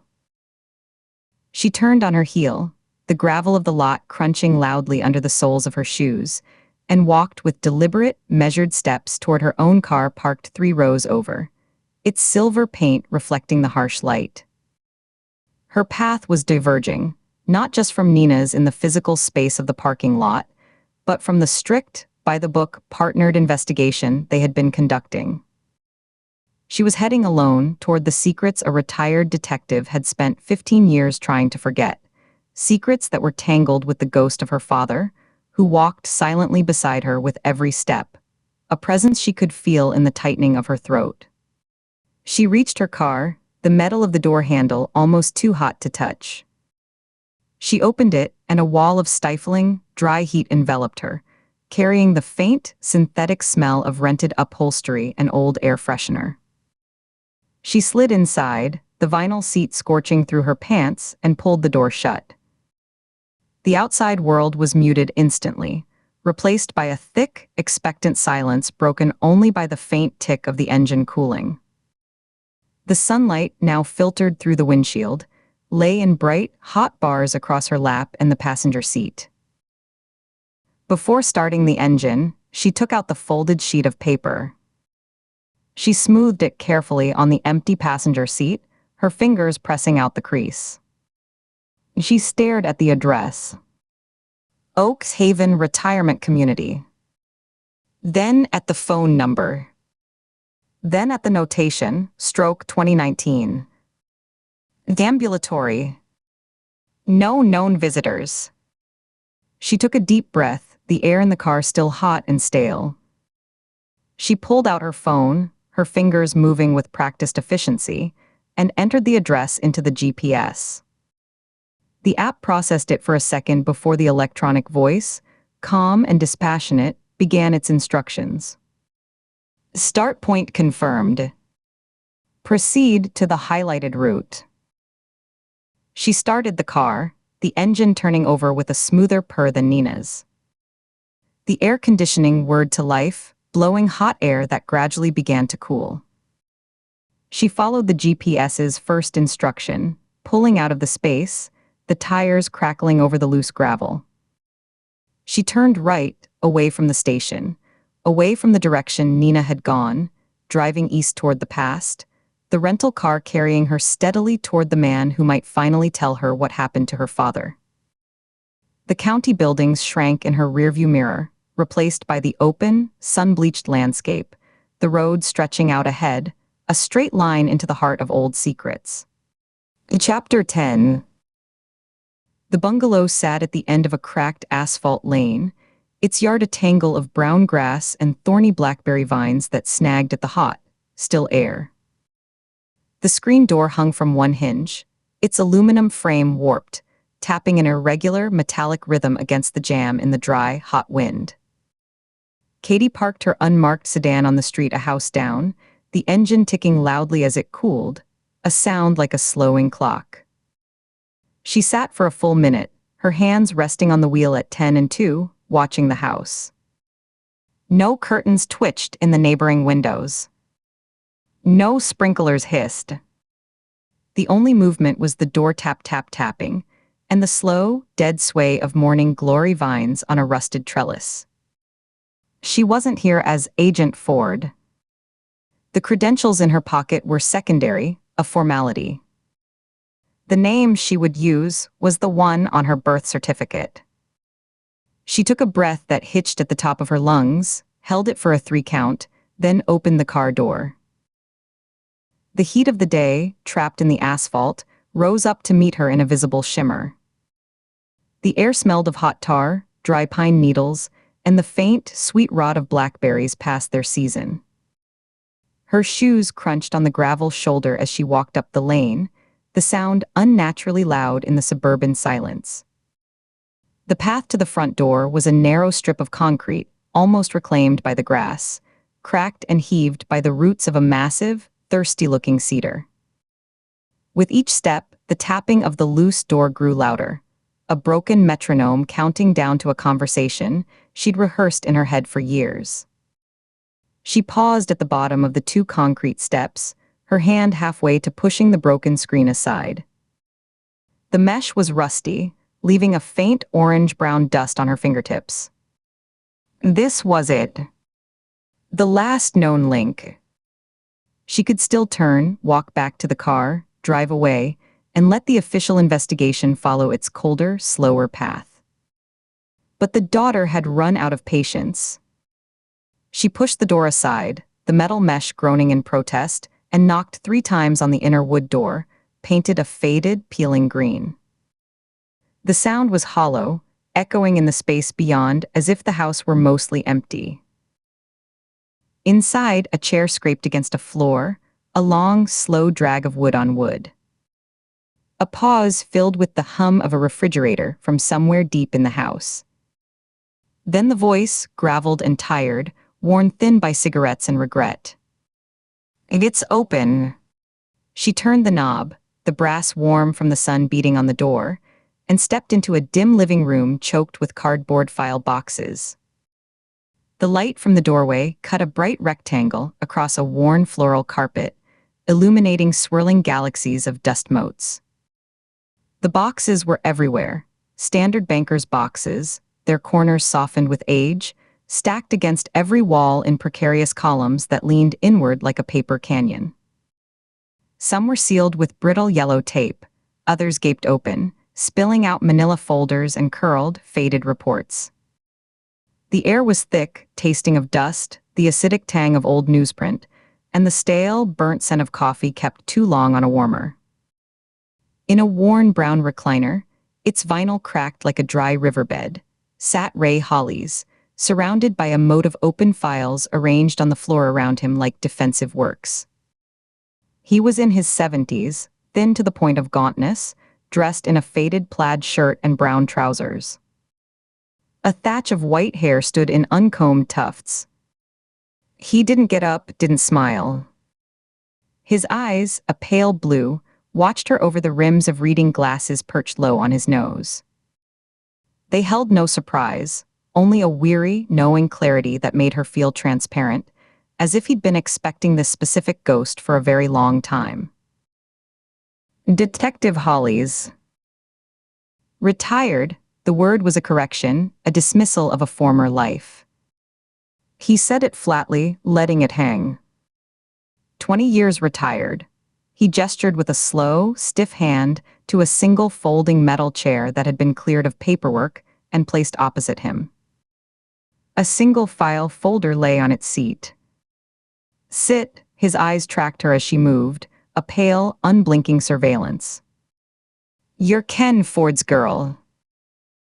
It wasn't a question. It was a statement of fact, dropped into the dusty silence between them. Katie felt the ground shift slightly beneath her feet, a visceral lurch that translated to a slight stumble, her hand instinctively reaching out to steady herself on the back of the folding chair. The metal was cool and slightly gritty under her palm. She recovered quickly, pulling the chair out with a scrape that echoed Holly's own, and sat, placing her bag carefully at her feet. She kept her eyes on his, forcing her breathing to stay even. "My name is Katie Bellamy." He gave a slow, acknowledging nod, the movement causing his glasses to slip another millimeter down his nose. He didn't bother to push them back up. "Bellamy. Maiden name." He said it as if confirming a detail in a long-forgotten report, his gaze drifting over her face, cataloging her features, comparing them to a memory. "You're here as a daughter, then?" "Not a Fed." "I'm both." She unbuttoned her suit jacket, a small gesture to seem less formal, more open. The fabric rustled in the quiet. "But today, the daughter has the questions." Hollis let out a breath that was almost a sigh, a long, weary exhalation that seemed to deflate him slightly in the chair. He leaned slowly to his left, bones creaking audibly, and picked up a chipped ceramic mug from the floor beside his chair. He sipped, his lips pursing immediately against the rim. He made a face, a grimace of distaste that deepened the lines around his mouth into crevices, and set the mug back down with a deliberate clink on the bare floorboards beside the carpet. "Cold," he muttered, more to himself than to her. He swept a hand, palm down, over the landscape of paper surrounding his chair, a gesture that took in the entire room. "My insurance policy. Every case I was told to bury. Not suggested. Told. Copies. Originals are in county storage, or they were. Probably been misplaced or destroyed in a flood by now. These," he patted a stack of files beside him, the sound a soft thump on cardboard. "These stay with me.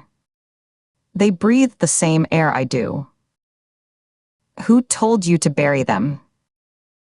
He looked at her as if she'd asked the color of the sky, his pale eyes blinking once, slowly, behind the smudged lenses. "The man who signed my paychecks. The man who signed everyone's paychecks back then.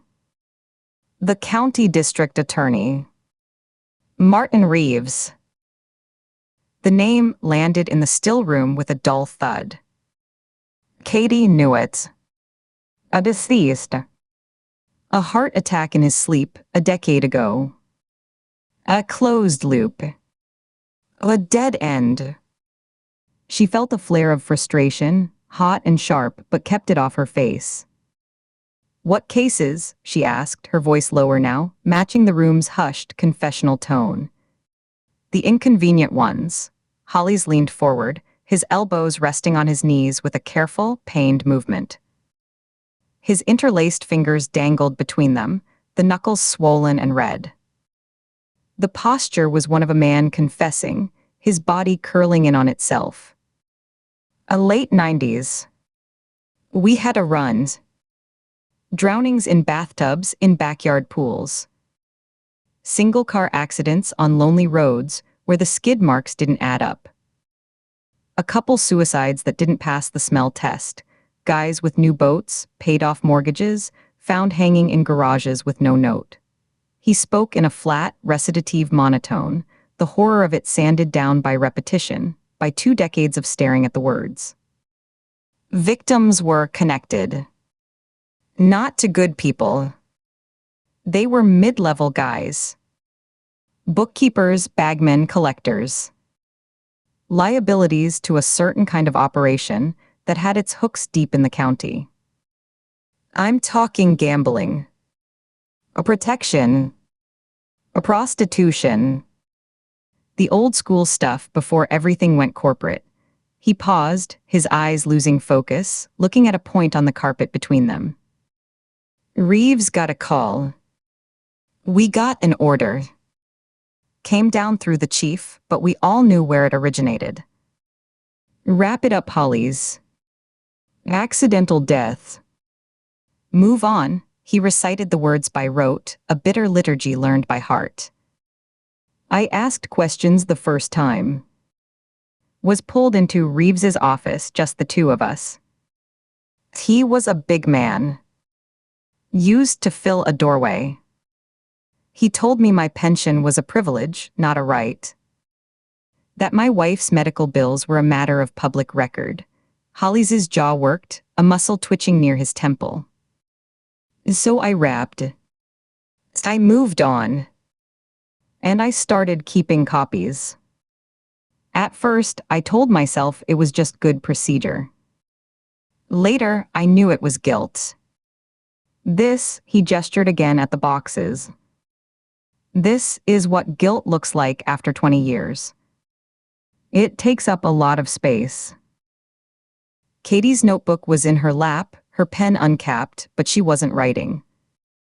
Her fingers were cold, despite the stuffy heat of the room.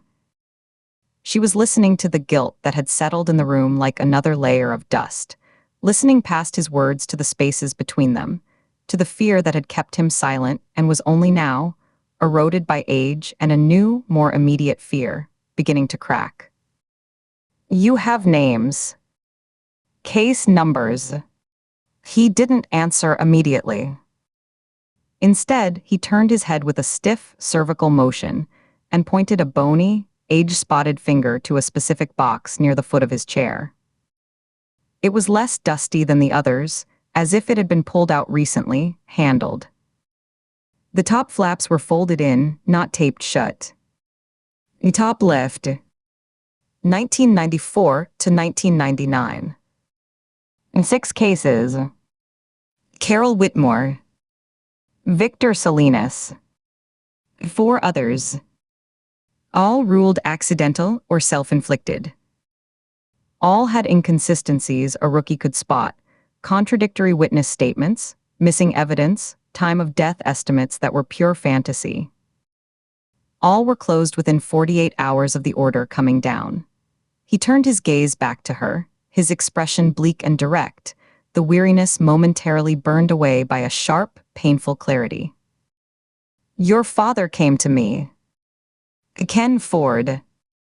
He was asking the same questions you are. He'd found the same patterns, the same strange clusters of accidents, happening to people who all moved in the same shadowy circles. The words, so calmly delivered, stole the air from the room. Katie's lungs tightened, a band constricting around her ribs. Her fingers holding the pen went numb with cold. The details of the room, the faded roses on the carpet, the label on a nearby box that read, Tax 9802, a forgotten framed photo of a much younger Hollies with a woman and 2 children, half buried under a stack of papers, sharpened into painful, hyperreal focus, as if her brain were seeking an anchor in the mundane. When the word came out strained, barely more than a whisper, the air scraping past her vocal cords. 3 weeks before he died, Hollies held her stare, his expression shifting into one of profound, unassuaged regret. The lines around his eyes seemed to deepen, carving his face into a mask of sorrow. He was a good reporter. Thorough. Polite. Didn't come in swinging accusations. He followed the threads from some financial discrepancies he was looking into for a story on county contracts, right into these old, buried case files. He'd cross-referenced names, found the connections we'd been ordered to ignore. He knew they were linked. He knew it was systemic corruption. He came here to this house. Sat where you're sitting. Hollies looked down at his own hands, turning them over as if examining the stains of the past, the liver spots like ink blots on his skin. I gave him what I could. Names. Dates. The Reeves connection. I showed him the files. I told him it was dangerous, that he was poking a hornet's nest with a short stick. He said he knew. He said the story was too important. Hollies' shoulders slumped a fraction, the plaid fabric of his shirt sagging. 3 weeks after our last conversation, he was dead. You know that. You're here because of it. You've always known. The confirmation was not a shockwave, but a deep, seismic settling. It was a truth she had carried in her bones for years, a ghost of a suspicion that had haunted every family photo, every memory of her father's laugh, finally finding its bedrock, its horrible, validating proof. Her breath left her in a long, slow exhale that felt like it had been held for 2 decades, her shoulders dropping an inch she hadn't realized they were raised. Her eyes closed for a second, a brief retreat from the reality staring back at her from this old man's face, a retreat into a darkness that was, for a moment, preferable. When she opened them, the dim room seemed brighter, harsher. She felt a new rigidity in her spine, a locking of her joints, as if her body were armoring itself. Her father had been killed for this. For digging into the very rot she was now uncovering. The personal and the professional collided with a force that left her feeling both hollowed out and intensely, dangerously focused, a needle sharpened by grief. "Why tell me?" Her voice was quiet, stripped of all professional inflection. It was just a daughter's raw question, laid bare in the dusty air. "If it got him killed." "Because I'm old," Holly said simply, spreading his hands. The knuckles were swollen, the skin translucent over the bones. "And I'm tired of being afraid. I've spent 20 years in this chair, listening to that door tap, waiting for a knock that wasn't from a deliveryman or a Jehovah's Witness." He glanced toward the grimy window, its view obscured by overgrown vines, as if expecting to see a shape moving in the tangled yard. "And because whoever is doing this now, killing people, staging these scenes from the old cases, they're not just exposing the past. They're cleaning house. They're tying up loose ends with a noose. I'm a loose end. So are you, just by virtue of being his daughter and asking the questions." He brought his gaze back to her, and for the first time, she saw a flicker of genuine fear in the pale blue depths, a quick, animal brightness. "Martin Reeves has been dead for a decade. But the machine he served doesn't die. It just finds new grease, new gears. Your father threatened the machine. Now someone is using his work, or a twisted version of it, to expose it again. Or to punish the people who covered it up. I don't know which. But they'll come for anyone who knows the real story. They're already here. Work at the marina." He filed the initial report on Salinas. "He was a loose end. A small one. I'm a bigger one." "You," he let the implication hang, his eyes not leaving hers. Katie stood. The movement was abrupt, a physical rejection of the stillness. Her legs felt unsteady, the blood slow to return, a pins and needles sensation crawling up her calves. The clutter of the room seemed to press in on her, the towers of boxes feeling less like archives and more like the walls of a tomb, the paper a silent, accusing audience. She needed air that wasn't thick with dust and regret. She needed to move. "I need those files." "Take the box," Holly said, nodding toward the one he'd indicated. His voice was drained, the brief energy of his fear spent. "It's why you came. It's what he would have wanted you to have." He paused, his eyes finding hers once more, holding her with a grim, paternal intensity that made her skin prickle. "Just be smarter than he was, Katie. He was a good man. He thought the truth was a shield. That if people just knew, the bad guys would lose." Hollis shook his head slowly, a dry, rustling sound coming from his shirt collar. "It's not a shield. It's just a target. It paints a bright circle on your chest for the people who live in the dark." She stepped carefully over the moat of papers, her shoes finding precarious islands of bare carpet, and bent to lift the cardboard box. It was heavier than it looked, the weight surprising her, a dense, solid mass of history. The cardboard was smooth under her fingers, the edges worn soft as felt. As she lifted, getting her hands under the bottom, a small cloud of dust puffed from the seams, catching in the dim light like disturbed ash. She shifted her grip, getting her forearms under it, feeling the immediate strain in her biceps and shoulders. Inside, papers shifted with a soft, dry rustle, a whisper of secrets. Hollies didn't get up to see her out. He didn't offer to help. He just watched her from his nest of paper, a man who had followed orders to the letter and had spent every day of his retirement in the silent, dusty prison of his own compliance, his pale eyes tracking her progress toward the light. At the doorway, the bright rectangle of sunlight felt like an exit from a cave, the heat a physical wall after the room's stagnant cool. She turned, the box heavy in her arms, forcing her to adjust her balance. "They'll come for you too," she said.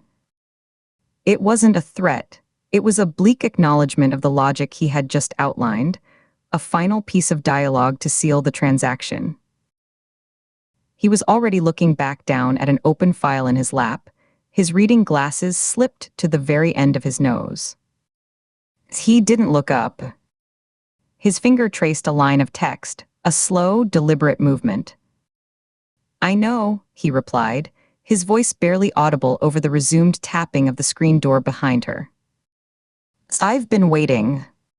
The sunlight outside was harsh and alien, a shocking contrast to the dim, sepia world inside. The heat wrapped around her like a thick, suffocating blanket. Katie carried the box down the uneven path, her shoes scraping on the concrete, her arms already beginning to ache with the sustained effort. The weight was a tangible thing, a physical manifestation of the burden she'd just accepted, her father's burden, now hers. The blackberry vines seemed to reach a little farther toward the path, thorns catching briefly on the leg of her trousers. She fumbled with the rental car's passenger door handle, her fingers slick with sweat, finally yanking it open. The interior exhaled a wave of oven-like air. She placed the box carefully on the seat, the upholstery groaning under the weight. A faint, distinctive smell of aged paper, dust, and something like old library paste wafted out, immediately mixing with the sterile, lemon-scented cleaner of the car's interior. She shut the door, the sound a solid, final thunk that sealed the box inside its new, mobile tomb. Getting behind the wheel, she shut her own door. The silence of the car was absolute, a vacuum after the loaded, breath-held quiet of the bungalow. The engine was still cool, not ticking anymore. She stared through the windshield at the tired bungalow, the tapping screen door now a silent, distant pantomime behind the glass. Her hands came to rest on her thighs, palms up. She looked at them. They were steady. The skin was pale, the lines of her palms clear. They were the hands of an agent, a professional. They did not shake. Then it hit her, not as a thought but as a physical wave rising from her gut, the full, crushing weight of what she now held. Not just a lead, but a motive. Not just a pattern of corruption, but her father's last investigation, the one that had gotten him killed. The proof, circumstantial, but real, that he had been murdered to protect a secret that had already rotted away most of the men who kept it. The box on the passenger seat was no longer just a box. It was his final byline, his unfinished sentence. It was the answer to the question that had defined her life since she was 19, a question that had shaped every career choice, every relationship, every sleepless night. It was all in there, inches away. A tremor started deep in her core, a violent, involuntary shudder that felt like her body was rejecting a poison, a toxin of confirmed truth. It traveled up her diaphragm, tightening her chest until it was hard to draw breath, then raced down her arms in a wave of prickling heat. Her hands flew to the steering wheel, gripping the hard, textured plastic as if it were a lifeline. Her knuckles whitened instantly, the skin stretching taut over the bones, tendons standing in sharp relief. The tremor intensified, becoming a violent shaking that made the entire steering column vibrate with a faint, metallic buzz. She tried to steady her breath, to clamp down on the reaction, to force the professional facade back into place. But it was autonomic, a dam breaking, a release of 2 decades of suppressed grief and rage and doubt that she had meticulously buried under procedure and focus. She squeezed the wheel harder, as if she could crush the emotion out of herself, her shoulders hunching forward with the effort. Her shoulders shook. Her teeth clenched until her jaw ached, a sharp pain at the hinges. She stared straight ahead, unseeing, her vision blurring at the edges as the tremors racked her, refusing to subside, a silent, violent storm contained within the rental car's silent, sunlit cabin. A low, guttural sound, almost a growl, escaped her clenched teeth. Minutes passed, measured by the slow creep of the sun's glare across the dashboard. The shaking gradually lessened, the great wave receding, fading from her shoulders, then her arms, until only her hands still quivered lightly on the wheel, a fine, constant vibration. She loosened her grip, one stiff finger at a time, feeling the ache in the joints, the protest of overworked muscles. She flexed her hands open and closed, wiped her damp palms on the fabric of her trousers. Her face was dry. She hadn't cried. The emotion had been too deep, too tectonic for tears. It was a seismic event, not a weather system. She started the car. The engine purred to life, a mundane, modern sound that shattered the last of the spell. She didn't look back at the bungalow in the rearview mirror as she pulled away from the curb. Her eyes were on the road ahead, but her mind was in the box beside her, already sifting, sorting, connecting. She drove on autopilot, navigating back toward the main highway, the quiet suburban streets with their brown lawns and closed garages giving way to busy commercial strips with fast food signs and gas stations. Then to the open, oak-dotted hills of the county line, the landscape blurring past. The inside of the car slowly filled with the scent of the past, that specific, evocative smell of old paper and time and forgotten offices.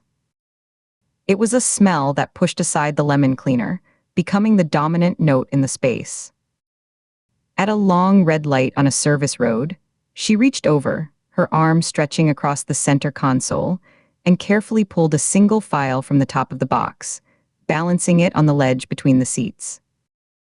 The label, typed on a faded adhesive strip, read, BRNNAN, DOROTHY, 1994, case hash 9444587, closed, accidental.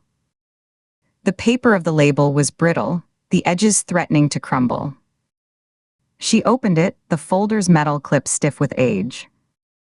The first page was a standard sheriff's office incident report, the typed letters slightly faded, the carbon copy a little blurry. The familiar details were there, the location, the time, the responding deputy, but in the margins, in Holly's tight, precise handwriting, were notes. Questions. Witness A contradicts witness B on time. No water in lungs per prelim autopsy. Check final, husband's alibi casino. Verified by who? The final, official report clipped behind it told the sanitized story. Tragic fall, case closed. Holly's notes, crammed into the white borders, told the real one, the one with jagged edges and unanswered questions. She flipped further, the pages making a dry, whispering sound. Behind Brennan was Salinas. Then others. Names she didn't know, Garrity, Lewiston, 2 others. Each file a story deliberately untold, a death given a convenient, false name. And tucked near the back of the Salinas file, not paper-clipped but folded, a photocopy of a handwritten list on a sheet of lined notebook paper. The photocopy was poor quality, gray and speckled, but the handwriting was clear, her father's. She knew his handwriting from old birthday cards, from notes left on the fridge. Her throat closed. Numbers that looked like bank account or ledger entries. Initials. And at the bottom, a name circled twice with such force the pen had nearly torn the paper. Reeves M. This was it. The map. The one her father had been following. The one he'd died for. She merged onto the highway, the file open on the passenger seat, her father's list staring up at the roof. The sun was lower now, casting long, distorted shadows of telephone poles across the asphalt, a repeating pattern that flickered through the car. The shaking was gone, replaced by a cold, clear certainty that was more frightening than any tremor. It was a crystalline focus, devoid of warmth, a lens grinding into sharp resolution. Holly's was right. The truth wasn't a shield. It was a target. And by taking this box, she had just painted that target on herself, on Nina, on everyone connected to this investigation. She had drawn the enemy's eye. But she had also, for the first time, picked up the weapon her father had been forced to drop. She had his map. She had his notes. She had the names. She drove, one hand on the wheel, the other resting protectively on the cardboard edge of the box, her fingers curled over the side as if keeping it from sliding away, from being taken. The road hummed beneath the tires, a steady, monotonous drone that matched the new, grim rhythm of her thoughts, a rhythm of names, dates, connections, threats. She was no longer just investigating a series of murders. She was finishing her father's story, walking the path he had cleared, heading toward the same destination. And she knew, with a chill that had nothing to do with the car's air conditioning now blowing cold air onto her hands, that the ending was still being written, and the people who had written the first chapters, the ones who had given the orders, who had turned the page on Dorothy Brennan and Victor Salinas, who had ended Ken Ford's story mid-sentence, were watching, waiting to see how she would write the next. They were waiting to see if she would make the same mistake he did, if she would believe the truth was enough. She looked at the box, then back at the road stretching out ahead, a gray ribbon leading into the gathering dusk. She wouldn't make that mistake. The truth was a target. And from now on, she would move like someone in the crosshairs, every step measured, every shadow assessed. The box was her burden, her proof, and her bait. All she had to do was wait and see what it drew out of the dark. Chapter 11. The air in the apartment was a physical presence, thick with the smell of stale coffee grounds, burnt toast, and the hot plastic scent of an overworked laser printer running nonstop in the corner. Underneath it all was the sweet, cloying odor of energy drinks and the faint, greasy hint of old pizza boxes stacked by the kitchenette sink. Nina Shaw stood just inside the doorway, her back straight, refusing to let the threshold cross her. She took a single, deliberate breath through her nose and immediately regretted it. The air tasted used, recycled through lungs and machines. She began her catalog. Her eyes moved left to right, wall to wall, a methodical scan honed by 1,000 crime scenes, her gaze as tangible as a touch. It was chaos, but a curated one. Every wall was a mosaic of printouts, photographs, and suspect boards, connected by a spiderweb of red string pinned with cheap plastic thumbtacks. Newspaper clippings, yellowed at the edges, overlapped with glossy screenshots from true crime documentaries. It was the obsessive nest of a mind that lived online, a shrine to other people's tragedies built for an audience. A floor lamp with a broken shade cast a sickly, uneven glow, leaving pockets of deep shadow where boxes of papers were stacked. The hum of multiple computer fans provided a constant, low-grade buzz, the sound of machinery never allowed to sleep. The carpet was a low, beige pile, matted in pathways between desk, couch, and kitchen, and stained with dark, circular rings where drinks had been set down without coasters. Agent Shaw. Wow. It's an honor. Really. Jace Whitfield emerged from behind a large monitor, his movements jerky with adrenaline. He was in his late 20s, with the pale, almost translucent complexion of someone who kept vampire hours under artificial light. His hair was a mess of careless curls, and he wore a faded t-shirt for a podcast she didn't recognize. He was vibrating with nervous energy, his fingers twitching at his sides before he wiped his palms on his jeans. The handshake he offered was too quick, his grip clammy and insubstantial before he pulled away. She heard the thrilled, breathless disbelief in his voice when she'd called, the ecstatic stammer when she'd said she was coming over. It was the worst kind of witness to interview, the kind who wanted to be your friend, your collaborator, your biggest fan. His eyes were wide, the pupils dilated in the dim light, fixed on her badge and her face with a kind of rapturous hunger. "And Mr. Whitfield," Nina said, her tone flat, a neutral instrument. She didn't move to sit on the stained, corduroy couch he indicated with a sweeping gesture. She remained standing just inside the door, a pillar of federal blue in the curated squalor, her hands loose at her sides. The doorframe pressed against her shoulder blade, a point of solid, cool contact. "You run the Buried Ledger blog and podcast." Yes. For 3 years now, he launched into the pitch, his eyes bright, his words coming in a rehearsed rush. He gestured around the room as if presenting a gallery. Focusing on cold cases in the Greater Bay Area, with a special emphasis on Sonoma, Napa, and Marin counties. "I've built a dedicated listener base. They appreciate the deep dives, the attention to procedural details that the mainstream media glosses over." He spoke in practiced sound bites, his gaze flickering past her shoulder to a small, black digital recorder sitting on the cluttered desk beside a half-empty can of soda. The tiny red recording light was a steady, accusing dot in the dim room. He licked his lips, a quick, nervous dart of the tongue. Nina didn't follow his look. She kept her eyes on his face, her expression impassive, reading the micro-expressions that played across his features. The eager smile, the quick glance away, the subtle shift in posture as he prepared for his next line. Then, slowly, deliberately, she turned her head and stared directly at the device. She said nothing. She didn't need to. The silence stretched, filled only by the hum of the computers and the distant, muffled sound of a television from another apartment. His smile, which had been eager and fixed, began to waver at the edges.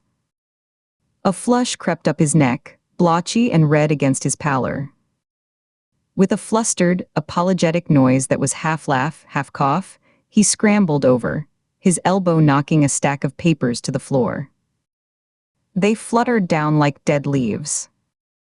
"Right, sorry, of course, off the record," he mumbled, his voice cracking slightly, and pressed a button. The red light winked out. The gesture felt performative, a pantomime of journalistic integrity he'd seen on TV. He didn't pick up the papers. "You've been publishing material related to a series of historical cases," Nina continued, as if the interruption hadn't occurred. Her gaze swept over the wall nearest her, a board dedicated exclusively to Dorothy Brennan. A grainy, photocopied photo of the old crime scene, the body at the ravine base, was pinned next to a recent news clipping about county budget cuts for cold case reviews. Handwritten notes in blue ink crowded the margins, witness reliability, and timeline discrepancy, check weather reports. It was the amateur's version of detective work, all surface and speculation. She could see where he'd drawn circles around names in reports, connected them with arrows that went nowhere. The red string from this board trailed across a gap to another board, losing tension and sagging in the middle. "That's the thing," Jace said, leaning forward, lowering his voice as if they were already co-conspirators. The earlier fluster was gone, replaced by a feverish eagerness to share. He rubbed his hands together, the sound a dry whisper. I've been getting help. Anonymous help. For about 6 months now. He paused, waiting for her reaction, his eyebrows raised. Nina gave him none. She simply waited, her head tilted a fraction, her eyes steady on his. The silence compelled him to fill it. He beckoned her further into the room, weaving around a precarious tower of storage boxes labeled MISC clippings in sloppy marker. She followed, her shoes whispering against laminate flooring that was sticky in patches, catching slightly with each step. He led her to a different wall, this one slightly more organized, with clear timelines drawn on large sheets of white poster board. It showed 3 cases, each with a header in bold, black marker. Dorothy Brennan, 1994. Victor Salinas, 1997. A third name she didn't recognize. Lena Ruiz, disappearance, 1999. Next to each were rows of photocopied pages held by clips, incident reports, evidence logs, autopsy summaries. The copies were crisp, professional, the text sharp and legible, unlike the fuzzy, gray printouts from microfiche that littered the rest of the apartment. These came from a source with direct access to the originals, or to a clean digital scan. Nina's eyes tracked the timeline for Salinas. Neat arrows connected the photocopied page of Deputy Rourke's original scene notes to a typed footnote on an index card. Contradicts final ruling. ZEB 47. Another arrow pointed to a photo of the marina canopy with a handwritten question, rope source. They just show up in my P.O. box, Jace explained, his voice hushed with conspiratorial glee. He hugged his arms to his chest, a self-soothing gesture that contradicted his excited tone. His fingers dug into his own biceps. No return address. Just manila envelopes with these inside. At first it was just a page or 2. A teaser, you know. Then more. It's like someone on the inside wants the truth out there, but they can't come forward themselves. They need a voice. He gestured to his own chest, then to the podcast microphone hanging on a boom arm nearby, its foam windscreen grimy with dust. And you published them all, Nina stated. It wasn't a question. It was a cold fact laid between them, a stone dropped into the murky water of his narrative. Of course, he said it with the force of genuine conviction, unfolding his arms to spread his hands wide. That's the whole point. My audience deserves the unvarnished facts. Transparency is everything. Look at this. He stepped closer to the Salinas board, his finger tapping a specific line on a photocopied report. The paper rustled under his touch. The official report says suicide, case closed. But these handwritten notes from the deputy on scene, Rourke, right? They indicate a second set of footprints near the canopy, mention debris consistent with a struggle. It was all buried in the follow-up. I did a 2-part episode on it last month. The hanging at Shelter Cove, suicide or silence, downloads went through the roof. The comments section, the listener emails, people are waking up. He was breathing faster now, a slight sheen of sweat visible on his upper lip under the lamplight. Nina felt a familiar, cold irritation settle in her chest. It was a precise sensation, like a sliver of ice slipping behind her sternum. She kept her face utterly still, but her eyes narrowed just a fraction as she watched him. The muscles along her jaw tightened minutely. He was so pleased with himself, so utterly enamored with his own role as a crusader. He stood there, surrounded by the photocopied guts of murder cases, and saw a whistleblower narrative, a David and Goliath story for the digital age. He saw a source. She saw a distribution channel. He saw a partnership. She saw a patsy. Her breath left her lungs in a slow, controlled exhale through her nose, a vent for the building pressure of professional contempt. She could feel the grit on the floor under her soles. "Have you ever tried to identify your source?" she asked, her voice still level, giving away nothing of her assessment. She shifted her weight slightly, the leather of her jacket creaking. He drew himself up, adopting a posture of solemn duty, squaring his thin shoulders. "I'm a journalist, Agent Shaw. I protect my sources. It's the cornerstone of the work." He said it with a rehearsed gravity, his chin lifted. It was a line he'd used before, probably in interviews or at the start of his podcast episodes. The performance almost made her sigh, a slight, almost imperceptible tightening at the corners of her mouth, a faint line appearing there. "You're a blogger with a podcast," Nina corrected.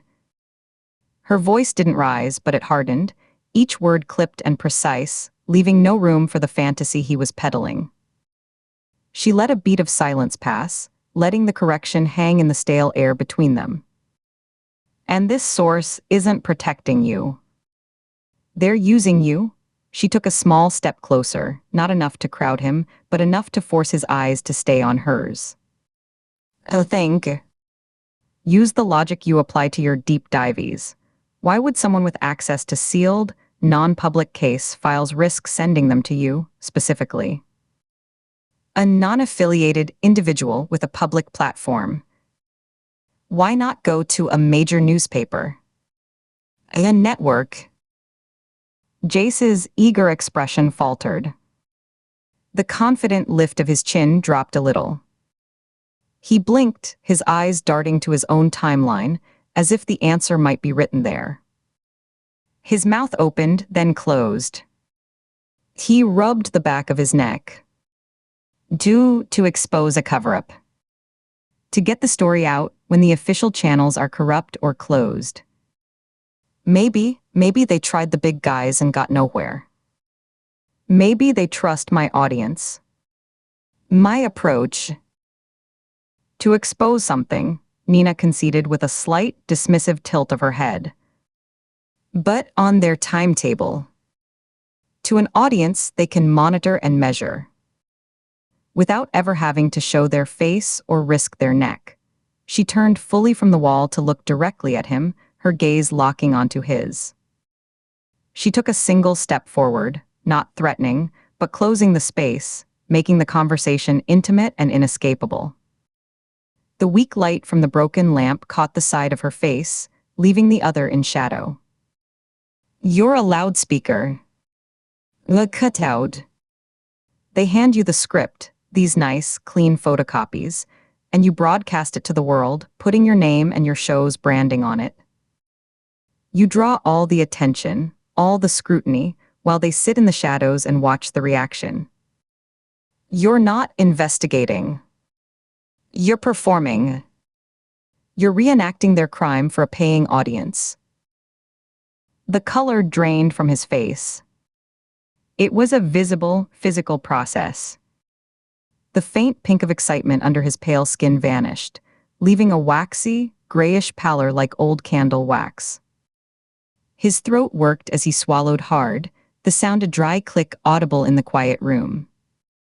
He took an unconscious step back, his heels scuffing against a tangled coil of cables on the floor, making him stumble slightly.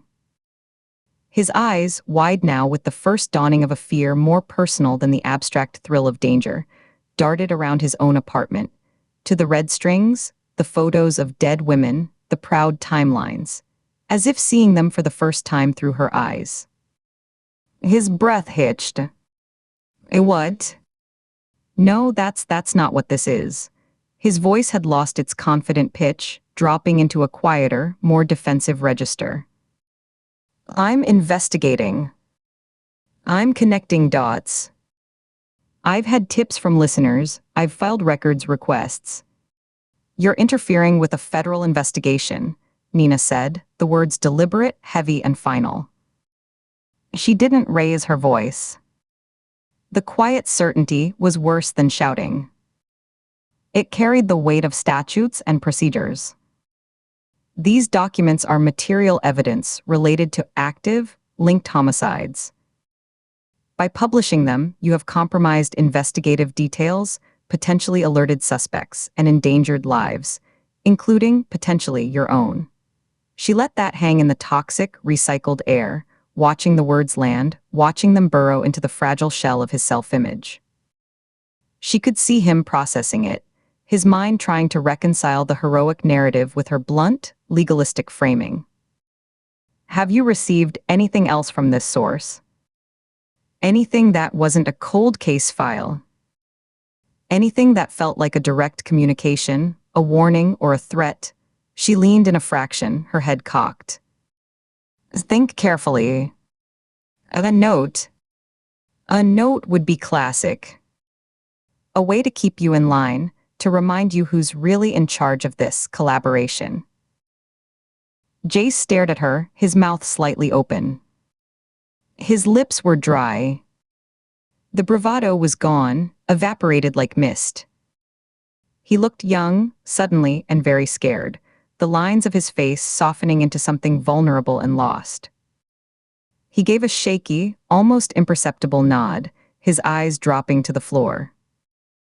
Without a word, he turned and walked unsteadily to his desk, his steps slow, as if moving through water.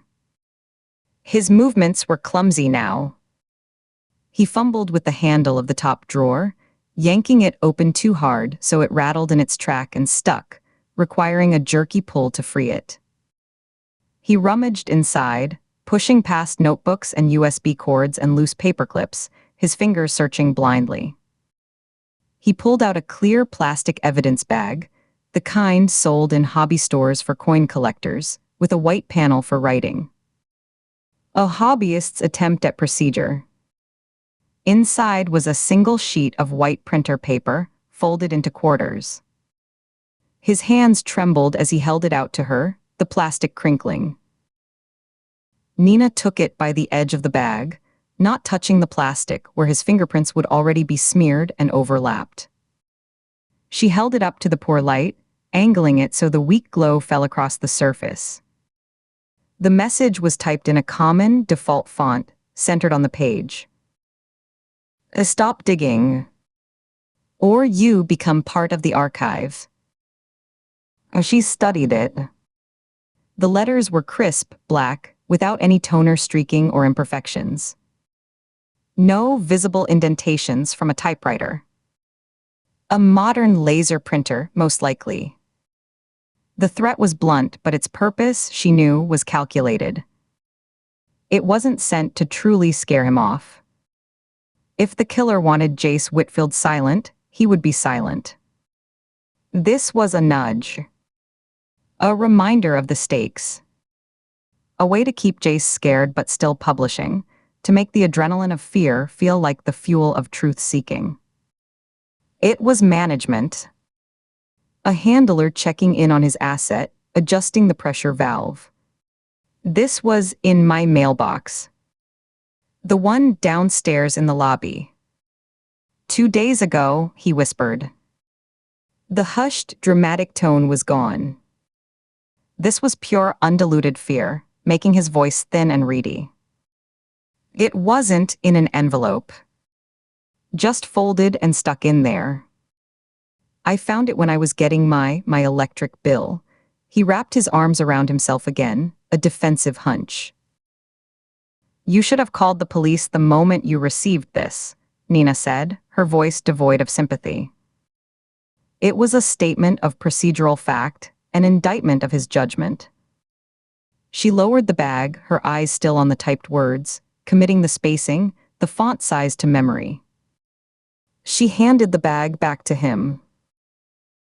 He took it, clutching it to his chest for a moment like a talisman, before seeming to realize how childish it looked and lowering his hands, holding it awkwardly in front of him.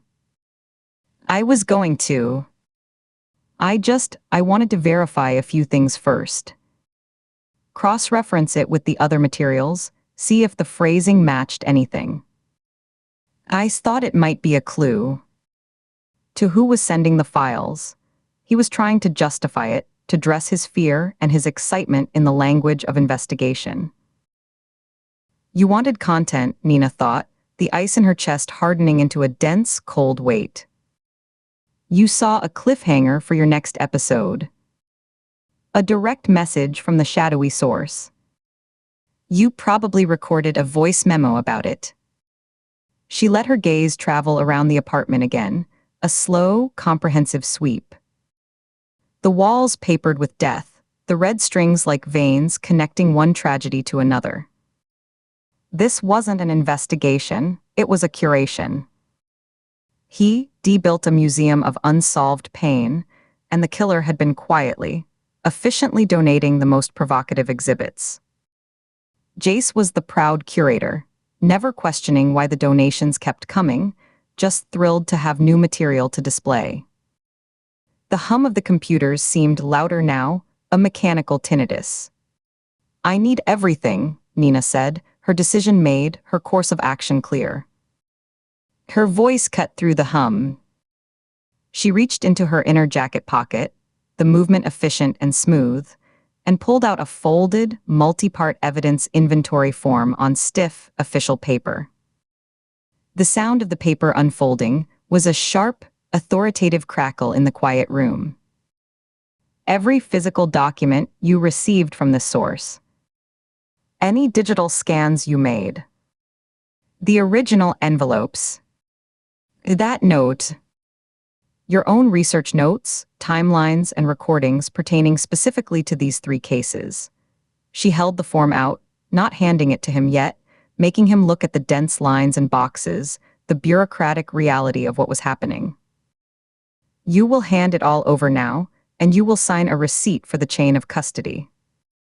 You will not publish another word, blog post, or podcast episode mentioning these cases, or this interview, or you will be charged with obstruction of justice. Is that clear? She finally extended the form towards him, her arm steady. Jace looked like she'd physically slapped him. His head jerked back on his neck. His eyes widened, then darted from the form to her face and back. You can't just take my work. My research. My First Amendment rights, he began, the protest rising on a wave of indignant panic, his voice gaining volume. He took a step toward her, then thought better of it, stopping short. This is years of my life. This is my livelihood. Are not a shield for impeding a multiple murder investigation. Nina cut him off, her voice slicing through his, cold and sharp as a blade. Her patience was a thin, exhausted wire, and it had just snapped. She took another step forward, closing the distance completely. She didn't loom, but her presence was absolute, a wall of federal authority made of posture, gaze, and unyielding tone. You are not a journalist in this context. You are a witness in possession of material evidence. A witness who has been knowingly manipulated by a subject of our investigation. She paused, letting the words sink in, watching him flinch. Now, she let the word hang, a single syllable of finality. Are you going to help me pack this evidence up, or do I need to call for a forensic team to come down here and seize every hard drive, sticky note, and flash drive in this entire apartment? She gestured around the room with her free hand, a slow, encompassing arc. They will be less careful than I am. They will take everything, your computer, your backup drives, your personal notes, your financial records, your podcast equipment. They will bag it, tag it, and you will get a receipt that is much, much longer, and your podcast will be offline for months, maybe permanently. Your choice, Mr. Whitfield. But you have about 10 seconds to make it. The fight left him in a deflating, visible rush. His shoulders slumped, curving inward as if protecting his core. His head dropped, his chin nearly touching his chest. The proud, crusading blogger vanished, replaced by a chastened, frightened young man sitting amidst the detritus of his own obsession. He gave a weak, defeated nod, his eyes fixed on a particular stain on the carpet, a dark blotch shaped like a continent. "Okay," he mumbled. Okay." "Start with the wall," Nina directed, her voice returning to its flat, professional register. She pointed to the board with the 3 timelines. "Remove the photocopied pages carefully. Do not tear them. Handle them by the edges. Place them in chronological order by case, separated by these." She pulled a small stack of blank, colored separator sheets from her folder and set them on the edge of his desk with a soft tap. For the next 40 minutes, she directed operations with the cool efficiency of a forensics lathe. Jace moved like a sleepwalker, his earlier energy completely sapped. He carefully unpinned the crisp photocopies from the boards dedicated to Dorothy Brennan, Victor Salinas, and Lena Ruiz. Each pin made a tiny snick as it came out of the cork. He laid the pages in neat stacks on his desk, his fingers clumsy, fumbling twice and sending a few sheets sliding to the floor. Nina watched, her arms crossed, ensuring no page was missed, no envelope overlooked. She didn't help him pick them up. She just waited, her silence a pressure, until he retrieved them, his cheeks flushed with shame. He retrieved a dusty, cardboard filing box from under his desk, the kind meant for hanging folders. It was filled with the original manila envelopes, each dated in his own handwriting on the flap. She made him confirm each one, reading the date aloud as she checked it against her notes. November 12th. That was the first one. Just the Brennan initial report, he said, his voice monotone. I continue. December 3rd. More Brennan, including the scene photos, he swallowed. Go on. He went through them, a litany of received secrets. When the stack of envelopes was on the desk, she pointed to the computer. The digital files. Everything related to these 3 cases. Your source material, your scans, your episode scripts, your raw audio recordings if they reference the documents. My scripts. My audio, he said, a last flicker of resistance. But that's my analysis, that's my voice, my commentary. Is it based on the stolen documents? Nina interrupted, not looking at him, her eyes on the screen as she gestured for him to sit. He looked at the stacks of paper, his shoulders slumping further. Yes. Mostly. Then it's part of the evidence stream. It shows the dissemination path. Copy it all. He complied, dropping heavily into his desk chair, which let out a tired wheeze. He navigated through a labyrinth of folders on his screen, /buried ledger /research /Salinas /docs /scanned, his mouse clicks sounding overly loud and deliberate in the silent room. She handed him a brand new, sealed thumb drive from her kit. He tore the packaging with his teeth, spitting out a tiny piece of plastic. He inserted the drive, and a transfer window opened. The progress bar crept across the screen with agonizing slowness, the estimated time flickering between minutes. While they waited, Nina filled out the inventory form at the corner of his desk, pushing aside a cold cup of coffee to make space. Her handwriting was a compact, clear block print. She listed each item by category and approximate date. Item 1, photocopy, Incident Report 9408765 Brennan. Item 2, photocopy, Autopsy Summary, Brennan. The only sounds were the scratch of her pen, the frantic whirring of the computer fan straining under the data transfer, and Jace's shallow, uneven breathing beside her. When the drive was done and the physical materials were stacked and organized, she placed the completed form on the desk in front of him and held out her pen. Sign and date at the bottom. This acknowledges you have voluntarily surrendered these items into federal custody for the purpose of the investigation. His hand trembled as he took the pen. He hesitated, his knuckles white around the barrel, staring at the line as if it were a cliff edge. For a second, she thought he might refuse, might try to resurrect the ghost of his First Amendment argument, might make a stand in his kingdom of paper and string. Then his shoulders slumped again, the last of the tension bleeding out, and he scrawled a shaky, nearly illegible signature at the bottom of the page, the date beside it written in a childish scrawl. He handed the pen back as if it were contaminated, dropping it onto the form rather than placing it in her hand. Nina slotted the form into her folder, then produced a large, heavy-duty evidence pouch from her satchel. It was made of thick, opaque plastic with a tamper-evident zipper seal. She began loading the stacks of documents and the envelopes into it, her movements economical and sure. The pouch bulged, heavy with paper and implication, the weight of it solid in her hands. As she zipped it closed, the sound was loud and final, a rasp that seemed to suck the remaining air out of the room. She paused, the pouch in her hands. She looked at Jace, who was staring at the now blank spaces on his poster boards, the red strings dangling uselessly, connected to nothing, the thumbtacks leaving small, dark holes in the paper. He looked bereft. "The material you received," Nina said, her tone shifting back to inquiry, though no less intense. She adjusted her grip on the pouch. Did it ever include anything about a detective named Ken Ford? Or a federal case from around 2005?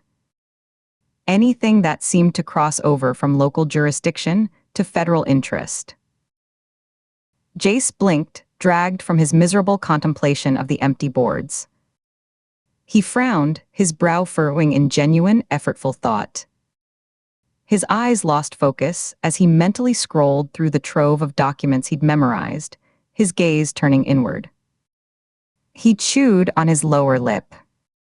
Ford, Ken Ford. He shook his head slowly, a side-to-side motion that seemed to weigh the name and find it lacking. No. That name doesn't ring a bell. The stuff I got, it was all late 90s, early 2000s max. Local jurisdiction stuff. Sonoma County, a bit from Marin. Nothing federal. Nothing with a FBI stamp or anything like that. His eyes sharpened, the investigator's curiosity momentarily overriding his fear and dejection. He leaned forward slightly. Why? His voice was eager again, but softer, more cautious. Is that connected? Is there another case? A bigger one? Just a question, Nina said, her voice closing the topic like a door being shut and locked. She hefted the bulging evidence pouch, feeling its substantial weight, a tangible yield from this digital scavenger hunt. Stay off the air about this, Mr. Whitfield. No updates, no teasers. No, the authorities are pressuring me posts. Complete silence. The next piece of mail you get might not be a note. She let her eyes sweep once more over the apartment, over the remaining detritus of his hobby. It might be a visit. And I might not be the one knocking. She didn't wait for a response. She turned and walked back through the maze of boxes and cables to the door, her steps measured and firm. She had to sidestep the fallen papers he'd never picked up. She opened the door and stepped through without looking back, closing it firmly behind her on the sight of him, standing alone amid the faded ghosts on his walls, the red strings now leading nowhere, a puppet with his lines cut, standing in the center of a stage that had just been stripped bare. In the sterile, beige hallway of the apartment building, she took a deep, deliberate breath. The air here smelled of lemon-scented disinfectant and old carpet, a vast, clean improvement over the cloying, digital tomb she'd just left.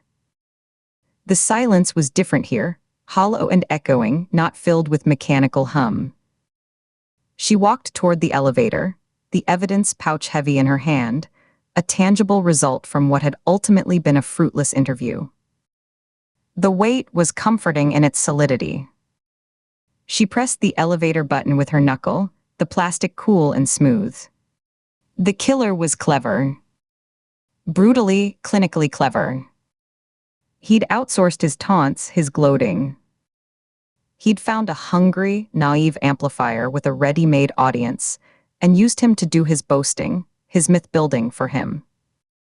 Jace wasn't a suspect. He was a tool, a useful idiot. The channel. And tools, once they became a liability or ceased to be useful, were always discarded.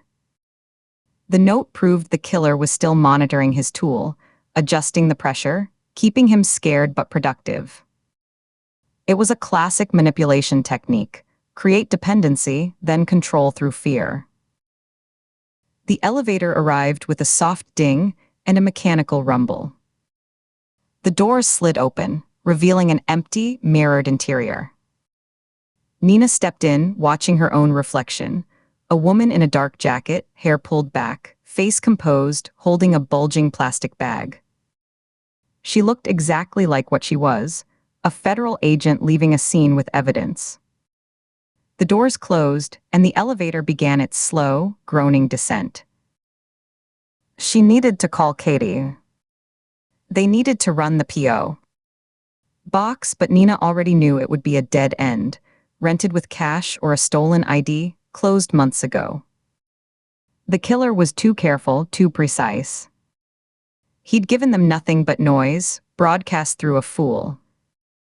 He'd made them waste time chasing down his loudspeaker while he remained in the wings, undisturbed, probably amused. The thought tightened her grip on the evidence pouch, the plastic crinkling in her fist. The elevator reached the lobby. The doors opened onto a tiled floor, a dusty plastic plant in a corner, a wall of mailboxes. She walked across the lobby, her footsteps echoing. The glass front doors were smeared with handprints. She pushed through them, and the outside air hit her, cool, damp, carrying the distant smell of traffic and wet concrete. The sky was a dull, uniform metallic gray, holding the promise of more rain. Her car was parked at the curb, a nondescript sedan. She unlocked it, opened the passenger door, and placed the evidence pouch carefully on the seat, ensuring it wouldn't slide. Nina's irritation was a sharp, persistent stone in her shoe as she walked around to the driver's side and got in. She sat for a moment, the silence of the car a relief. She started the engine, the sound familiar and solid. The only useful thing in that entire apartment, in that entire performative circus of obsession and entitlement, was the confirmation of a pattern she already knew in her bones. Their killer was a puppeteer. He loved setting the stage, writing the script, and pulling the strings from a distance. He loved crafting narratives. And he loved, most of all, watching other people dance to his tune, believing the music was their own, believing they were the conductors of their own little orchestras, when all they were doing was playing the notes he provided, on the instruments he chose. She pulled away from the curb, the tires hissing on the damp asphalt. The apartment building receded in her rearview mirror, just another box of windows in a line of similar boxes. Somewhere inside, a young man was staring at blank walls, finally beginning to understand that the story he thought he was telling was not his own, and that the price for his starring role might be far higher than he ever imagined. But that was no longer her concern. He was a closed source. The evidence was in the bag beside her. The puppeteer was still out there, and he had just shown them one of his favorite tricks. Now they had to find the hands holding the strings. Chapter 12. The room had no windows. The air tasted of stale paper, the accumulated breath of decades of filed-away lives, and the faint, metallic tang of the printer toner she'd used for the last batch of clippings. It was a smell she associated with truth, or at least with its official packaging. The walls were a mosaic of the past, a patchwork of photocopied incident reports, faded newspaper clippings with brittle yellow edges, and autopsy photos that had never seen a courtroom. They were pinned in a precise grid, corners aligned. Red string connected points across 3 decades, names to dates, dates to locations, locations to other names, a spider's web of negligence anchored by black pushpins in the drywall. The only light came from a single architect's lamp on the desk, its adjustable arm bent to cast a bright, focused circle on the work surface, leaving the corners of the room in deep shadow. The hum of the lamp's bulb was the loudest sound, a steady electrical whisper in the absolute quiet. She sat at the plain, steel-framed desk, her posture erect, shoulders level. The legal pad before her was stark white in the pool of light. The tablet to her left played a local news broadcast on mute, the glow casting a pale blue sheen on the edge of the desk. The chyron at the bottom scrolled in a relentless loop. FBI JOINS probe into archivist, murder cases, SONOMA County Sheriff cooperating with federal investigation. The archivist. A media coinage, dramatic and hollow. But it was apt. She had been one once. A records technician for the county sheriff's office. A cog in the machine of official memory, with authorized access to the sealed boxes, the confidential files, the cases marked closed inactive in thick black marker. She had believed, with a quiet and total conviction, in the sanctity of the system, the integrity of the ledger. You filed the truth, and the truth, however ugly, stood as a record. A warning. A promise of order. The room around her was that belief inverted. It was the ledger the public never saw, the one where the entries didn't match, where the columns failed to add up. The legal pad held a list. Not of victims, but of architects. The handwriting was neat, blocky, all capital letters, the kind developed over years of filling out standardized forms. D.E.T. Ray Hollis, Lloyd, BRNAN 94, 1014. DEP. Henry ROURKE, reporting, Salinas 97, 1016. 2 names, crossed out with a firm, deliberate line of black ink. The pen had pressed deep, leaving a slight groove in the paper. Below them, more names. Each with a date, a case number, a role. Lead detective. Reporting deputy. Presiding DA. Medical examiner. A roster of those who had stamped the files, signed the forms, buried the questions. It was an organizational chart of failure. Her eyes lingered on the first crossed-out name. Hollies. The memory of that night was not one of violence, but of profound administration. She had watched the detective's dilapidated house for 3 evenings, learning the pattern of lights, the time the single porch bulb flicked on. She had seen the boxes through the windows, the physical manifestation of the man's guilt. The act itself had been a filing. A terminal notation. She remembered the feel of the syringe, the cold metal of the plunger against her gloved thumb, the absolute lack of struggle. It had been like correcting a typo on a long finalized document. The second work had required more staging. The bucket, the rope, the specific knot. It was a footnote, a reference back to the original error, the Salinas report. Both actions had felt less like murders, and more like the application of a necessary, final stamp, FALSIFIED. It had started, as all things do in records, with a single file. Pulled years after the fact. Her parents, Victor and Maria Salinas, ruled a murder-suicide at a reservoir north of the county line. A tragedy, but not, the file insisted, a mystery. The case was a slim folder, maybe 30 pages. She requested it on a whim, a morbid itch of familial duty she couldn't scratch. The day it arrived in her inbox at the records office was a Tuesday. She remembered the light coming in through the high, narrow windows of the county building, dust motes dancing in the shafts. Her own workstation was orderly. A computer, an inbox-outbox tray, a cup of pens. She opened the digital folder with a click, expecting a sad, straightforward narrative. What she found was not an investigation, but a performance.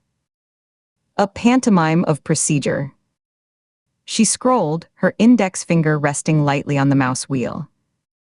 The witness statements were cursory.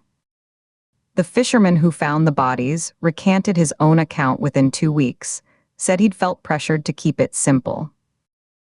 The next line from the interviewing detective read, "Witness admits confusion regarding sequence of events.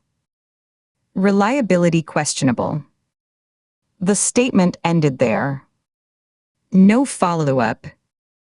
Another note referenced tire tracks near the boat ramp that were never cast or logged.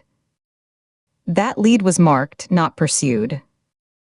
Insufficient investigative value. Then came the evidence log. Her mother's wedding ring, a plain gold band, had been logged into evidence at 8:40 a.m. by Deputy A.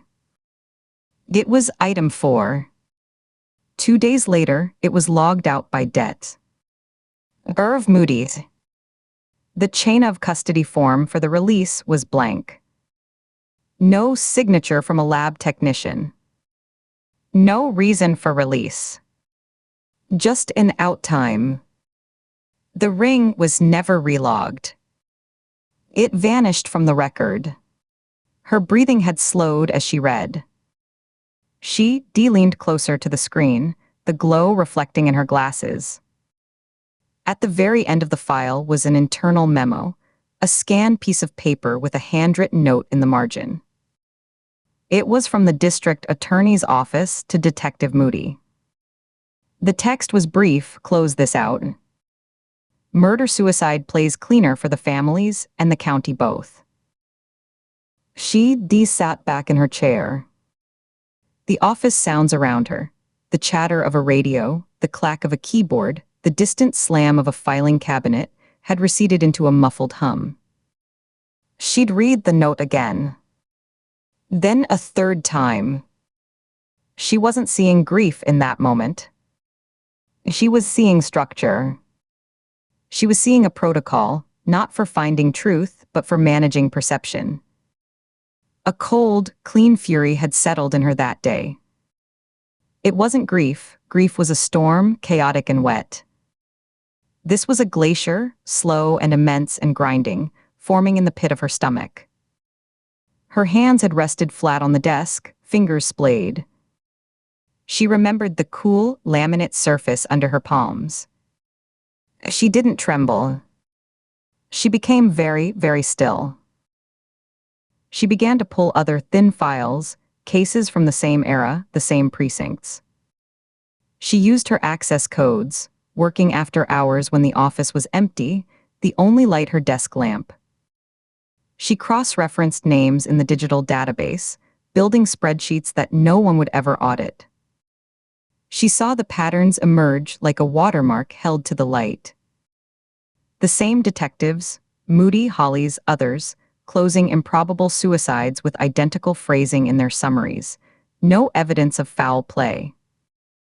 The same deputies filing evidence, reports where the listed items didn't match the photographs in the supplementary file. The same assistant district attorneys. Martin Reeves was a frequent name, accepting plea deals on charges that bore no logical relation to the original crime. A network of quiet hands, smoothing over inconvenient deaths, buffing the statistics, keeping the clearance rates high and the political fallout low. Whether her father's hand had truly been the last one on that trigger was a question the file never let her ask. A recanted witness. A missing ring. Tire tracks at the scene that were never traced, never explained. That was the wound, whatever its true shape. But they had killed the truth regardless. They had made her parents' deaths a clerical footnote, a case number to be buried in a warehouse, and in doing so, they had made certain the real story, whatever it was, could never surface. They had become, in her meticulously ordered mind, accomplices after the fact. More than accomplices, they were the architects of the silence. They built the walls that hid the truths. Therefore, they were responsible for the wall. And walls could be torn down. The kills were not the point. They were the pressure. A directed, brutal pressure applied to the sealed pipe of the past. Dorothy Brennan was selected because her testimony, had she lived, could have authenticated the glaring discrepancies in her own 94 case file. Her death was a loose end they'd tied off. She had simply retied it in a way that would make the whole knot visible. Henry Rourke was chosen because he had held the pen that wrote the original 97 report, transforming a blatant homicide, ligature marks from a different rope, defensive wounds on the hands, into a tidy suicide. He had authored the lie. They were messages written in a language the system understood perfectly: violence and exposure. Each death was a highlighted entry in the corrupted ledger, a flare shot into the sky to illuminate the landscape of failure. She watched the silent news footage now, agents in blue windbreakers with yellow FBI letters moving through a blur of yellow tape, the grave, composed face of a spokesperson backdropped by a county seal. Her expression didn't change. Good. Let them come. Let the FBI, with its federal reach and its forensic accountants, follow the blood trail she was laying down. Let them trace it back through the years, through the corrupted cases, to the original sin. She was not building a mythology, like some serial killer craving a nickname. She was forcing an audit. She was the external reviewer, the one who had finally noticed the books were cooked. Her methodology was extreme but necessary. The system only responded to extreme stimuli. Her pen hovered over the list. The third name. OBSSD. D.A. Martin REVAS, deceased, presiding Ford 2. Reeves was dead. A heart attack 5 years ago, playing golf at a private club. An obituary had called him a dedicated public servant. He had escaped. But the man who had done the legal groundwork, who had crafted the narrative and pressured the grand jury to decline indictment in the Ford case, that man was very much alive. He had used the Ford case and others like it as a springboard. Now a senior partner at a prestigious San Francisco firm. A pillar of the legal community. A donor to symphonies and hospitals. The pen descended, not to cross out, but to circle the name directly below Reeves's on the list. The ink made a soft, precise scratch. Dr. LAURNC medical examiner, Ford 02 and others. A Pettigrew. His signatures, a florid, confident L. Pettigrew, MD, were on dozens of questionable autopsy reports from that period. Cause of death undetermined. Manner accident. The scientific veneer over a lie. He provided the medical authority, the stamp of objective science that allowed the legal and investigative machinery to grind to a halt. If Reeves built the legal wall, Pettigrew poured the scientific concrete. He was a more challenging target than a retired detective or a marina deputy. He was a public figure, protected by routine, by wealth, by a different social stratum. The selection process for Pettigrew had begun weeks ago, a parallel track of research running alongside the executions of Hollies and Rourke. It had required a different kind of stalking, one not of dark houses and lonely docks, but of public schedules and professional routines. She had attended, as a face in the back of the crowd, a lecture Pettigrew, gave at a university on forensic pathology's role in justice. She had watched the man's mannerisms, the patrician sweep of his hand across the podium, the condescending smile he offered to student questions, the way he checked his elegant wristwatch when the talk ran long. She had followed Pettigrew's dark blue Lexus from the university parking garage, maintaining a safe 3-car distance, learning the route back to the gated community in Sacramento where he lived. That had been the first reconnaissance. The second had been more granular. She needed a location, a moment where the man would be present, predictable, yet vulnerable to interception. The charity dinner schedule had provided the vector. The Northern California Legal Foundation's annual event was black tie, held at a hotel ballroom. Pettigrew was listed as a member of the host committee. He would be there, smiling, shaking hands, a pillar among pillars. The approach would be complex. The exit strategy paramount. She put the pen down, aligning it perfectly parallel to the top edge of the legal pad. The tablet screen changed from the news to a weather report, showing a graphic of a sun over the Sacramento Valley. She ignored it, her hand moving to the desk drawer. It was a smooth, silent glide on its runners. Inside, arranged with the same order as her files, were the tools for the next correction. A fresh, disposable cell phone in its blister pack, the plastic bubble stark under the light. A folded street map of the College Greens neighborhood in Sacramento, purchased at a gas station 50 miles away. And a single sheet of paper, printed from a public website, the schedule of public appearances for the Northern California Legal Foundation, with the charity dinner highlighted in yellow. Details included: cocktails 6:30 p.m., dinner and program 7:30 p.m., valet parking available, black tie.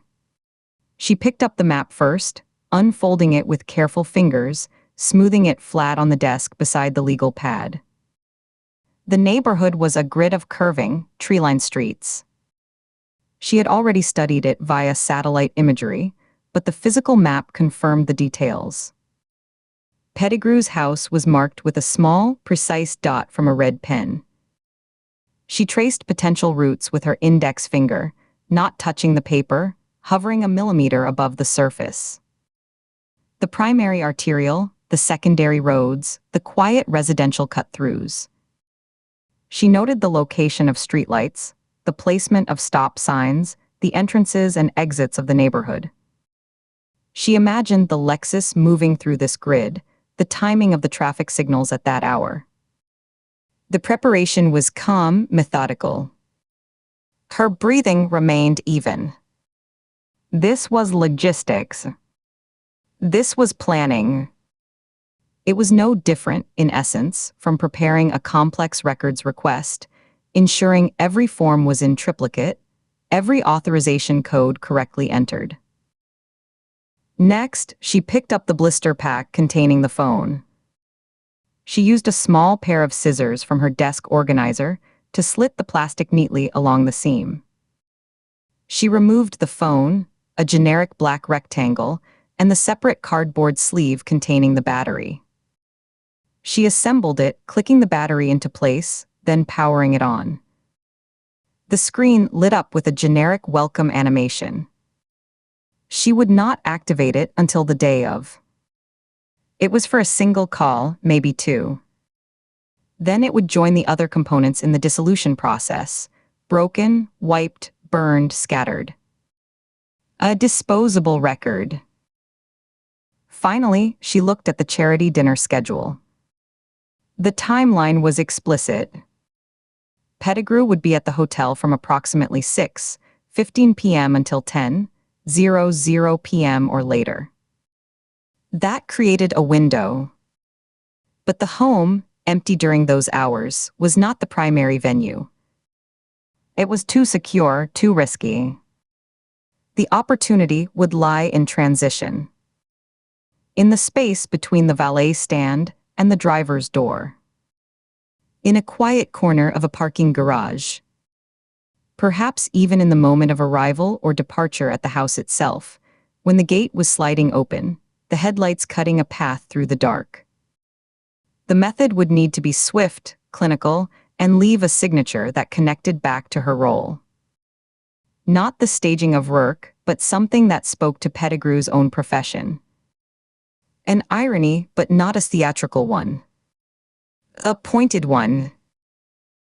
She leaned back, steepling her fingers, her eyes moving between the map, the schedule, and the circled name on the list. The room was utterly silent save for the hum of the lamp. She felt no excitement, no nervous thrill. She felt a profound sense of necessity. This was the work. One name at a time, she would make them account for every line they had ever filed, every signature they had ever placed on a document that sealed a truth away. She was the balance. She was the final column in the ledger, the one marked recourse. After a long moment, she closed the drawer. The map and schedule she placed into a fresh, plain manila folder, which she labeled with a code only she understood, a date and a case number reference. She filed it in a cabinet beside her desk, among other such folders. The disposable phone she placed in the pocket of the jacket, hanging on the back of her chair. The legal pad remained open on the desk, Pettigrew's name circled, a beacon in the lamplight. She switched off the tablet, the room darkening slightly as its glow vanished.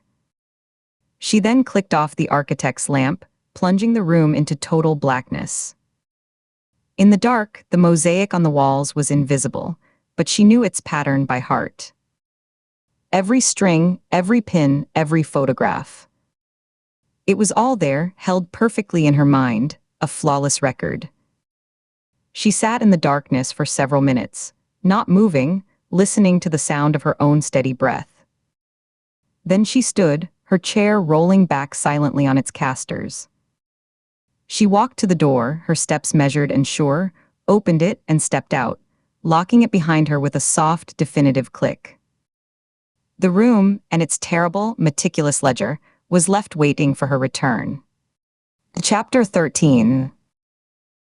The motel room held the stale, recycled air of 1,000 transients, a flat odor of industrial citrus cleaner laid over a base note of mildew and old cigarettes.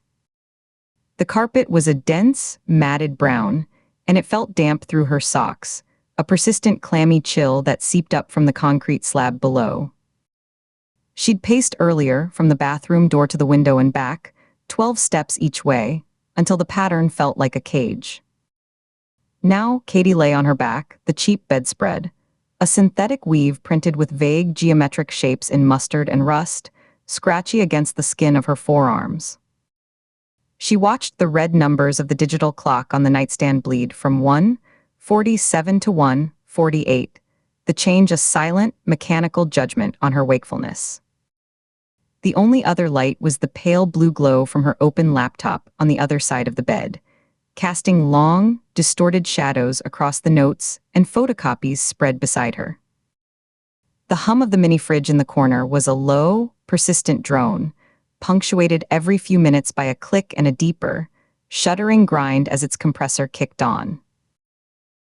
Sleep was a theory, not a practice. Every time her eyelids grew heavy and began to slide shut, the images from the files superimposed themselves on the dark. The crime scene photo of Dorothy Brennan's body at the base of the ravine, the unnatural angle of the neck, the way the forest duft seemed to be reclaiming her. The stark, one-page report on Victor Salinas that read like fiction. The clinical detachment in Ray Hollies' weary voice as he'd handed over the folder, his fingers leaving faint smudges on the manila. Her mind wouldn't stop assembling the pieces, turning them over, trying to force them into a configuration that made a different, less terrible picture. It never worked. With a sigh that was more a release of trapped breath, she pushed herself up, the muscles in her lower back and shoulders pulling tight. She stacked the two thin, lumpy pillows against the headboard, the vinyl covering cool and slick against her knuckles. The room's silence was a physical pressure. She could hear the faint rush of a truck on the highway a mile away, the creak of the bed springs as she shifted, the rustle of paper. The manila folder from retired Detective Holly's was warm from lying next to her all night, absorbing the heat from her body and the laptop. She opened it again, the sound of the brass fastener popping off the brads sharp and definitive in the quiet. The photocopied pages were crisp and slightly curled at the edges under her fingers, smelling of toner and old paper, a dry, dusty scent. Her own notes, compiled over weeks of late nights in Quantico and stolen hours in motels just like this one, fanned out beside it. A chaos of her tight, precise script on legal pads, sticky notes in yellow and pink, and the backs of evidence intake forms, all covered in arrows, underlines, and furious question marks. On the motel notepad, its top sheet imprinted with a faded logo of a smiling sun and the words, "Sunset in," she began to map it. Not as an FBI agent following procedural steps, but as a daughter connecting wounds. The cheap ballpoint pen from the desk drawer was a generic white barrel, the ink blue. It dug into the soft, pulpy paper as she pressed down. She wrote 3 dates, each one pressed so hard the tip nearly tore through the sheet. 1994. 1996. 1997. She circled each one heavily, the ink dark and final, leaving small craters in the paper. Holly's buried cold cases. A young woman. A drowning in a river, a disappearance on a hiking trail, a hit and run on a county road. Deaths ruled accidental or left unsolved, all within a 50-mile radius in the northern part of the state. A pattern someone had taken professional, deliberate pains to erase from the record, to bury in the wrong filing cabinet, to misfile under closed, insufficient evidence. Beneath them, with a space of 2 lines as if giving the name its due respect, she wrote her father's name, Ken Ford. The letters looked stark and alone on the wide, lined page. She drew a single, straight line connecting his name to the cluster of dates, the ruler straightness of it a contrast to the chaotic scribbles elsewhere. He'd been investigating them. Quietly. Off the books. She knew this not from any official document, but from the fragments she'd pried loose over years, each conversation a small act of archaeological digging in shifting, resistant sand.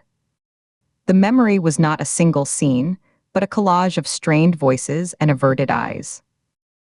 She'd been 22, fresh out of college and burning with a need for answers the official report refused to provide. She tracked down his old partner, Gary, meeting him at a diner that smelled of burnt coffee and greasy bacon. The vinyl booth had squeaked under her. Gary's hands, large and knotted, had turned his white ceramic coffee mug in a slow, endless circle for 3 full minutes before he'd spoken, his eyes on the brown liquid inside.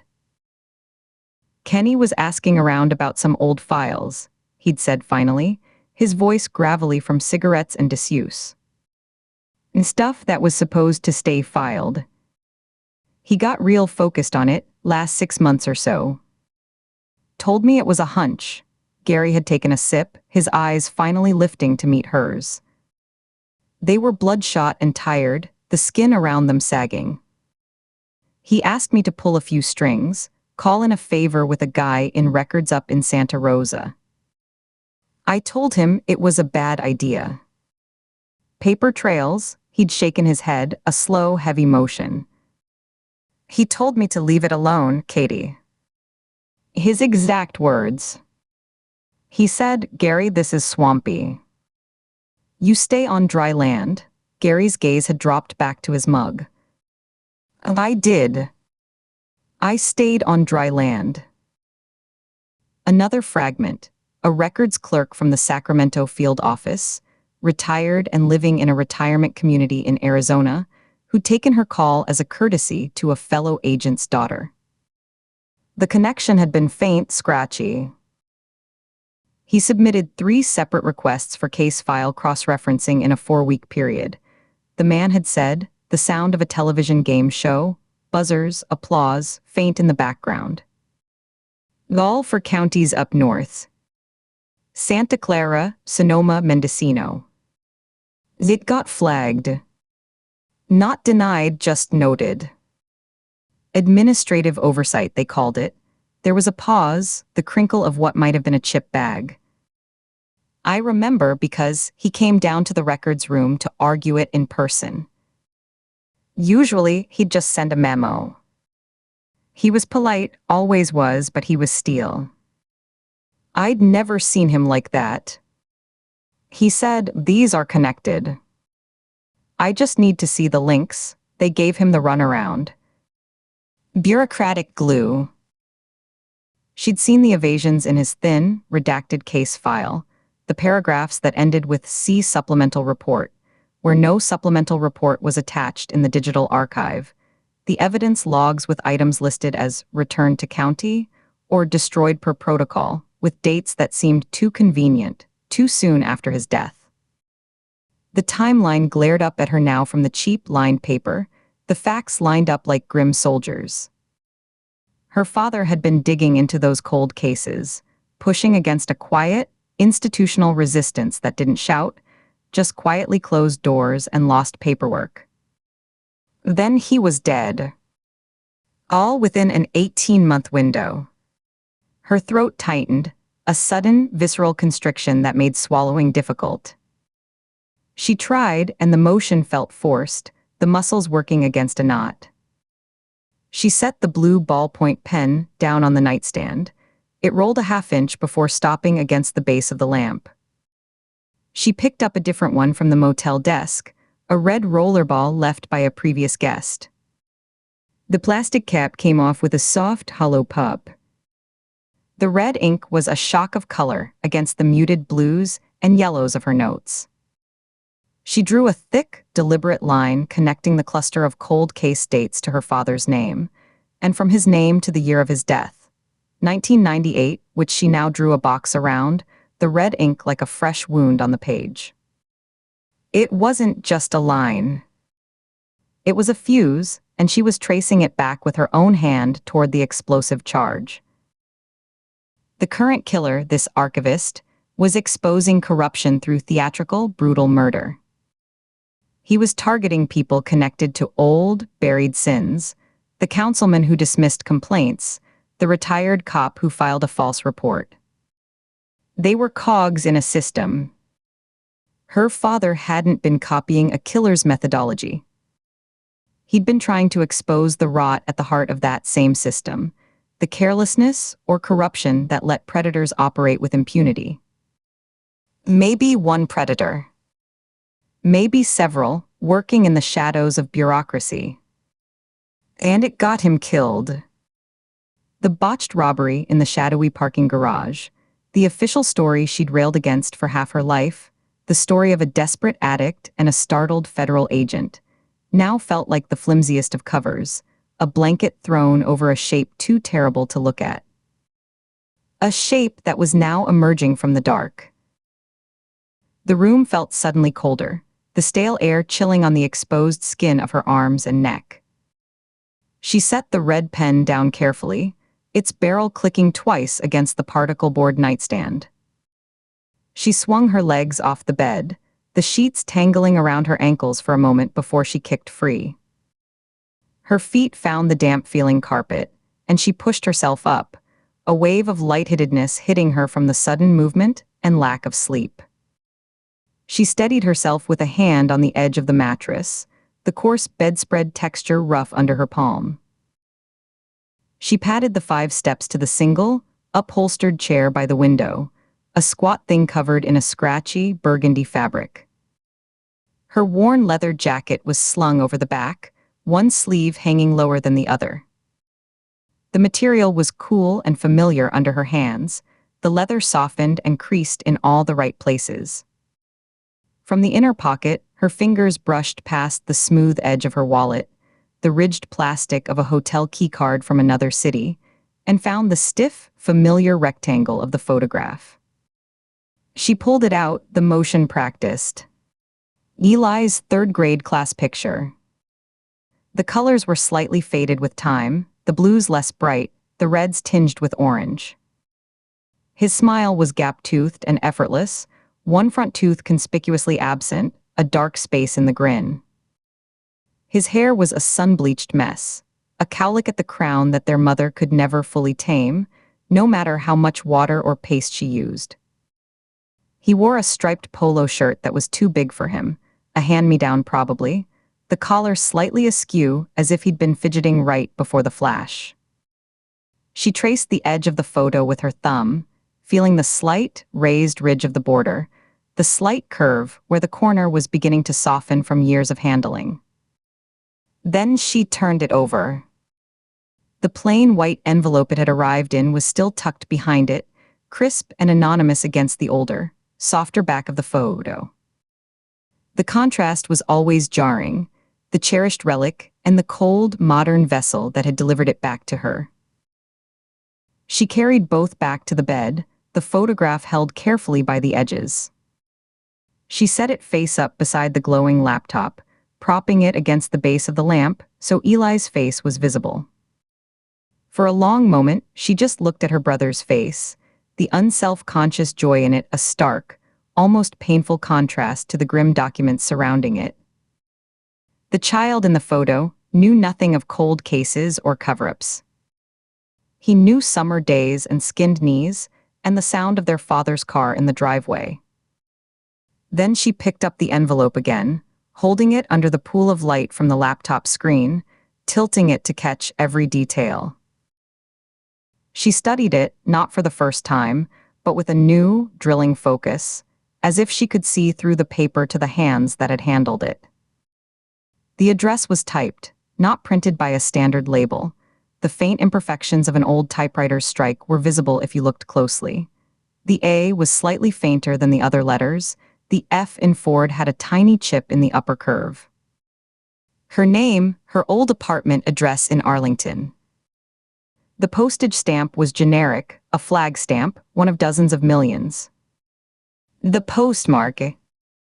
It was faint, smudged by handling and the machinery of the postal service, but she tilted it, and the angled blue light caught the deeper impression in the paper. It was legible. A town name, a state, a date from 2 years ago, Cedar Springs, CA. She denoted it before, logged it in her personal file, but only as a point of origin. A data point. A place her brother might have been, once, a quarter century ago, or where someone who knew something had been recently. A lead that had gone cold, a town with a post office and no answers. A dead end she'd hit before. Now, in this room, with Holly's map and her father's timeline bleeding together on the notepad, the name felt different. It had weight. It had geography. She opened her laptop, the keys warm and slightly sticky under her fingertips. She navigated away from her case notes file, the screen flickering for a second, to a mapping website. In the search bar she typed, her keystrokes loud, deliberate taps in the silence, Cedar Springs, California. She hovered her index finger over the enter key for a second, a strange hesitation in her gut, then pressed down. The screen populated. A small dot, nestled in the green-tinted hills of the coastal range. No major highways ran through it. The roads leading in were thin, capillary lines. She zoomed out slowly, using the trackpad with 2 fingers, the view expanding to show more counties, more towns, the scale changing in the bottom corner. Her breath caught, hitching in her already tight throat, stopping halfway. She leaned closer, the blue light washing over her face. Cedar Springs was in Santa Clara County. She pulled Holly's map of the cold case locations closer, the photocopied county map with his small, neat X's marked in pencil, now gone over in her own pen. The paper felt fragile.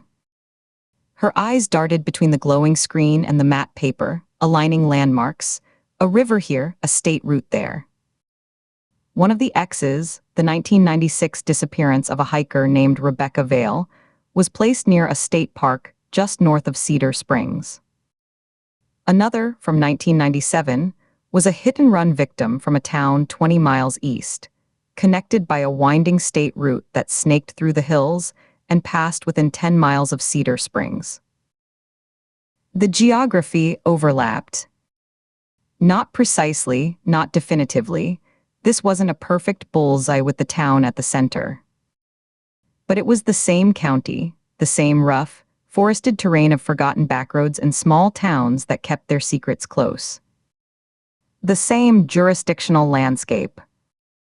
The same law enforcement offices, the same courthouses, the same network of people who might look the other way or misfile a report. Eli's photograph, the one piece of tangible, haunting contact from the void of his disappearance, had been mailed from within the same geographic orbit as her father's cold cases. The two separate tragedies were now sharing the same soil. A cold, precise tremor started in her hands. It began as a faint vibration in her fingertips, where they rested on the cool edge of the laptop, a subtle buzzing she felt in the bones. Then it traveled up through her knuckles, making the tendons in her wrists stand out in sharp relief under the skin. She watched it happen, detached, as if observing a physiological response in someone else. She clenched her hands into fists, pressing them hard against the tops of her thighs, feeling the muscle and bone beneath her sweatpants, but the tremor was internal, a seismic shift too deep to suppress. It was in the pit of her stomach, a cold coil tightening. It wasn't proof. It was a thread, fine as a spider's silk, glinting in the dark, connecting two abysses she had always needed to believe were separate. One was professional legacy. The other was personal hell. The thread insisted they were the same canyon. Her mind, trained for pattern recognition, now raced ahead, testing the horrific hypothesis against every scrap of data, every memory.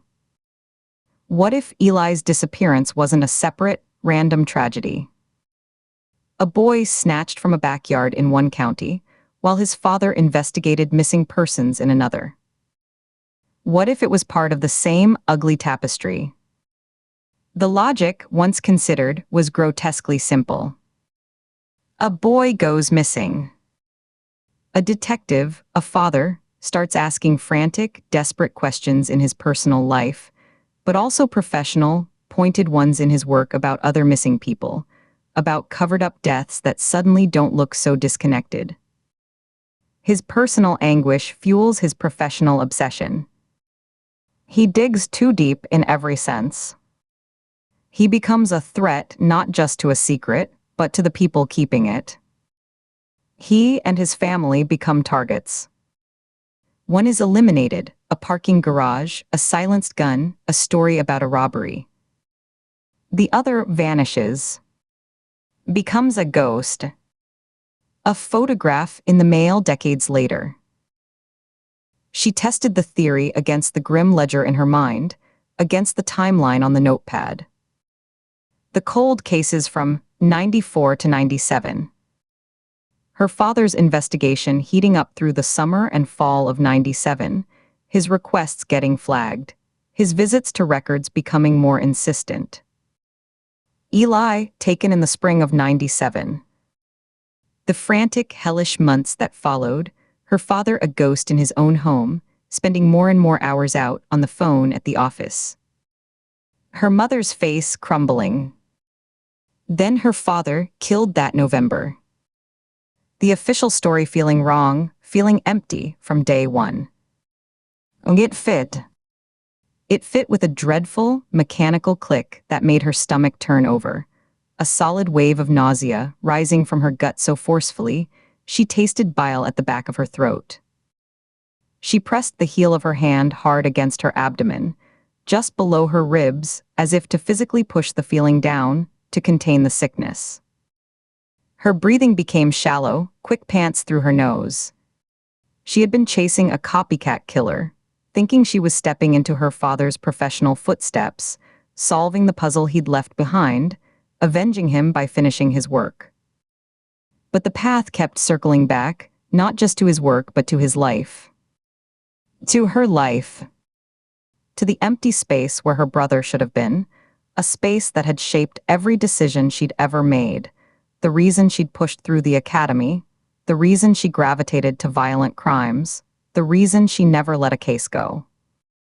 The archivist wasn't just replaying old crimes, he was exposing a network of silence, a system of protection. Her father had been trying to break that network from the inside. And her family had been crushed in the gears. Katie stared at the motel notepad, the web of dates and names and furious question marks all centered around the two words that mattered most, written in her own hand: Ken Ford. The red line she'd drawn from the cases to his name seemed to pulse under the laptop's eerie blue glow, a vein of accusation running through the page.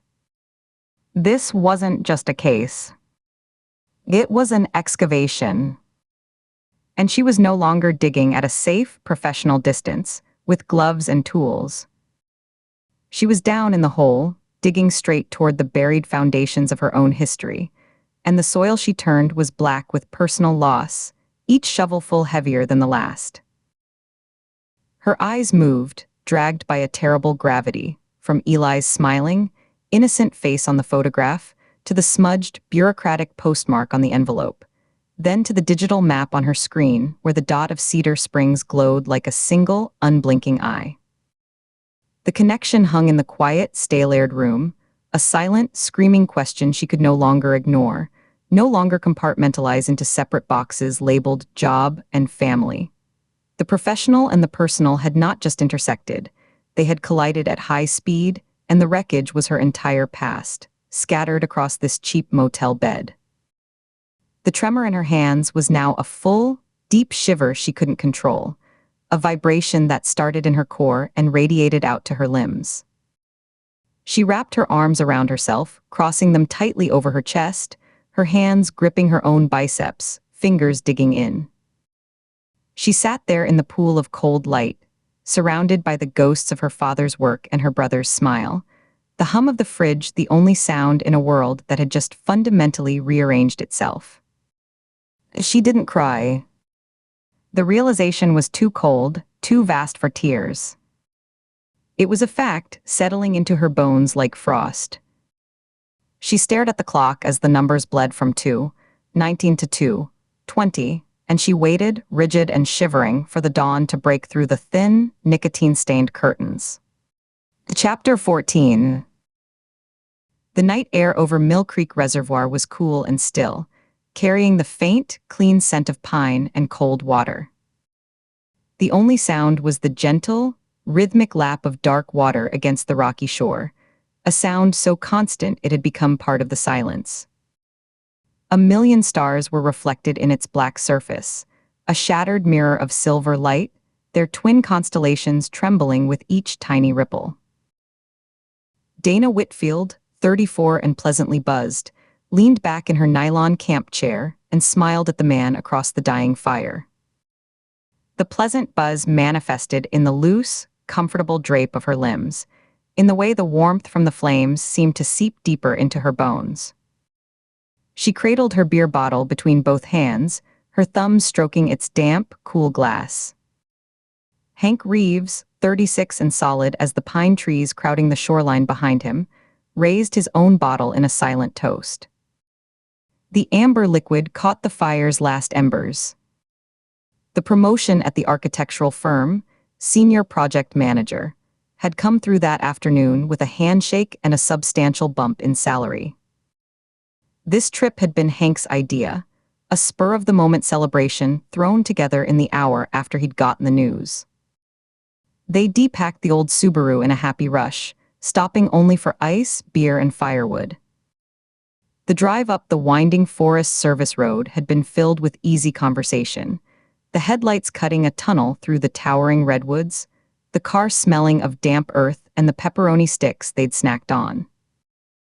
It was a stolen night, a bubble of peace before the long drive to Sacramento tomorrow to visit Hank's mother for her birthday. The blue dome tent was pitched neatly on a flat patch of needle-strewn earth, its skylines taut. The red cooler, still beaded with condensation from the melting ice, sat loyally beside Hank's chair. A small pile of split oak and pine logs, neatly stacked, waited for the morning fire. The world felt perfectly contained, safe, and complete within the fragile circle of firelight. "Told you we should have gotten the fancy air mattress," Dana said, her voice soft and amused in the immense quiet. She nodded toward the tent. "That sleeping pad is about as thick as a communion wafer. I can feel every single root and rock through it. My hip is going to have a topographical map branded on it by morning." "And miss the authentic camping experience?" Hank's grin was a white flash in the dim light. He shifted, the aluminum frame of his chair creaking under his weight. He stretched his legs out, crossing his ankles. "My back will be a wreck by dawn. Mom will fuss, she'll make me lie on the heating pad, she'll bring me aspirin on a little tray. It's tradition. You're disrupting a sacred cycle of maternal concern. A cycle that starts with you making bad gear choices," Dana said, her smile widening. She took a slow sip of her beer, her eyes crinkling at the corners as she watched him over the bottle's rim. "We're not 20 anymore, Hank. Our bones demand tribute. They want memory foam." "Our bones are fine," he said, patting his own thigh. "They just need to remember what the ground feels like. It's good for them." Builds character. He leaned forward, the firelight carving shadows under his cheekbones. "Besides, if we'd spent an hour inflating some giant raft of a bed, we'd have missed this." He gestured with his bottle, a sweeping motion that took in the star-strewn water, the ring of silent trees, the cozy pocket of warmth they occupied. "This is the point. The quiet." Dana laughed, a warm, easy sound that seemed to hang in the cool air for a moment before being absorbed by the trees. She set her bottle down on the arm of her chair, the glass clicking against the aluminum. She stood, unfolding her body with a slight, unself-conscious stretch that made her shoulders roll back, her spine emitting a soft pop. She dropped her empty bottle into the canvas bag they used for recycling and walked the 2 steps to the cooler. The lid opened with a hollow pop and a puff of colder air that smelled of wet plastic and aluminum. She selected a fresh bottle, the glass slick and shockingly cold with meltwater. "I'm going to look at the water. See if the stars are any brighter over there. Maybe find our missing air mattress floating by." "Don't fall in," Hank said, settling deeper into his chair, letting his head loll back to look at the sky. He took a long, satisfied pull from his beer, his throat working. "I'm too comfortable to rescue you. I'd have to write a report. Subject failed to appreciate stable ground.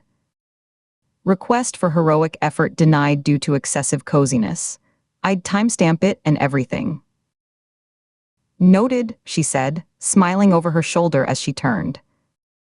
Her smile was relaxed, her eyes soft with affection and the mild buzz. "I'll send up a flare if I need you. Try not to doze off." "No promises," he murmured, already letting his eyes drift shut for a second, a picture of contentment. She walked the short distance from their campsite to the water's edge, her boots crunching softly on a mix of pine needles and smooth, small stones. The ground sloped gently, and she could feel the change in temperature, a deeper chill rising from the vast, dark body of water. The reservoir opened before her, a vast, black plain under the bowl of the sky, so wide the opposite shore was only a suggestion, a darker line against the dark. She took a sip of beer, savoring the crisp, bitter hop taste, the quiet that was so profound it felt like a presence, a thick blanket over everything. Behind her, she could hear Hank humming something tunelessly, a fragment of a song they'd had on the radio during the drive. She heard the specific scrape of his chair's legs on stone as he shifted his weight, followed by the faint rustle of him reaching into the cooler for another beer, the clink of glass, the sigh of the lid being closed. A twig snapped in the tree line to her left. The sound was clean, definitive. Not the soft crush of a deer's hoof on duff, not the rustle of a raccoon in the brush. It was the sharp, percussive crack of dry wood under deliberate, misplaced weight. She turned her head, her body following a half-second later, expecting the reflective glint of animal eyes or the pale, ghostly rump of a deer fading into the brush. The figure that emerged from between two thick trunks was neither. It was just a shape, a slab of darkness darker than the pooled shadows, and it moved with a terrible fluid purpose that bypassed thought and went straight to the base of her spine, locking her joints. It was already in motion, already covering ground, its approach silent save for that one betrayed snap. It didn't run, it flowed, closing the distance with an economy of movement that spoke of absolute intent. Her mouth opened. A warning, Hank's name, a simple shout. It died before it could become sound, frozen in her throat by the sheer speed of it. The beer bottle, its cold forgotten, began to slip from her fingers. The shape was upon her. A hard, unyielding arm hooked around her torso from behind, pinning her arms to her sides in a vise of muscle and fabric. A gloved hand, smelling strongly of worn leather, damp earth, and beneath it, the faint, acrid tang of sweat and adrenaline, clamped over her mouth and nose, crushing her lips against her teeth. The attack was not frenzied. There was no roar, no grunt of effort. It was swift, methodical, a brutal and efficient silencing. Her world narrowed to the smell of the glove, to the stunning impact of her back against a solid chest, to the desperate, aborted kick of her legs as her boots scuffed uselessly against the stones. A final, choked gasp was smothered against leather. She felt a shift in the killer's stance, a minute adjustment of balance. Then a precise, immense pressure was applied high on the side of her neck, just below her jaw, with expert anatomical knowledge. Her consciousness didn't fade so much as snap off like a light. The starry water, the smell of pine, the sound of Hank's humming, all vanishing into an instant, absolute black. Hank's chair scraped again against the stone as he leaned forward to toss a final, tiny stick into the fire's embers. It flared for a second, a brief orange flower, then died. A minute had passed. Maybe two. The quiet felt a little longer, a little emptier than it had before. "Dana," he called, his voice casual but edged with a question. He cocked his head, listening. "You okay? See a fish jump or something?" He tried to make it light, but the words hung in the air, unanswered. Silence from the water's edge. The fire popped, sending a small spiral of sparks upward that died before they reached the lower branches of the pines.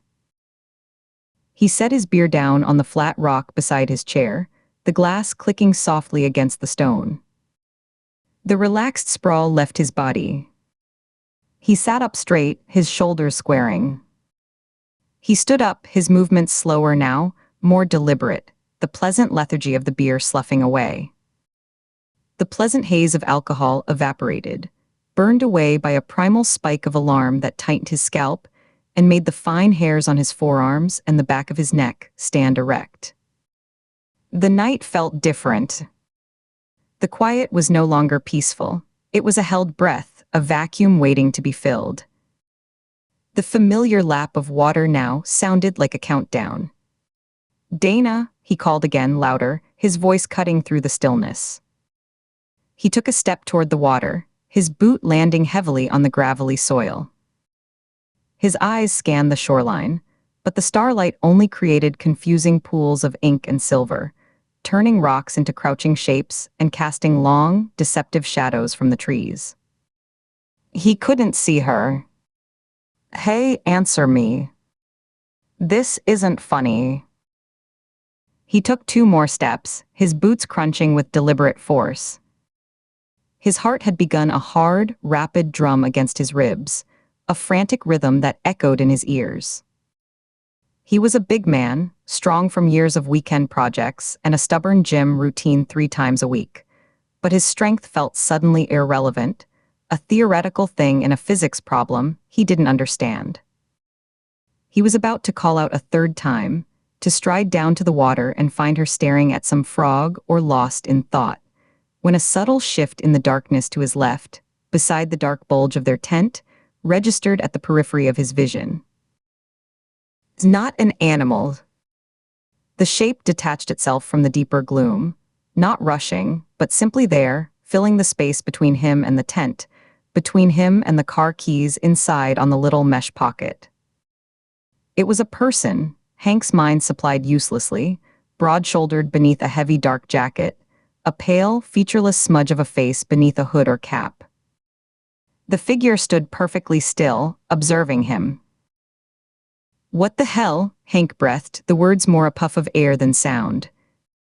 His hands came up, not in fists, but in a warding-off gesture, palms out. His breath fogged briefly in the air. "Who are you?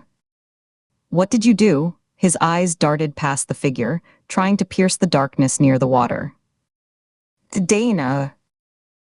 The shape moved. It was the first step that did it, a calm, measured step forward that broke the stalemate. Hank's panic, hot and bright, finally ignited his strength. He didn't retreat. He lunged forward, a clumsy, powerful tackle born of desperation and terror, aimed at the figure's midsection. He connected, his shoulder driving into solid muscle and bone, and for a second he felt a savage hope. They grappled, stumbling sideways toward the tent, Hank's fingers clawing at dark, coarse fabric, finding purchase on a jacket, trying to spin his attacker off balance to get past them. He grunted with effort, his breath coming in ragged, steaming gasps. The body in his grasp was like a rock, impossibly balanced, rooted to the earth. The struggle was short, brutal, and utterly one-sided. Hank, fueled by adrenaline and terror, was wild, uncoordinated, all instinct and fury. The killer was prepared, precise, a technician. She absorbed Hank's momentum, shifted her weight subtly, and in the tangled half-embrace, as Hank tried to get a better grip, the killer's other hand moved. The blade was short, utilitarian, with a matte finish that didn't catch the starlight. It found its mark not with a theatrical slash, but with a single, deep upward thrust, delivered with clinical accuracy just below the ribcage, angled inward and up.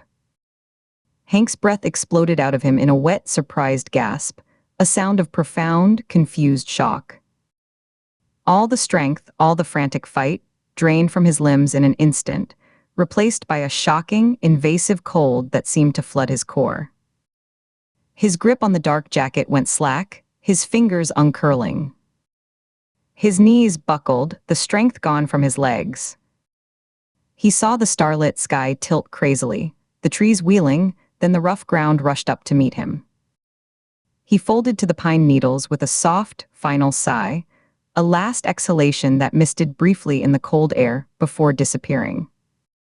His eyes remained open, fixed on the blurred silhouette of the blue tent, a last image of a planned future that would never come. Then came the staging. The killer stood still for a full minute, listening. Her own breathing was even, deep, the only sign of exertion, a slightly faster rise and fall of her chest that quickly settled. The only sounds were the eternal, indifferent lap of water and the faint, distant questioning cry of an owl. She turned her head slowly, scanning the tree line, the road, the empty reservoir. Satisfied, she then knelt beside Hank's body, her movements economical, unhurried. She peeled back her glove with her teeth, revealing pale, long-fingered hands. She checked for a pulse at the carotid artery, her bare fingers pressing for a slow, 10 count against the still warm skin. She gave a single, barely perceptible nod. She pulled the glove back on, the leather snug. She moved to the water's edge where Dana lay crumpled. She worked without haste, with a meticulous, reverent care that was more horrifying than any display of rage. This was a ritual, a sacrament of correction. First, she crouched and lifted Dana. She was a dead weight, but the killer handled her with a strange, almost gentle respect, one arm sliding under her knees, the other supporting her back and shoulders, cradling her head so it didn't loll. She carried her back into the circle of faint, residual warmth from the fire's ashes, her steps measured and sure. She laid her down on her back carefully, as one might lay a sleeping child in bed, lowering her until her shoulders, then her hips touched the ground. She stepped back, her head tilting slightly to one side, assessing the angle of the body against the imagined frame of a photograph. She then knelt again and adjusted Dana's position, pulling her left arm out straight from her body, the palm turned up to the stars as if in silent supplication. She straightened her legs, aligning them neatly, parallel, and brushed a few stray pine needles from the front of her jacket. Next was Hank. The killer gripped him under the arms from behind, her own knees bending, and dragged him across the few feet of ground. The body was heavy, but the killer's strength was evident in the smooth, controlled motion.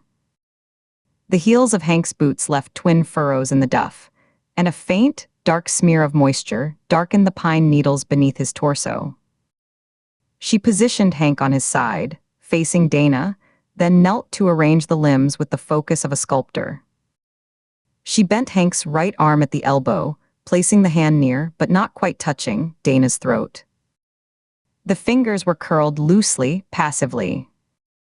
The killer then pried open the stiffening fingers of Hank's left hand, the tendons already beginning to set, and placed the handle of the killing knife into the palm. She carefully folded the fingers back around it, adjusting the grip until it looked natural, like a man who had fallen clutching the weapon, the blade's tip resting against his own thigh.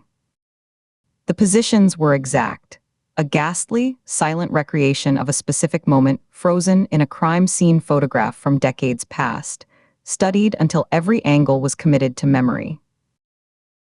The killer stood again, her gaze sweeping over the tableau. She walked a slow, deliberate circle around the two bodies, her eyes missing nothing, from Dana's outstretched hand to the curve of Hank's spine, to the cold, gray fire ring with its circle of charred stones, and back. She paused, her head cocked. She made one more micro-adjustment, using the toe of her boot to nudge Hank's hip a fraction of an inch to the left, changing the fall of shadow across the body. Now it was perfect. A frozen diorama of domestic tragedy. From an interior pocket of her dark jacket, she removed a single sheet of paper, folded crisply into quarters. She opened it, holding it by the corners between her gloved thumb and forefinger. It was a photocopied page from a police case file, the copy quality poor, the text blurred in places like tired eyes had made the original. Thick, impenetrable black bars of redaction obscured most of the typed lines, leaving only islands of text. A date, a location, a fragment of an evidence log number. But the header at the top was clearly visible, the typewriter font stark, Salinas, Victor and Maria. DOA, 9/17/1996. Millerton Lake. Below the blocks of black ink near the bottom, the official ruling was stamped in faded, slightly smeared ink, murder-suicide. The killer studied the page for a long moment, her eyes tracing the visible words, her lips moving silently as if reciting a creed. Then she refolded it neatly along the original creases, making the edges sharp. She walked to a point equidistant between the two bodies and the water's edge, a spot of bare, sandy soil between clumps of tough shore grass. She scanned the ground, then selected a smooth, heavy river rock, flat on one side about the size of her palm. She hefted it, feeling its weight. She placed the folded page on the ground, aligning it squarely with an invisible grid.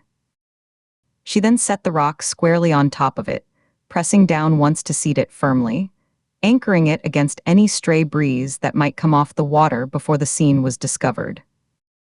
It was a piece of evidence waiting to be found, a signature left not in ink, but in institutional memory and blood.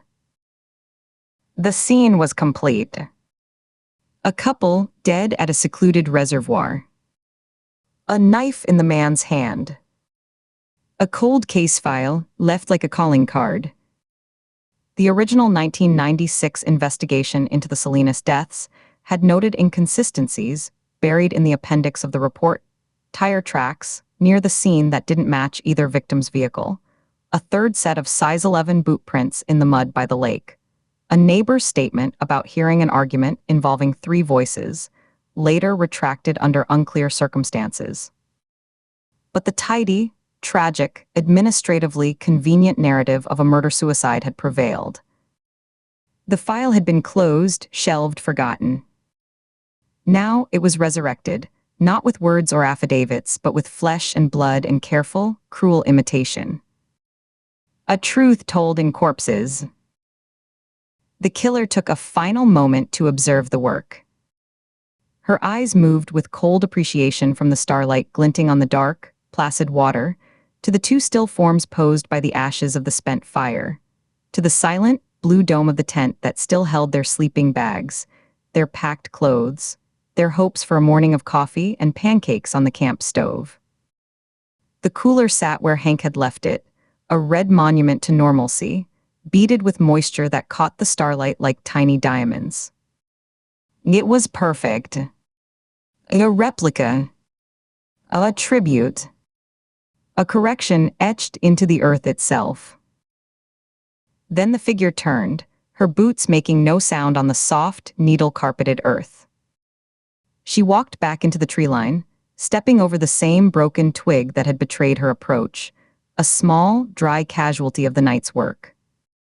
She melted into the shadows from which she had come, becoming one with the pattern of trunk and branch and night, a darkness moving into deeper darkness. Silence returned to the shore of Mill Creek Reservoir, deeper and more profound now, weighted with a new, permanent truth. The owl did not call again. The breeze stilled. Only the water continued its ancient, rhythmic lap at the rocks, a sound that had been here for decades and would continue, utterly indifferent, as the bodies cooled and the first gray light of morning began to bleach the stars from the sky. Chapter 15. The dream was always the same, but it never arrived the same way. It seeped in. The gas station, its fluorescent canopy floating like a dim moon in the rain-streaked dark, materialized not as a whole image but in fragments. The flicker of the overhead light buzzing above wet concrete, the smell of gasoline and cold rain, the neon open sign in the window stuttering, dying, flaring back to life. Then the shot. It didn't erupt. It cracked once flat and final, swallowed almost instantly by the hiss of tires on the wet highway beyond. The cold was a palpable weight against her dream skin, a damp, prickling wave that made the neon shimmer and smear. And his face. He wasn't on the ground this time. He was right beside her in the dark of her old bedroom, his features indistinct but his presence violently immediate, the weight of his hand on her shoulder, a cold, heavy pressure. Katie. His whisper was dry, papery, a rustle of dead leaves dragged over concrete. His breath carried the twin scents of gun oil and cold rain, so real she could taste the sour tang at the back of her own throat. Why did you let me go alone? Her eyes flew open. She was sitting bolt upright in the motel bed, a silent scream trapped in her throat, her jaw clenched so tight her teeth ached. The stale, mildewed air hit her lungs like ice water. She clutched at the front of her sweat-damp t-shirt, fingers digging into the cotton over her sternum, where her heart was slamming against her ribs in a frantic, runaway rhythm, a trapped bird beating itself to pieces. She could feel the pulse hammering in her neck, a thick, insistent drumbeat, and in her temples, a dull, synchronous throb. She dragged in a deep, ragged breath that hitched halfway, then forced another, expanding her chest against the constriction that felt like a band of iron. The digital clock on the nightstand burned 3:07 a.m. into the darkness, the red numerals floating in the black. The afterimage of the muzzle flash danced on the backs of her eyelids, a white-orange ghost on a black field, flaring and fading. She focused on the hum of the ancient air conditioner under the window, a metallic, wheezing rattle that shuddered to a stop, clicked, and started again, using its mundane, faulty reality to anchor herself. You are in a motel. You are an FBI agent. The shooting was 20 years ago. The mantra was automatic, but tonight the words felt thin, insubstantial, like ash on her tongue. The pounding on her door was so violent, and sudden it seemed to shake the entire wall, the cheap hollow core wood flexing inward with each blow.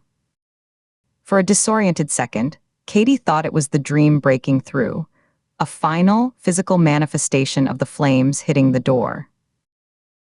Ford, open up. Now. Nana's voice. Not dream-soft, but sharp, stripped of all patience, razor-edged with an urgency that cut through the last cobwebs of sleep. Katie swung her legs out from the tangled sheets, the fabric snagging on her ankle. Her bare feet hit the coarse, industrial carpet, gritty with tracked-in sand.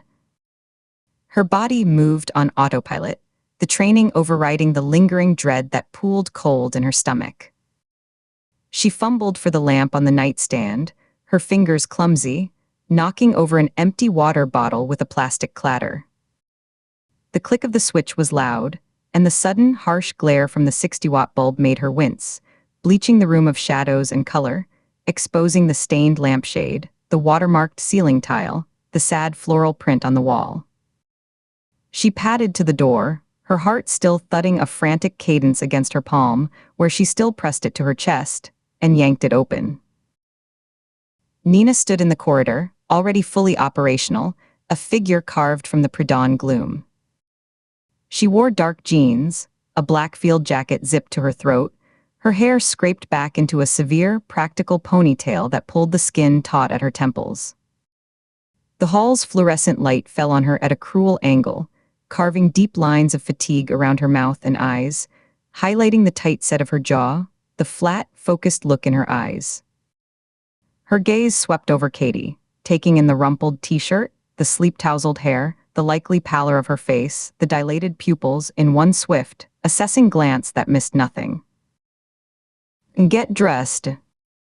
We've got another one. The couple at a reservoir. Mill Creek. Local PD just secured the scene, they're waiting for us. Her words were clipped, efficient, leaving no space for questions. Katie nodded, her throat parchment dry.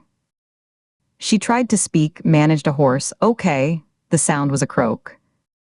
She turned her back, feeling the weight of Nina's stare between her shoulder blades like a physical pressure, a pinpoint of heat. The room was a mess of her solitary occupation. The Holly's folder and her notepad covered in scrawled dates and connecting lines still lay on the small table, her suitcase gaping open like a wound, clothes spilling out in a heap. She grabbed the first things her hands found, a gray Henley from the floor, her dark tactical pants from the chair back where they'd been draped. She dressed with hurried, precise motions, pulling the shirt over her head, shoving her arms through the sleeves, her back still to the door, hyper-aware of Nina's silent presence in the doorway, a statue of impatience. She could hear the faint, rapid tap of a foot on the concrete walkway outside, impatience or just nervous energy bleeding out. Give me 2 minutes, Katie said, her voice firmer now as she sat on the edge of the bed, the springs groaning to pull on her boots. She laced them with quick practice tugs, pulling the nylon cords tight, double knotting them. You have 90 seconds, Nina replied, her tone leaving no room for debate, cold and flat. The clock started when you opened the door. Katie stood, the boots firm on her feet, and shrugged into her own jacket, the lining cool against her arms. She went through the ritual, each movement a touchstone. The weight of her sidearm as she lifted it from the nightstand, the smooth, cold polymer of the grip familiar and solid in her hand. She ejected the magazine, checked the seated rounds with a thumb, the brass cool to the touch, reseated it with a solid, reassuring thunk, and worked the slide just enough to see the glint of copper in the chamber before holstering it at her hip. She clipped her credentials to her belt, the badge catching the harsh light, a flash of gold and blue. The entire process took less than the allotted time, a silent ballet of readiness. When she turned, Nina was already stepping back into the corridor, gesturing with a sharp jerk of her chin for her to come out. They didn't speak as Katie locked her motel room door, the key sticking in the cheap lock, requiring a jiggle. The silence between them was a tangible thing, heavy and charged, saturated with all the unspoken words from their tense dinner, with Nina's unanswered questions that still hung in the air like knives waiting to fall.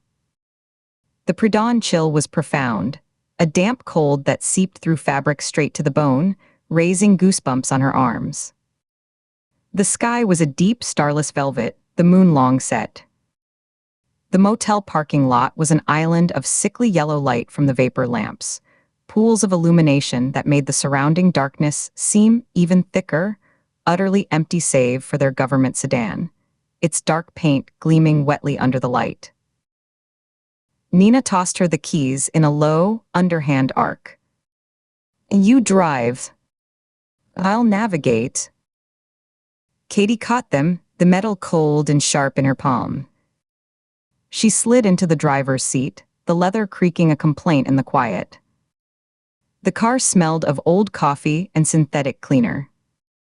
As she started the engine, the dashboard lighting up in a constellation of green and orange, Nina leaned into the car from the passenger side and placed a travel mug on the center console. Gas station down the road was open. "It's terrible, but it's caffeine." Katie nodded her thanks, her fingers curling around the warm, almost hot plastic. She took a tentative sip as she backed out of the space, the tires crunching over loose gravel. The coffee was bitter, burnt, and acidic, but the heat was a welcome shock to her system, a liquid line of fire down her throat that helped burn away the last of the dream's chill. The headlights cut twin tunnels through the absolute blackness as they left the motel's feeble sanctuary behind, turning onto the main road that led toward the hills. The world was reduced to the 30 feet of asphalt illuminated in front of them, the dashed yellow line fleeing under the hood, the reflective paint winking once and then gone. The road began to twist almost immediately, climbing in a series of lazy switchbacks away from the last scattered streetlights of the town. Soon, even those pinpricks of civilization vanished in the rearview mirror, swallowed whole by the dense, towering stands of pine and redwood that pressed in from both sides, their trunks a solid wall in the periphery. The car's engine was a low drone, the tires a steady hum on the asphalt, the sound of the wind a constant rush against the windows. The darkness outside was so complete it felt like a wall, a void. Katie's hands were firm on the wheel at 10 and 2, her knuckles pale and prominent in the dashboard's greenish glow. She drove by instinct and the narrow cone of light, navigating the curves with a focus that was almost meditative, a welcome distraction from the silent woman beside her, from the secret burning a hole in her pocket. After 10 minutes of winding blacktop, the silence became a pressure in itself, stretched taut like a drumhead. Nina broke it. She didn't turn her head, just spoke to the windshield, her voice low, measured, and utterly devoid of its usual professional camaraderie. It landed in the confined space of the car like a stone dropped into still water, the ripples immediate. "You've been off since we landed. More than just jet lag. You're distracted. You're running scenarios I'm not seeing." A pause, deliberate. "What aren't you telling me?" Katie's grip on the steering wheel tightened imperceptibly, the leather creaking under her fingers.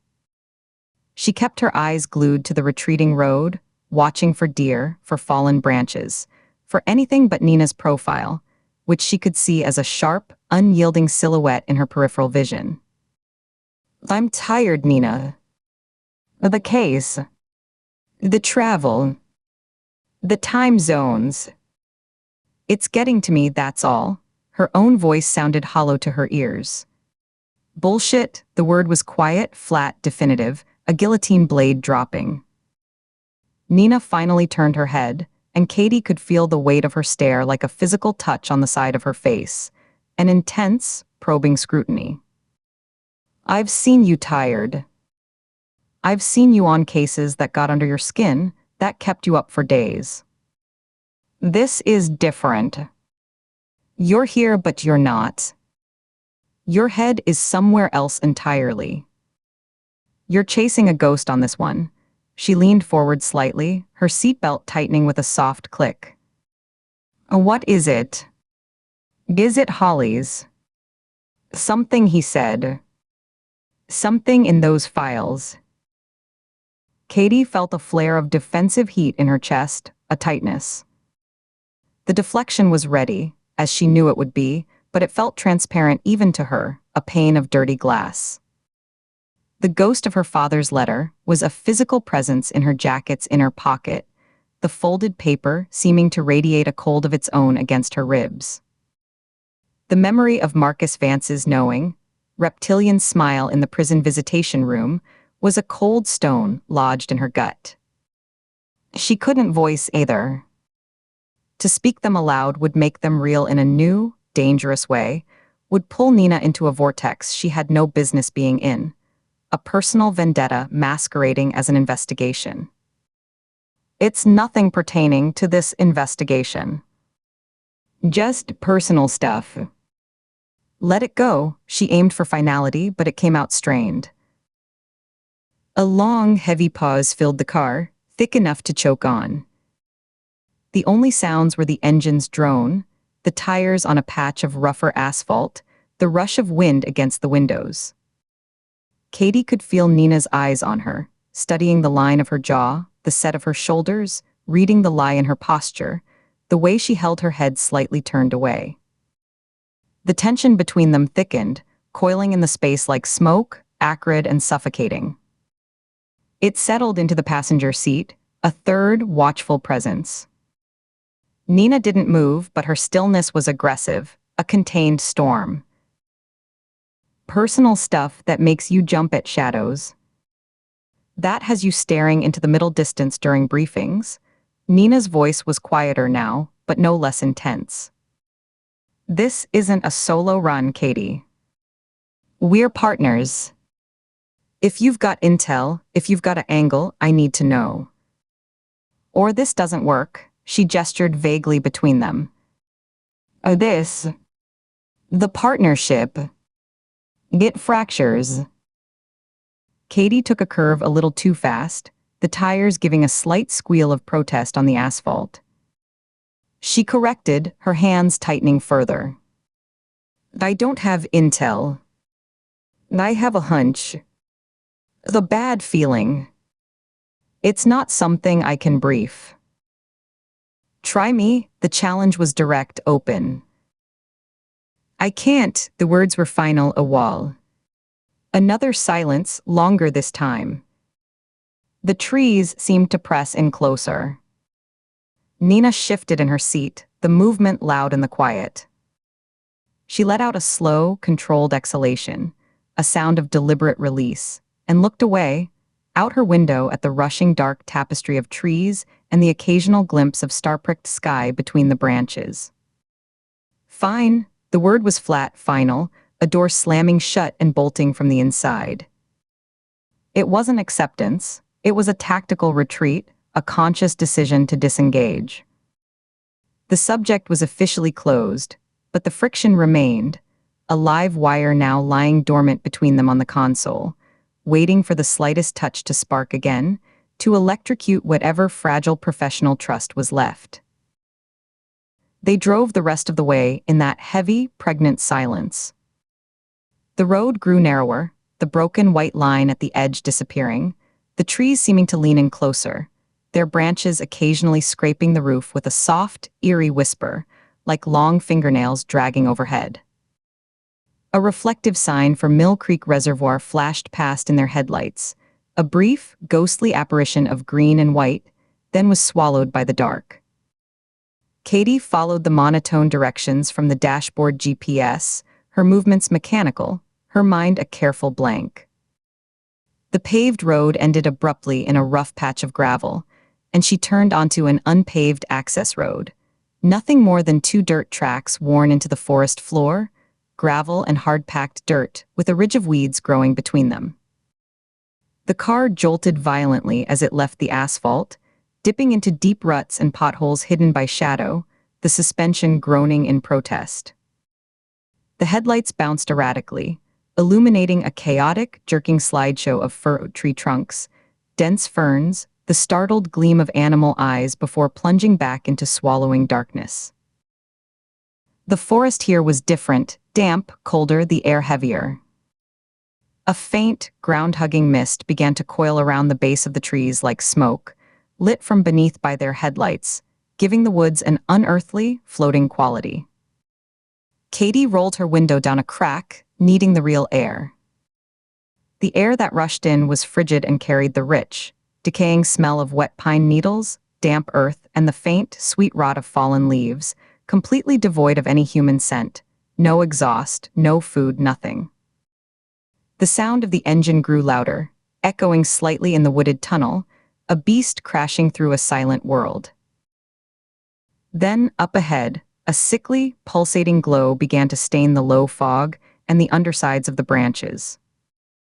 Not the clean white of their headlights, but the erratic, strobing dance of red and blue, bleeding through the trees like a wound.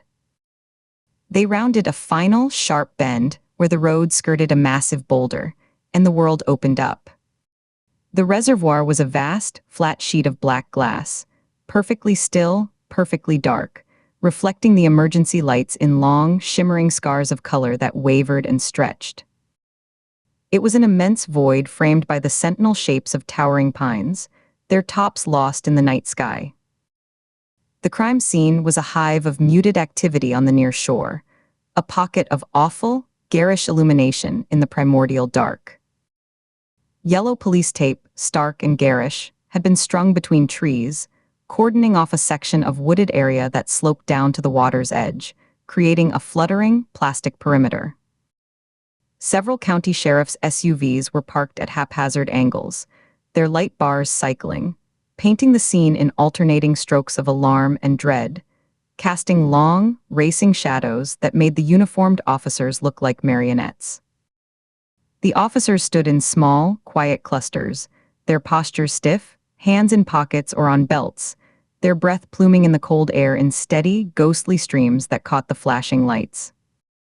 A county coroner's van was parked with clinical prominence, its rear doors open, a dark mouth waiting, a gurney visible inside. The whole scene was underlit by the harsh white beams of portable work lights set up on tripods, powered by a generator that chugged somewhere in the trees, its exhaust adding a faint, diesel tinge to the cold air. Katie pulled the car to a stop behind the last SUV, the gravel crunching and pinging under the tires like gunfire in the relative quiet. She killed the engine. The sudden silence was profound, broken only by the distant, staticky crackle of police radio chatter, a burst of unintelligible words, and the low, solemn murmur of voices from the taped-off area. For a long moment, neither of them moved. The residual strain of the drive, of the confrontation, of the secrets and the silence, hummed in the air between them, a high-frequency vibration they could both feel in their teeth. Katie stared at the flashing lights reflected in the reservoir's black mirror, her hand still resting on the wheel, gone slack now.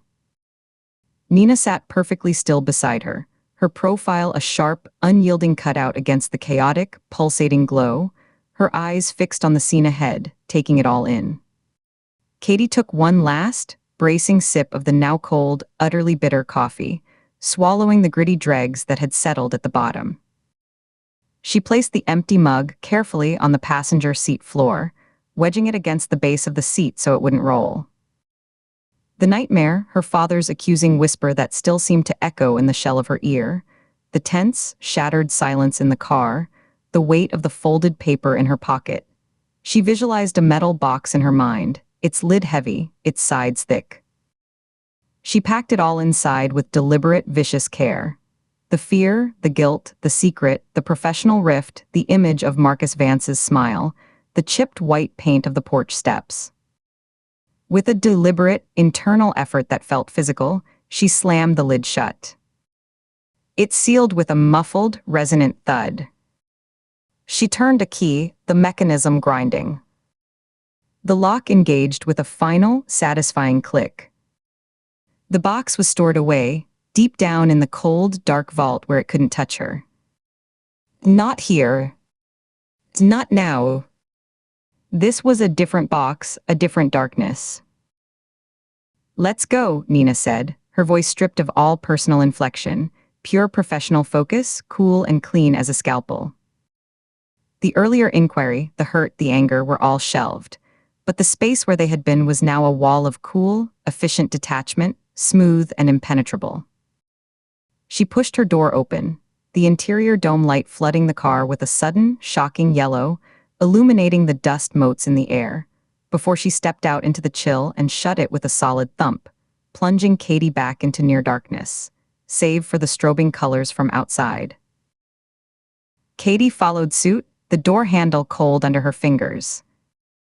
The gravel crunched loudly under her boots as she stepped out, the sound absurdly mundane in the midst of the scene, like walking on broken glass.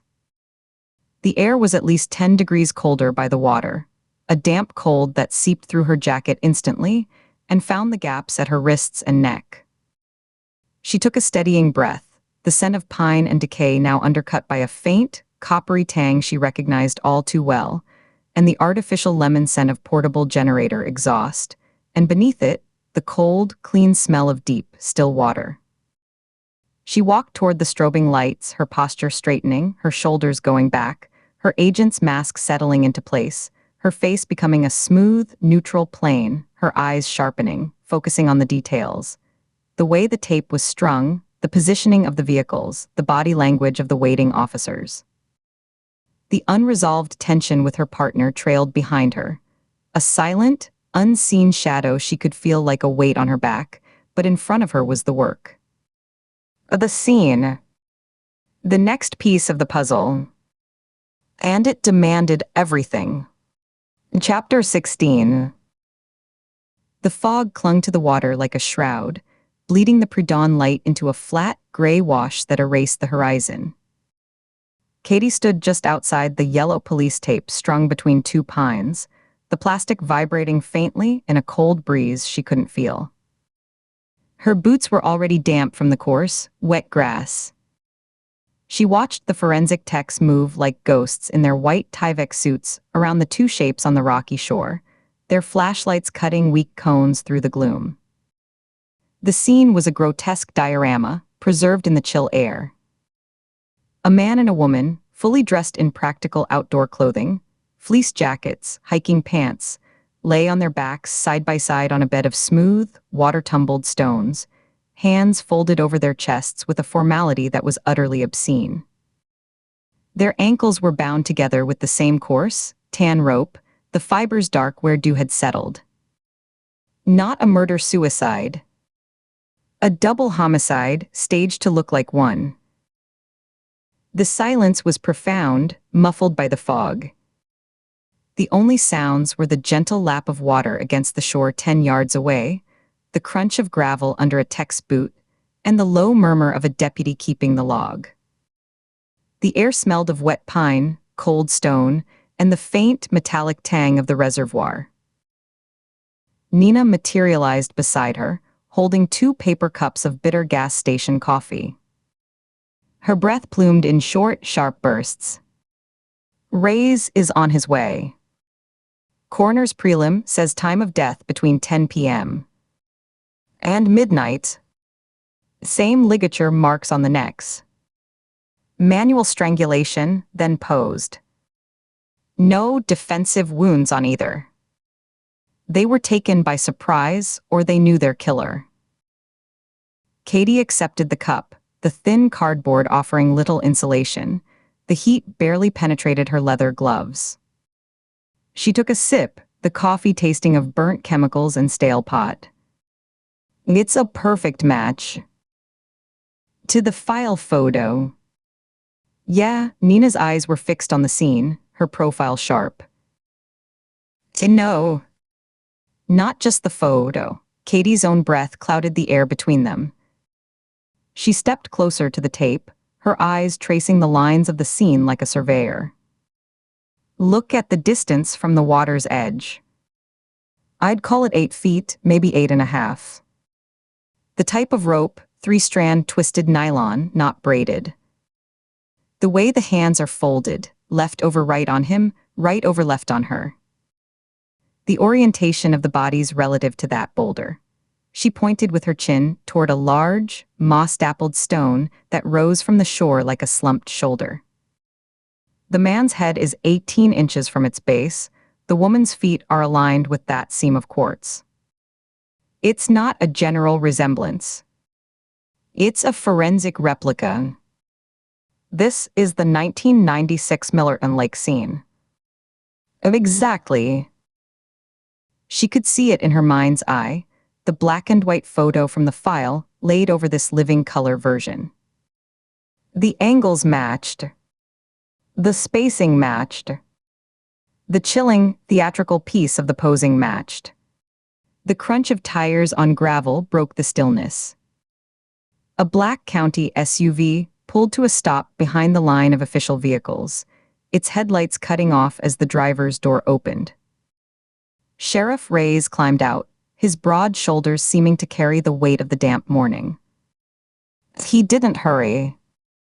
He stood for a moment by his door, looking past the vehicles toward the taped-off shore, his face grim in the flat light. The grimness wasn't just in the set of his mouth. It was in the slow way he closed the car door, in the deep breath he took that expanded his chest visibly, in the tired drag of his hand over his close-cropped hair before he started toward them. He ducked under the tape, his boots sinking slightly into the soft earth, and joined them. Without preamble, he handed Nina a single sheet of paper protected in a clear plastic evidence sleeve.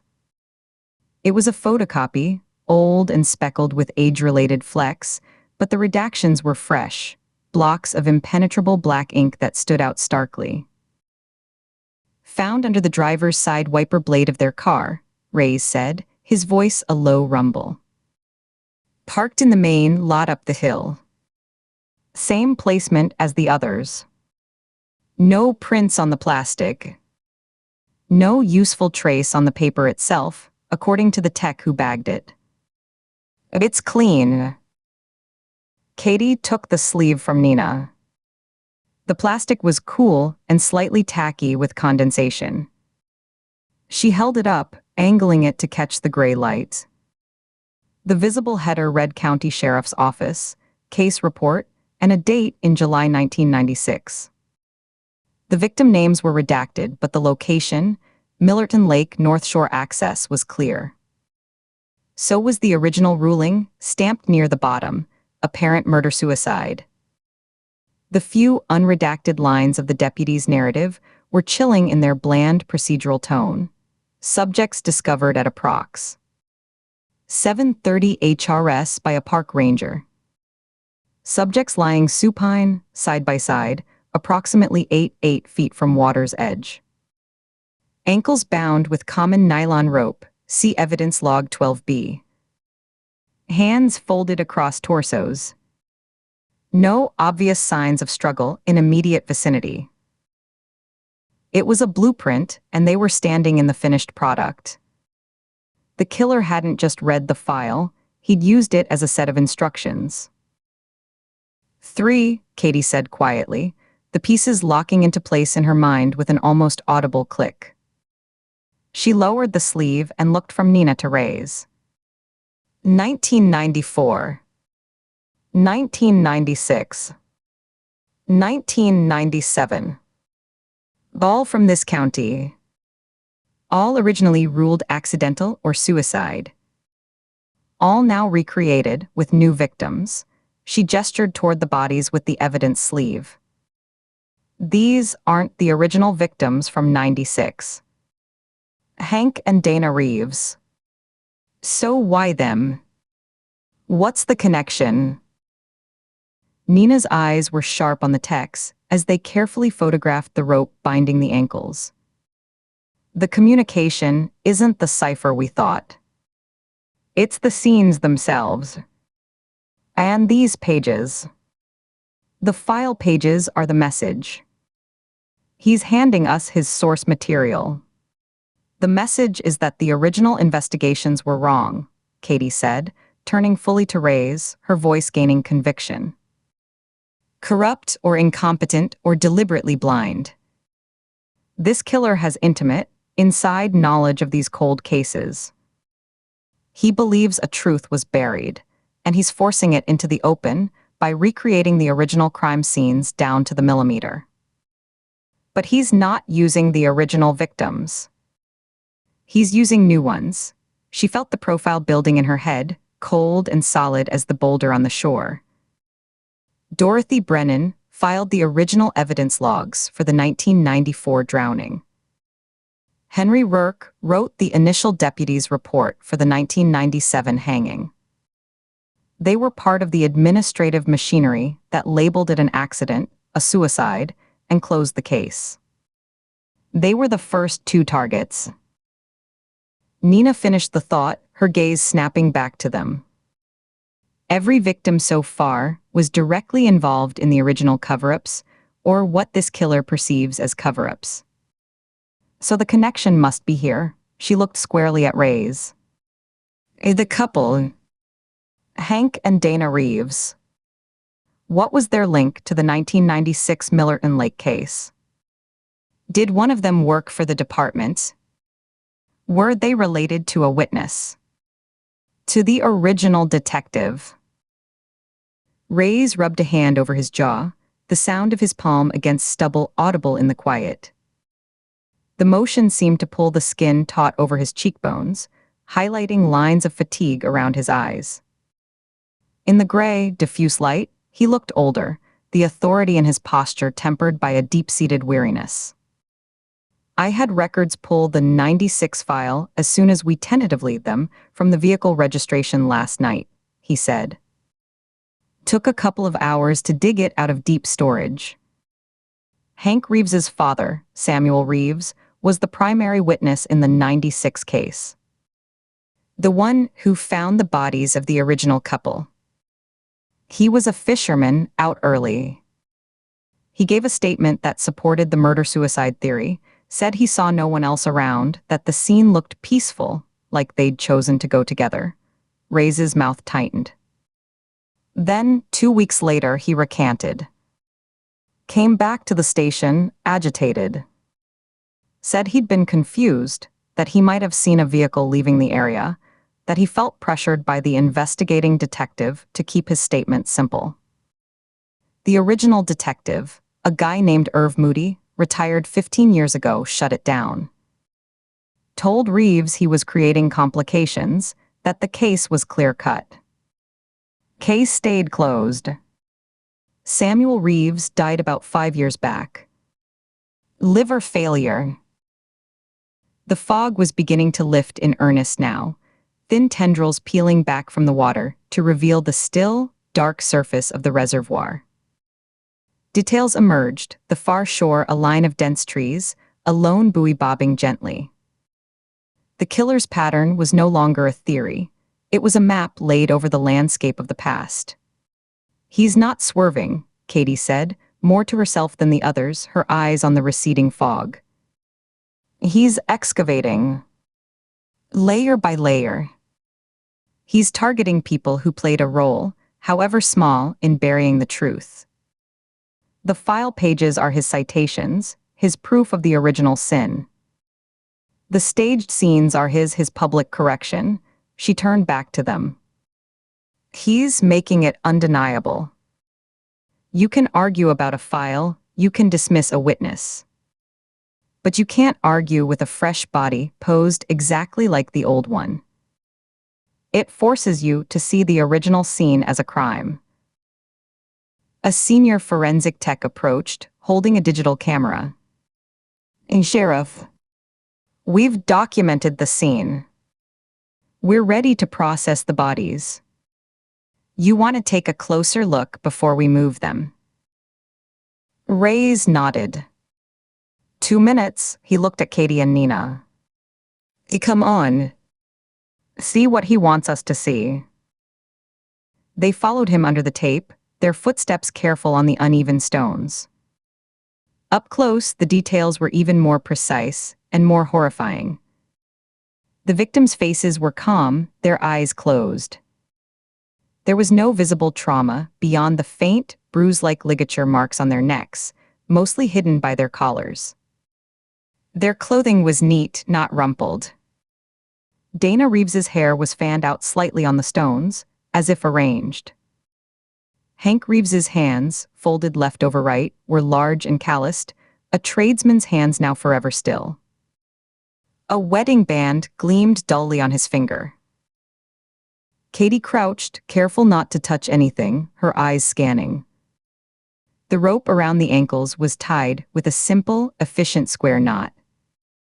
The ends were cut cleanly, not torn. She looked at the positioning of the feet. Together, side by side, almost touching. She glanced at the crime scene photo in her memory. Identical.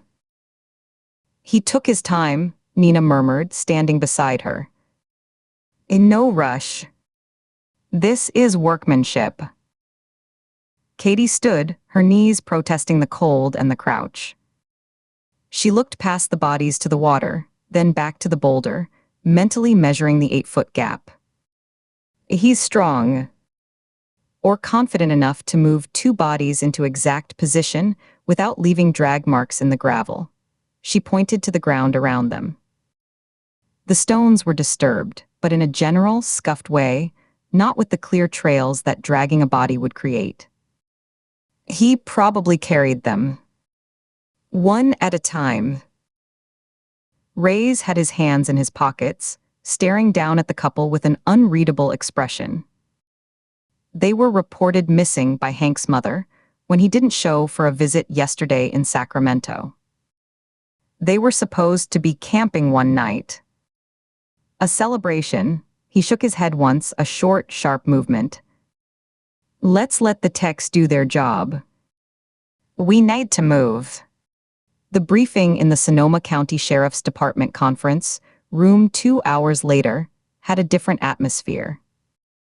The maps and timelines pinned to the corkboard walls had taken on a new, sinister cohesion. The fluorescent lights overhead hummed, reflecting off the laminated surface of the long table, which was littered with empty coffee cups, legal pads, and laptops. The air smelled of old coffee grounds, dry erase markers, and the faint, damp wool scent from the jackets of the detectives who had just come in from the field. Katie stood at the front of the room, next to the board. She pinned the redacted 1996 page from the reservoir inside a clean evidence sleeve next to the fresh crime scene photos. Then she stepped back, aligning them with the columns she'd already made for 1994 and 1997. 3 cold cases, spanning 4 years, all from this jurisdiction. 3 recreations, spanning a single brutal week. She turned to face the room. Sheriff Reyes stood near the door, arms crossed. Nina leaned against the wall by the window, watching the group.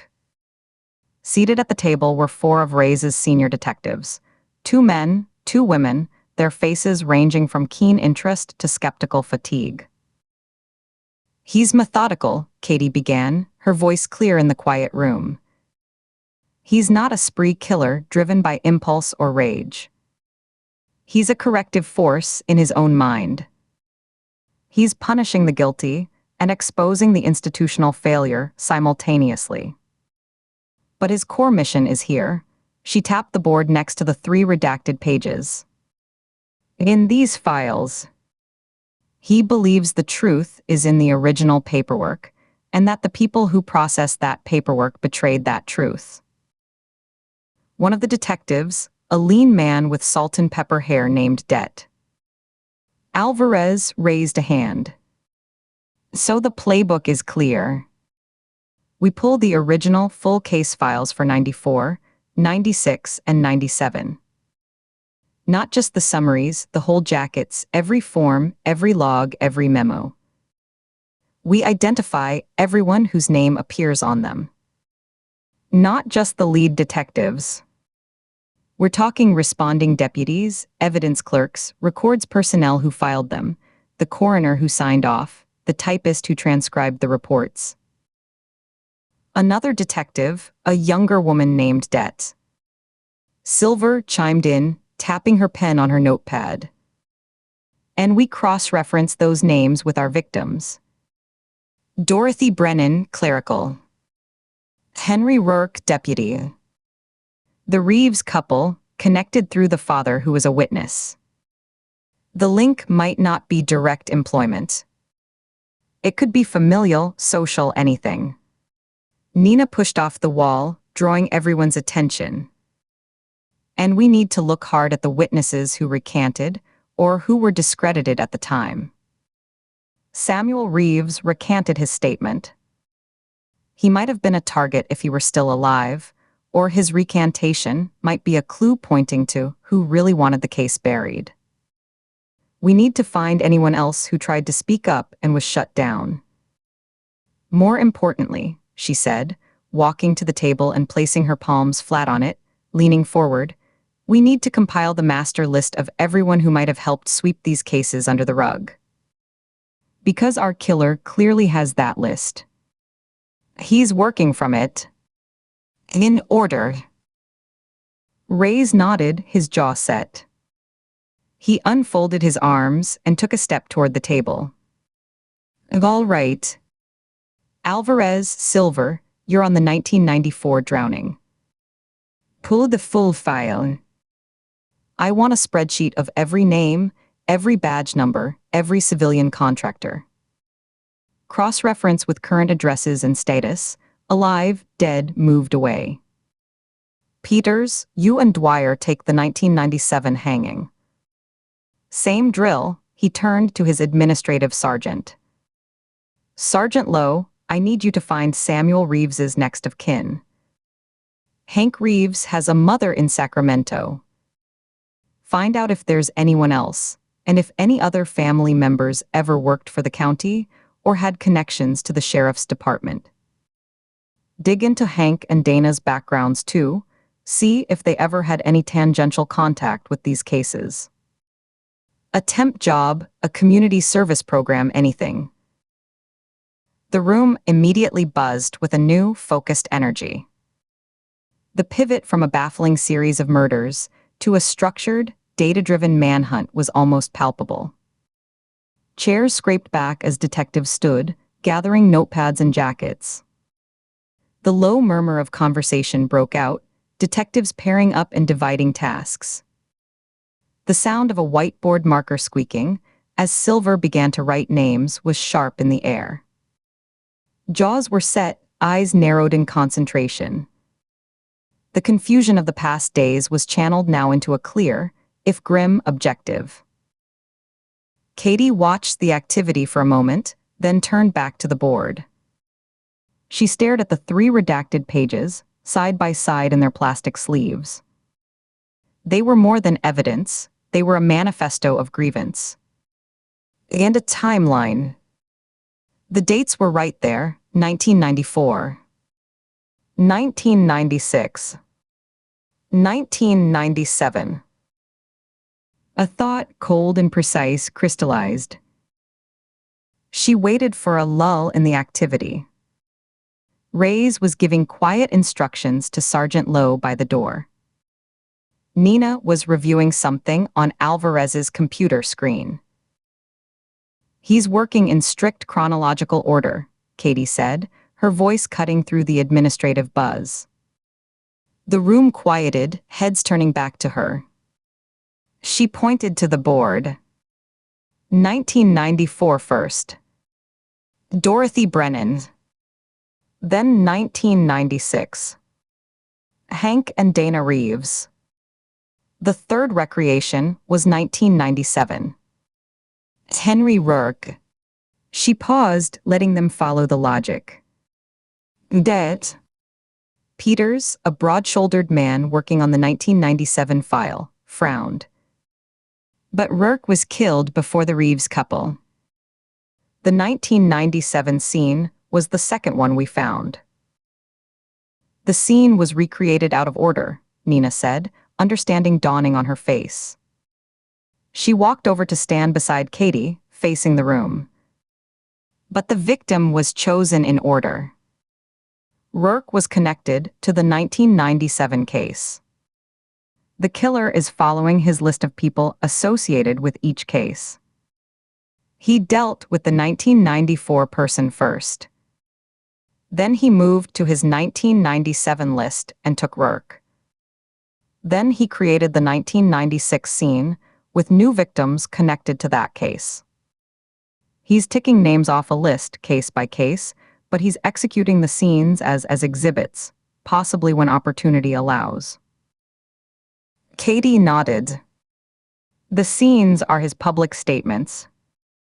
The murders of the individuals on his list are the actual punishment. They might not happen at the scene of the recreation. Rourke was killed at the marina, not at the original 1997 location. The Reeveses were killed here, likely elsewhere, and brought to the reservoir. She turned to Nina, the final critical question hanging in the stuffy, coffee-scented air. He's methodical. He's following his list. So if the killer has already targeted someone from the 1994 case, and someone from the 1997 case, and now people connected to the 1996 case, she let her gaze sweep over the detectives, finally landing on Ray's. He's working through the people involved in each cover-up. For the 1994 drowning, we had Dorothy Brennan. For 1997, Henry Rourke. For 1996, it was Samuel Reeves, but he's dead. So the killer went to the next generation, his son. A message about inherited guilt or just closing the loop? She took a step closer to the board, her finger hovering near the 1997 column. He's addressed 1994 and 1996. He's already taken a target from 1997.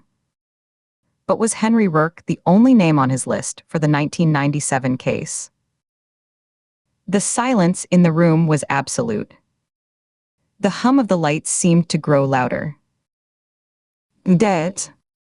Peters looked down at the open file box in front of him, then back up, his face pale. The 1997 hanging. Victor Salinas.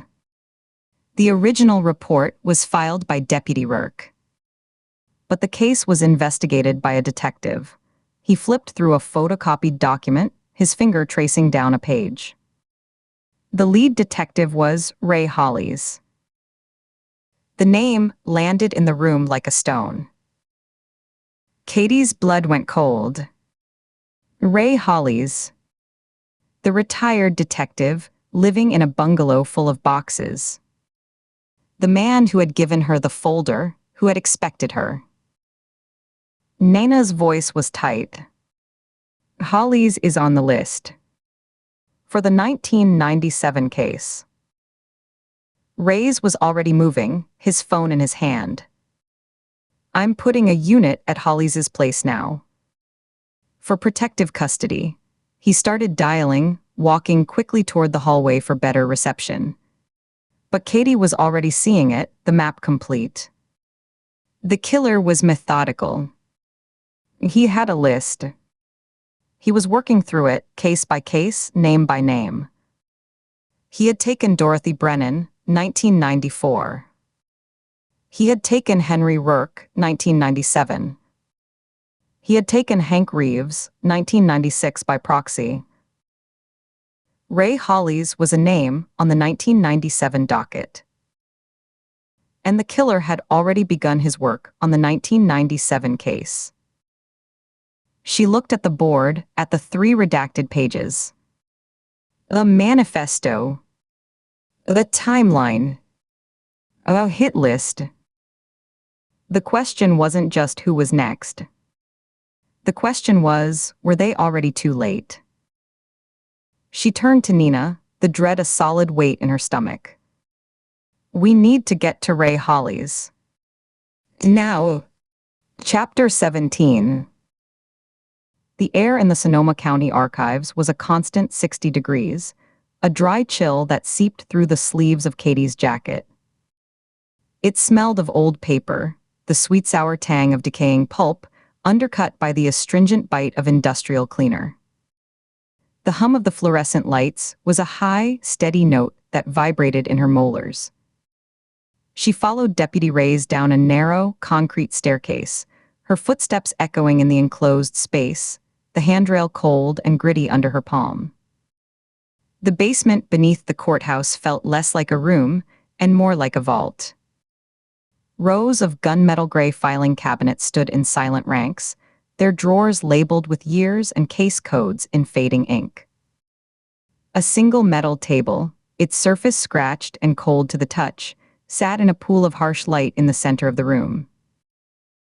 Nina was already there, pulling on a pair of the white cotton gloves Reyes had provided from a box on the table. The cotton whispered against her skin. She flexed her fingers, her gaze already fixed on the empty tabletop.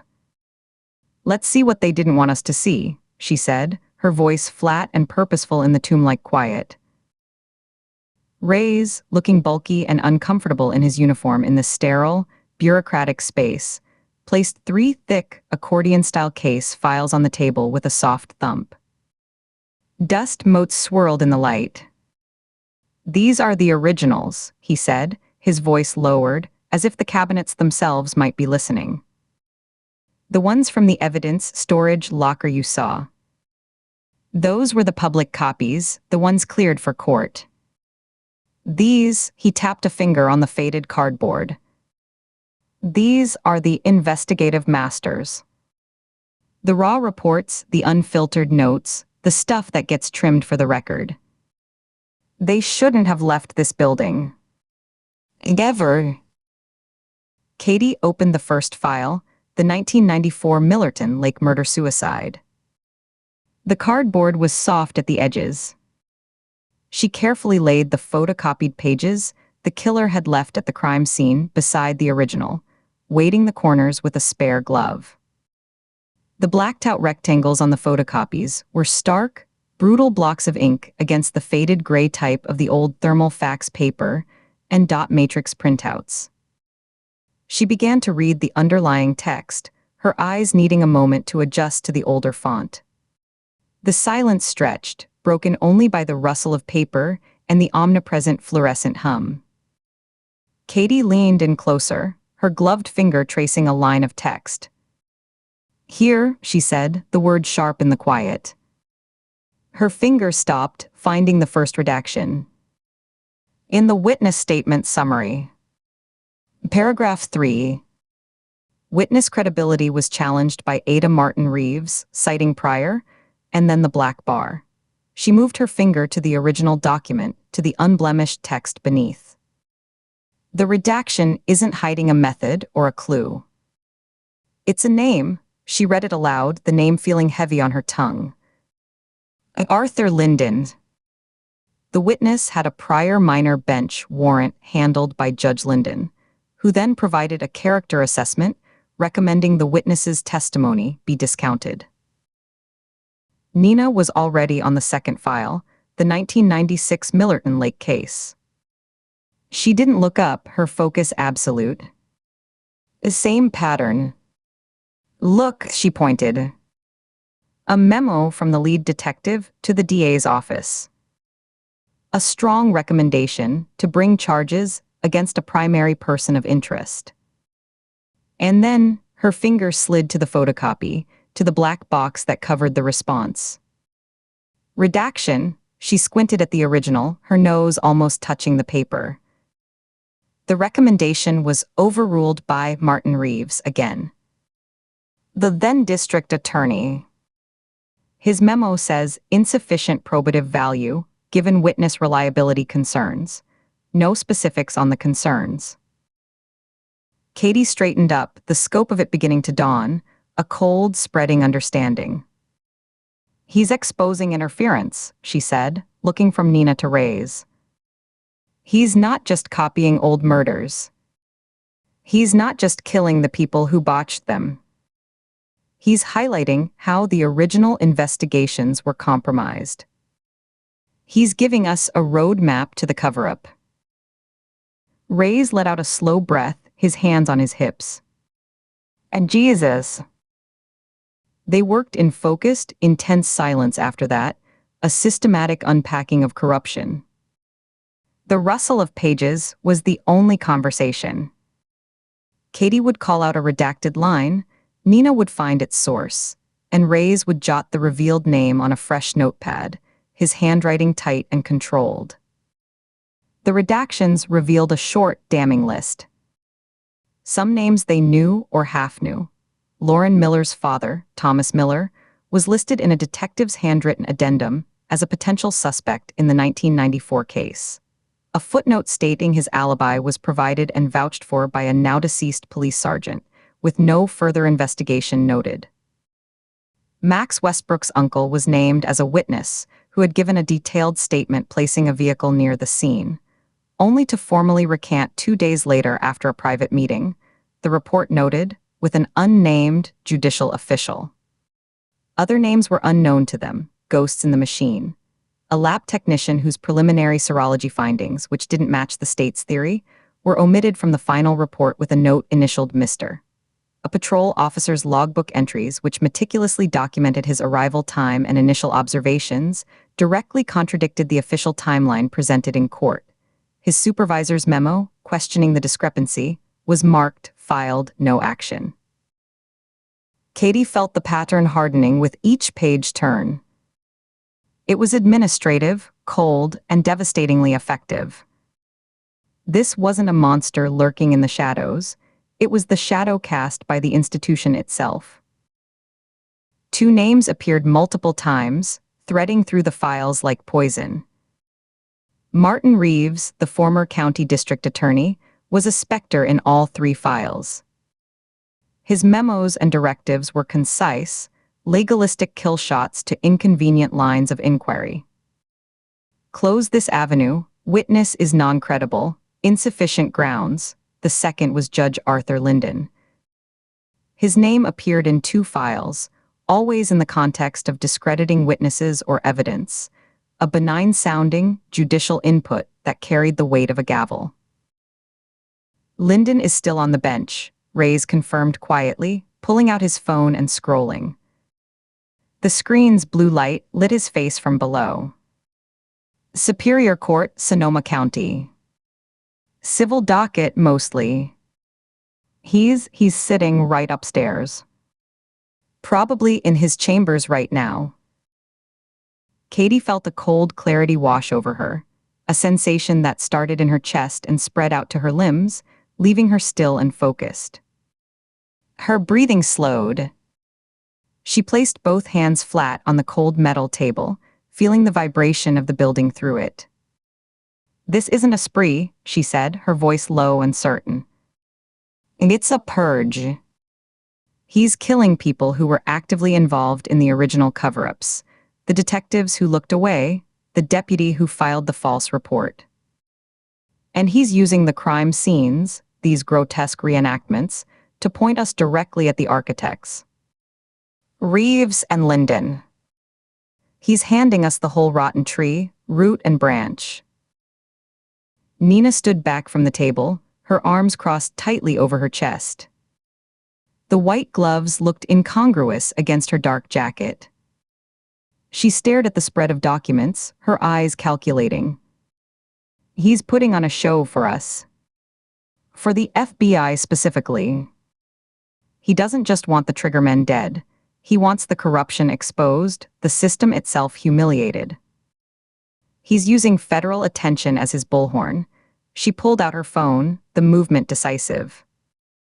This just went federal in a whole new way. It's not just serial murder. It's a targeted attack on judicial integrity with a body count. I'm calling Vance. Now. She stepped away toward the staircase, seeking a bar of reception in the subterranean room. Katie heard the low, urgent murmur of her voice, professional but edged, with a tension that wasn't usually there. Director, it's Shaw. We're in the county archives. We've identified a pattern. It's not just replication, it's exposure. A pause, listening. Katie watched Nina's free hand curl into a loose fist. A pattern of institutional obstruction spanning 3 decades, documented in the original case files. The killer is targeting individuals who participated in it. Yes, sir. The unredacted files point directly to a sitting judge, Arthur Linden, and a former district attorney, Martin Reeves, as central figures in suppressing evidence and witness testimony across multiple cases. Nina turned slightly, her shoulder tense. We need a dedicated task force. This is bigger than a serial killer. This is a systematic attack on the judicial integrity of an entire county, and he's using our presence to amplify it. She listened, her expression hardening, a muscle in her jaw twitching. I understand the jurisdictional sensitivity, sir, believe me. But we have an active killer who is using federal attention as a megaphone. He will interpret caution as complicity. Another, longer pause. Nina's eyes closed briefly. A review is not the same as an investigation. He's going to keep killing until someone is held publicly accountable. He's told us that. We're reading his manifesto right now. She ended the call with a sharp press of her thumb, her jaw set so tightly the line of it was white. She stood for a moment at the foot of the stairs, her back to them, taking one deep, controlled breath. Then she walked back to the table, her footsteps measured. Vance is cautious. Extremely. She didn't look at them, instead focusing on rearranging a page. Sending a federal task force after a sitting judge based on 30-year-old case notes is a political minefield. The AG's office would have to be involved, the Judicial Oversight Committee notified. He's going to consult extensively. He advised extreme discretion and to secure the evidence, his words. Which means we wait, Katie said, the frustration simmering up through the cold clarity, hot and sudden. She gestured at the names on Ray's pad. We wait while the killer picks his next target from this list. We wait for committees to have meetings while he plans his next correction. The word tasted foul. Nina finally looked at her, her gaze direct. We work the list, she corrected, her tone leaving no room for argument. That's what we do. We identify every name, cross-reference them with current addresses, occupations, vulnerability. We can't arrest a judge on this, not yet. But we can maybe prevent a murder. We do the work Vance is afraid to greenlight. Quietly. The tension between them was a live wire. Katie's drive for immediate, confrontational action against Nina's disciplined, procedural approach. Ray's watched them, the silent local caught in the middle. Okay, Katie said after a beat, forcing the anger down. It was a practical, if unsatisfying, path forward. Okay. We work the list. As Nina and Ray's began compiling in earnest, pulling out laptops and making quiet calls to cross-reference the unknown names, the lab tech, the patrol officer, the others, Katie returned to the third file. The 1997 Salinas drowning ruled a suicide. The file was thinner than the others. She opened it carefully, the paper so dry it felt like it might crumble at the edges. She was looking for Reeves or Lyndon's name again, her eyes scanning the familiar bureaucratic language. She turned the pages slowly, the whisper of paper loud in her ears. Then her gaze snagged. Not on typed text, but on a small, handwritten note in the margin of the autopsy report, beside the paragraph describing lung tissue analysis. The breath left her body in a silent, involuntary rush, as if she'd been struck in the solar plexus. The handwriting was a compact, precise cursive. The blue ink faded to a soft gray but unmistakable. She knew the shape of every letter, the slight forward slant, the way the D's had a small, neat loop. She had a box in a climate-controlled storage unit in D.C., filled with birthday cards and letters, all in that same hand. Love, Dad. A lifetime of that script, now here, in the margin of a cold case file from a county she'd never heard of until a week ago. Ken Ford had annotated this file. Next to the coroner's official finding of death consistent with suicide, he had written a single, damning question: water in lungs. Check for diatoms. And below that, another note: scene photos show lividity inconsistent with drowning posture. Suggest review. Her father had flagged this as a possible homicide. Before he died, he had been looking at these same cases, this same tangled web. He had seen what they were just now seeing. The room seemed to tilt, the hum of the lights receding into a dull roar in her ears. Her hands, still encased in the white gloves, were steady where they rested on the table, but her heart hammered against her ribs, a frantic, trapped rhythm. A cold sweat prickled at the base of her spine. She could feel the blood draining from her face, leaving her skin clammy. She didn't look up. She couldn't. If she met Nina's eye, she would shatter. Think. Move. With a deliberate slowness that felt like moving through syrup, she leaned her elbow on the table, bringing her hand to her forehead as if massaging a temple. A gesture of fatigue. Under its cover, her other hand drifted to her pocket and extracted her phone. She laid it on the table beside the file, screen down. She pretended to scan the page again, then shifted her body slightly, a natural adjustment of stance that also served to block the direct line of sight from Nina and Ray's. Her back was mostly to them now. Her thumb found the power button. The screen lit up silently. She opened the camera app, her movements small, her eyes flicking once quickly to the staircase. No one was coming. The murmur of Nina's voice as she spoke to someone on the phone was a distant, meaningless buzz. She positioned the phone's lens just above the margin note. The focus square blinked over her father's handwriting. Her finger hovered over the shutter button. The fear was a sharp, metallic taste in her mouth, not just of getting caught, but of violating this sacred, terrible piece of him, of turning his private doubt into digital evidence. She pressed the button. The phone simulated a shutter sound, a soft click chirp that sounded deafening to her. She froze, waiting for a question that didn't come. The other sounds in the room, Nina's talking, Ray's typing, had covered it. She took a second photo, a wider shot showing the note in context with the coroner's text. Another silent, simulated click. Then she lowered the phone, her thumb swiping the photos into a locked folder before sliding it back into her pocket. The whole operation had taken less than 15 seconds. She let out a breath she hadn't realized she was holding, a slow, controlled exhalation. She placed her gloved finger on the very spot where her father's pen had rested years before, feeling nothing but dry paper through the cotton. "Find anything?" Nina asked from behind her, not looking up from her laptop screen, her voice distracted.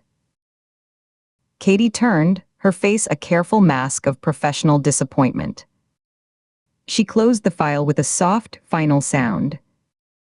"Just more of the same," she said, her voice remarkably even, betraying none of the earthquake inside her. She tapped the file cover. "Reeves and Linden. Their fingerprints are all over the Salinas case, too. A memo from Reeves agreeing with the suicide finding, given the absence of contradictory evidence. It all leads back to them." Nina nodded, accepting the answer, her focus already returned to her screen. "We've got preliminary locates on 3 of the ancillary names. The lab technician retired to Arizona. The patrol officer left the force in 2000, last known address in Santa Rosa. We need to verify, see if they're still there." Katie moved to join them, her legs feeling unsteady. She pulled out a chair, the metal legs scraping harshly on the concrete floor. She sat, the cold of the seat seeping through her clothes. She picked up a printout of the list, her eyes scanning the names without seeing them. All she could see was the blue-gray cursive. "Check for diatoms." Her father hadn't just been a good agent, he'd been a suspicious one. He'd seen a cover-up. Had he begun to see its shape? Had he known about Reeves? About Linden? The questions swarmed, insistent and terrifying. This wasn't a random connection. He had been pulled into this same vortex. And then he had died in a fire ruled accidental. The coincidence was a gaping hole in the floor of her world, and she was teetering on its edge. Ray's phone buzzed, a loud vibration on the metal table. He picked it up, frowned at the screen. "It's the front desk. They say there's a delivery for Agent Ford." He looked at Katie, puzzled. "Upstairs at the security checkpoint. They won't let the courier past." Katie's blood, already cold, turned to ice. "A delivery. Here. Now. I didn't order anything." Nina was already standing, her chair pushing back. "What kind of delivery?" "They didn't say. Just that it's addressed to her, care of the sheriff's department." Ray stood, holstering his phone. "I'll go get it. You two should stay here." "No," Katie said, the word coming out sharper than she intended. She stood up, the file with her father's note burning a hole in her awareness.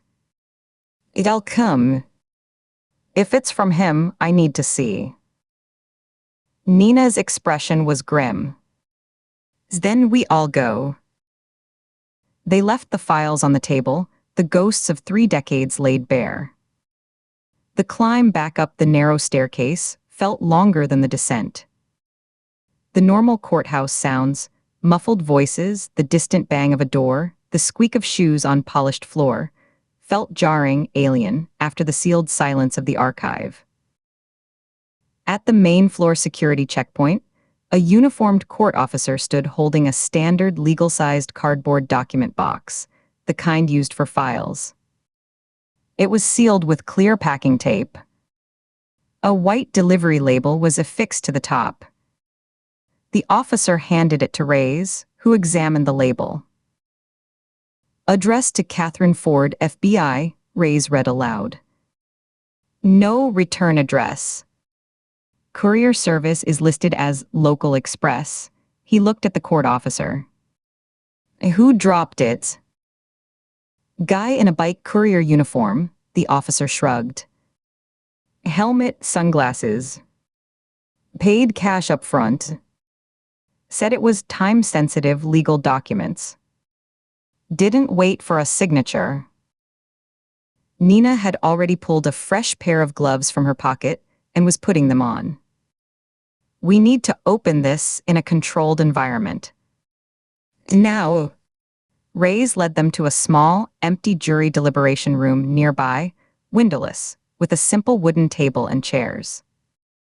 He placed the box on the table. Nina produced a pocket knife and carefully slit the tape along the seams. The sound of the blade tearing through the tape was loud in the quiet room. Katie watched, her arms crossed tightly over her chest, her heart back to its frantic pounding. Nina lifted the lid. Inside, there were no files. Instead, nestled in crumpled brown packing paper, was a single, old-fashioned microcassette tape. The kind used in dictation recorders and older answering machines. Next to it was a cheap, disposable plastic player, the sort sold at electronics stores for playback. There was no note. The three of them stared at the contents. The message was clear: play me. "This room clean?" Nina asked Reyes, her voice low. "As far as I know. No active recording equipment in jury rooms. But we should sweep it." "Later," Katie said, her voice hollow. She reached into the box and picked up the plastic player. It was light, flimsy. "He went to a lot of trouble to get this to me here now. He's not waiting for a sweep." Nina met her eyes, a silent argument passing between them. The risk of a recording versus the imperative of the message. Finally, Nina gave a tight, reluctant nod. "Do it." Katie's fingers were cold as she fumbled with the player. She found the compartment, slid the microcassette in. It clicked into place. She set the player on the table, her hand trembling slightly now. She took a deep breath, held it, and pressed play. The speaker was tinny, but the voice that emerged was chillingly clear. It was a man's voice, calm, measured, and utterly devoid of emotion. It was the voice from the journal, given breath. "Agent Ford, you are in the archives now. You have seen the original files. You understand the nature of the corruption. The disease is not the violent act, but the lie that is built to protect the powerful from its consequences. The lie becomes precedent. The precedent becomes policy." A pause, the faint hiss of tape. "You have also, by now, seen your father's handwriting. I knew you would find it. I left it for you." Detective Kenneth Ford was a meticulous man. He requested these files through interagency, liaison channels, 17 months before his death. His interest was noted. And then it was discouraged. He was told the cases were closed, local matters, not worth federal time. He persisted. He filed a second request. Then he died. Katie's knees felt weak. She gripped the edge of the table, the wood biting into her palms. Nina's hand came to rest on her shoulder, a firm, grounding pressure. The voice continued, relentless. "His death was investigated by the same county apparatus that had filed the reports you just read. It was ruled a robbery gone wrong. A stray bullet in a gas station parking lot. Case closed. You have the report. Look at it again. Look for the redactions that aren't there yet. Look for the name Martin Reeves, who reviewed and closed the ballistics report in 3 days. Look for the name Arthur Linden, who dismissed a civil inquiry from your mother for lack of standing." A hot, blinding fury rose in Katie's throat, choking her. She saw Nina's face go pale, her eyes wide with a horrified understanding. "The purge is necessary," the voice said, its tone almost professorial. "But it is not sufficient. The individuals are symptoms. You have the names of the architects. You have the evidence. The system will not act against itself. It requires an external force. That is you. You are not just an investigator. You are a witness. And you are a product of the original crime.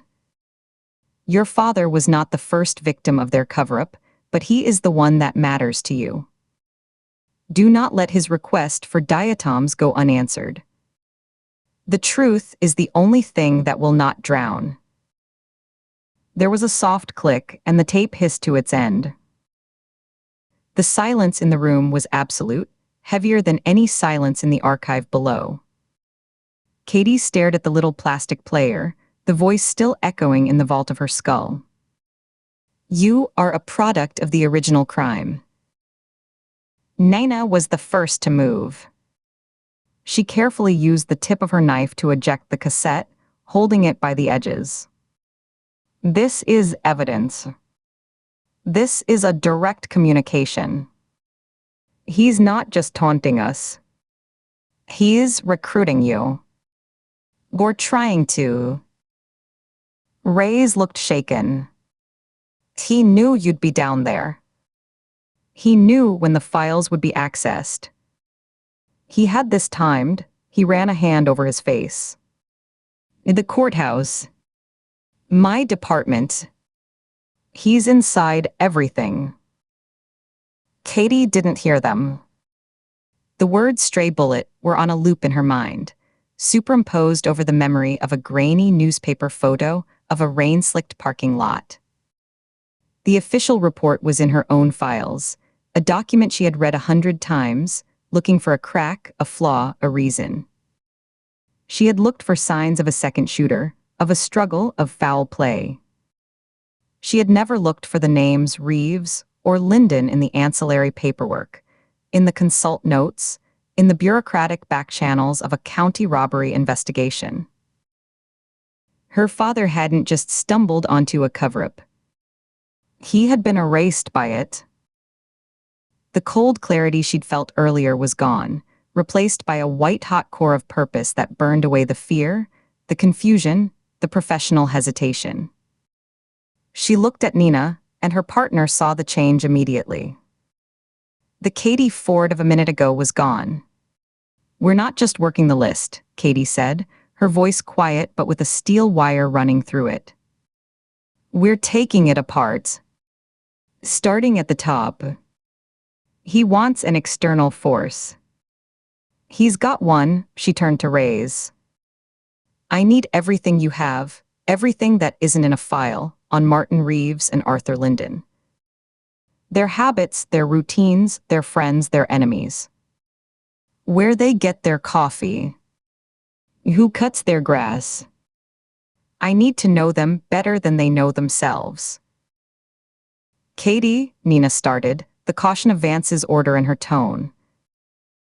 He killed my father, Nina, Katie interrupted, the words hanging in the air, stark and undeniable. Reeves and Linden. They covered up murders, and then they covered up his. The archivist is right about one thing, the system won't act. So we will. We'll act so fast, and so hard they won't have time to hide behind their desks. She picked up the empty cardboard box, her gaze fixed on some middle distance, seeing not the room but a path forward, dark and narrow, and leading directly to the men who had signed the death warrants of strangers and then of Ken Ford. He delivered this here to make sure I understood the personal stake. Message received. She looked back at the tape in Nina's gloved hand. Now he gets to find out what happens when the witness stops taking notes and starts testifying. Chapter 18. The blog loaded on Reyes' phone screen like a gut punch.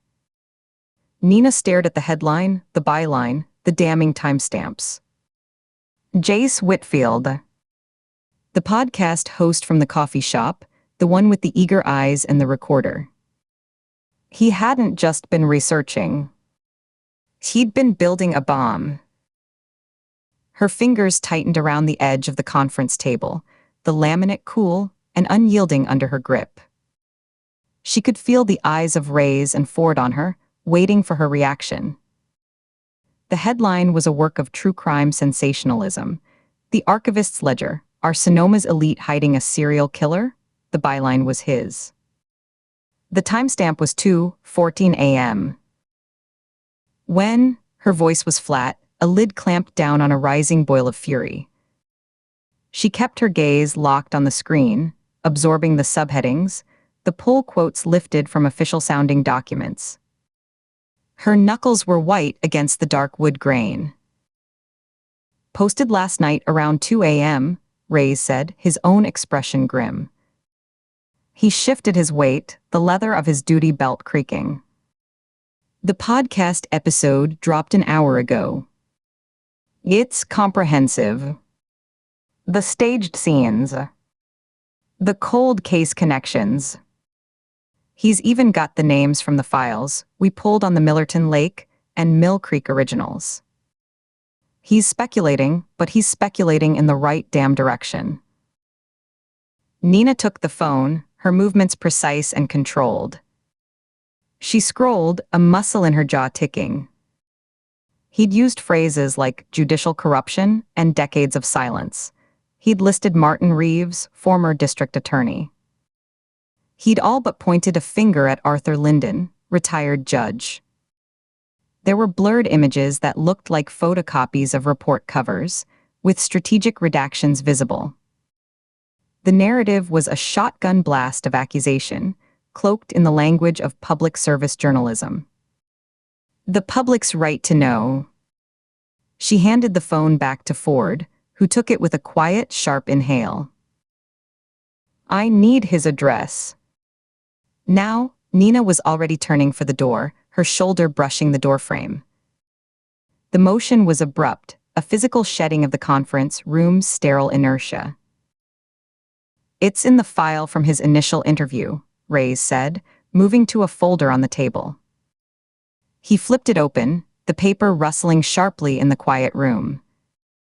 He pulled a sheet, holding it out. You want backup? No, the word was final, bitten off. This is a conversation, but the look she shot over her shoulder was anything but conversational. It was a promise of reckoning. Her eyes were dark, the professional mask stripped back to show the cold steel beneath. She took the paper without breaking stride, her fingers snapping it from his grasp. The drive to Jace Whitfield's apartment was a tense, silent affair. Nina navigated the streets with aggressive efficiency, the tires of the sedan hissing on damp asphalt. The earlier fog had burned off, leaving a flat, gray sky that pressed down on the town like a lid. She passed the coffee shop where they'd first met him, its windows glowing warmly, a stark contrast to the cold fury settling in her chest like a stone. He'd sat there, nodding along, playing the helpful citizen, all while compiling his explosive little package. The betrayal wasn't personal, it was professional, and somehow that made it worse. It was a stupid, reckless contamination of a crime scene that spanned decades. Her hands were firm on the wheel at 10 and 2, her posture rigid against the seat. The only sound was the hum of the engine and the occasional click of the turn signal, overly loud in the enclosed space. Jace Whitfield's apartment was exactly as she remembered from their brief visit after Lauren Miller's ordeal. A second-floor walk-up in a bland stucco complex, the stairwell smelling of disinfectant and old carpet. The concrete steps were worn smooth in the centers. The door itself, numbered 2B, was scuffed at the bottom where feet had kicked it open, the beige paint chipped to reveal white primer beneath. She knocked, 3 sharp raps that echoed in the hollow hallway.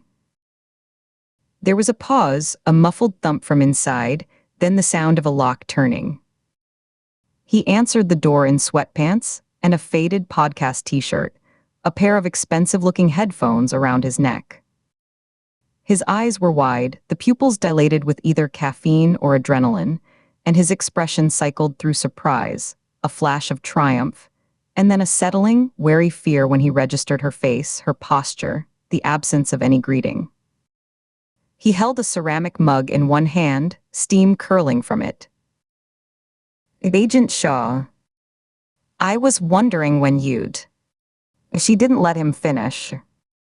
She moved forward, a solid step that forced him to step back or be shouldered aside.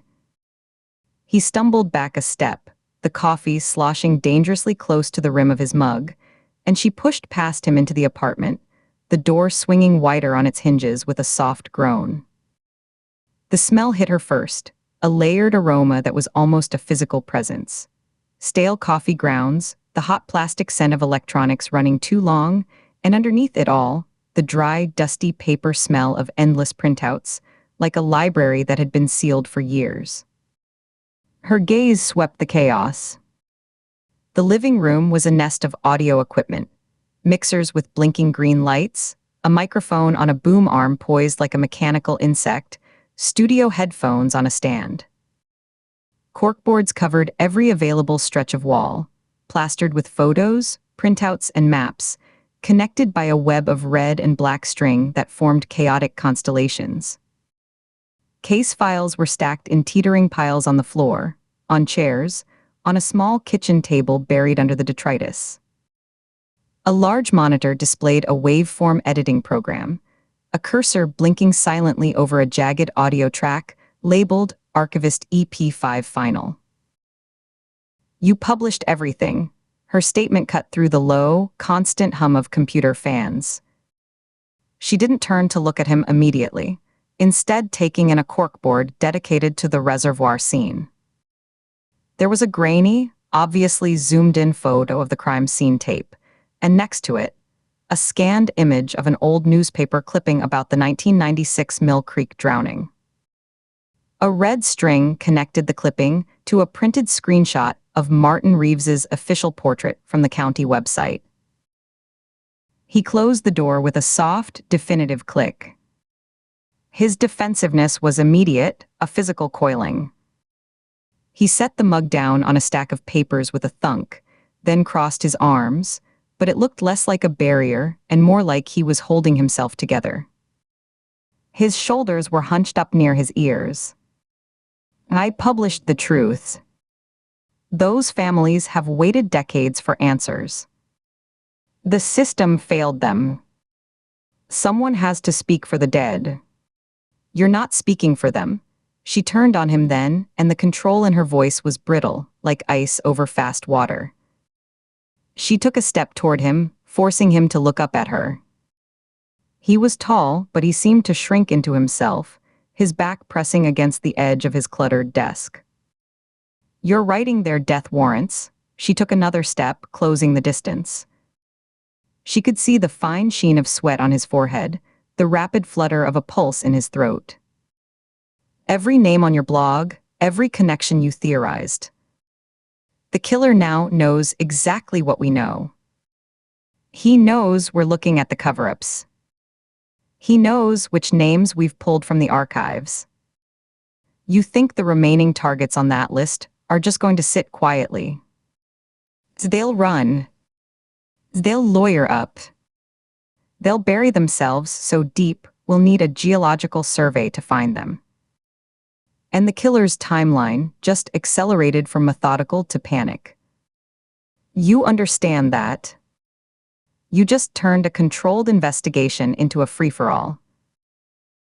Jace uncrossed his arms and leaned back against the desk strewn with notepads and USB drives, trying to effect an air of unapologetic resolve. He gestured vaguely toward the corkboards. The public has a right to know. Transparency is the only disinfectant. Sunlight, Agent Shaw. That's what this needs. But his knuckles were white where he gripped the desk's edge, the tendons standing out in sharp relief. This isn't a sun lamp for corruption, Whitfield. Her voice dropped lower, gaining a dangerous, focused weight. She didn't blink. This is a spotlight telling a predator where the prey is hiding. You are actively interfering with a federal investigation. You could get people killed. Not theoretically. Not in the abstract. The man we are hunting has already killed at least 4 people that we know of, and he stages them like museum exhibits. He is not going to be swayed by your 5-star podcast review. He's going to be motivated by it. He's going to see your little article as a challenge, a to-do list made public. Or I could force someone's hand, he countered, but his voice had lost its podcast-ready resonance. It was thinner now, cracking on the word force. He looked away, his eyes scanning his own boards as if for reassurance. And create pressure. Maybe someone talks now because they're scared of the spotlight. Scared people don't talk to the FBI. Her words were chips of flint, each one dropped with precision. They disappear. They have accidents. Or they get a nylon rope necklace in the fog. Where did you get the documents? The specific case numbers, the original investigator notes on Millerton. The ones you blurred but quoted from verbatim. That didn't come from a public records request. That level of detail is sealed. It's in the master file. He hesitated, his bravado cracking. His eyes darted to a specific pile of papers on his desk, neat, clipped-together sheets that stood out from the surrounding chaos. Then flicked to a secondary monitor showing his email client, inbox prominently displayed. He licked his lips, a quick, nervous pass of his tongue. Anonymous source. Emails. Scans. PDF attachments. Before we arrived in Sonoma or after, she watched his face, every micro-expression. The dilation of his pupils, the slight tightening at the corners of his mouth, a tiny tick under his left eye. He was a terrible liar. His whole face was a broadcast of guilt and dawning anxiety. Another pause, longer this time. He looked down at his cluttered desk, at a framed photo of himself interviewing someone at a crime scene convention, a fake, toothy smile plastered on his face.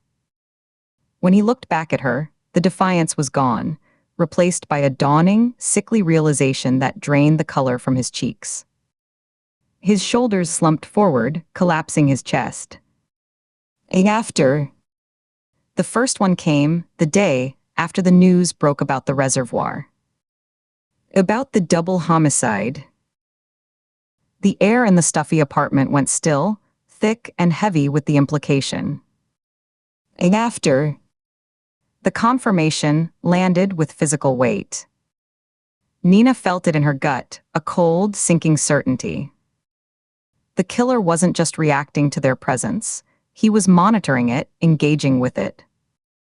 He'd fed information to a blogger after the FBI had landed, a deliberate act of communication or provocation. He was using Jace as a loudspeaker, amplifying the terror, muddying the investigative waters, and maybe, just maybe, flushing his remaining targets into the open. The hum of the computers seemed to grow louder, a persistent electronic whisper. You have the emails. The original files. The metadata, her voice was low, intent, pulling him back from the edge of his own panic. He nodded, finally looking chastened, his gaze fixed on a stain on the carpet. On my laptop. The phone, too. I have a separate phone I use for source communication. It's clean. I mean, it was supposed to be. You're handing them over. Now. As evidence, it wasn't a request. She held out her hand, palm up, waiting. Her arm was steady, her hand open and empty. The gesture was one of absolute expectation. He moved slowly, as if each step cost him. He turned to the desk, his movements clumsy. He unplugged a slim silver laptop, the power cord slithering to the floor with a soft plastic slap. He closed the lid, the click of the latch absurdly loud. He then fumbled in a drawer, pushing aside cables and spare batteries, pulling out a cheap, prepaid smartphone in a plain black case. He held them for a moment, looking at the devices like they were artifacts from a lost civilization, his civilization, the one he'd built on speculation and sourced leaks. Then, with a resigned exhale that seemed to deflate him completely, he placed them in her outstretched hand. The laptop was warm from constant use. The phone was cold, inert plastic and glass. I didn't think he was still watching. I thought the source was a whistleblower, someone from the past, finally coming forward. The emails, they were so detailed. They knew things only someone with access would know. You didn't think. Nina took the devices, her anger cooling, hardening, transforming in that moment from a hot blaze into a hard, professional certainty. The heat receded, leaving behind something glacial and sharp, a tool rather than a reaction. She hefted the laptop, feeling its solid weight. That's the problem. You're playing detective with real lives. You built a narrative, and you didn't care who got caught in the crossfire because the story was too good. You wanted the scoop, not the solution. You wanted the clicks, the downloads, the breaking tag on your feed. You traded potential lives for listener numbers. He had no retort. His mouth opened, then closed without a sound. He just stood there, amidst the physical manifestation of his obsession. The strings, the photos, the towers of paper, looking suddenly very young and very foolish, a boy who had played with matches next to a gas leak. Do not publish another word. She enunciated each syllable with icy clarity. Do not record another segment. Do not tweet, do not post, do not whisper to your cat about this case. If you do, I will have you arrested for obstruction, so fast your head will spin. I will personally ensure you are held as a material witness in a secure facility where you can't get a signal for your precious podcast. Am I clear? He nodded mute, his throat working as he swallowed hard. She didn't say another word.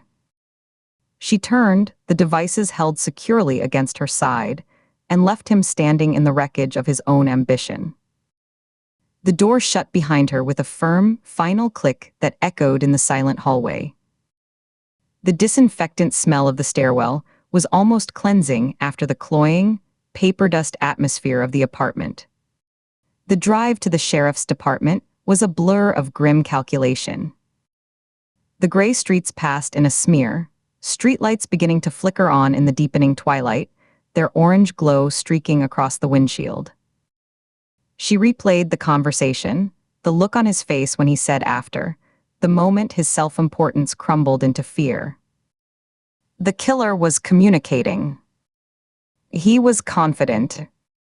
He was orchestrating not just murders, but the public revelation of them. Her mind raced ahead, a cascade of logistical nightmares.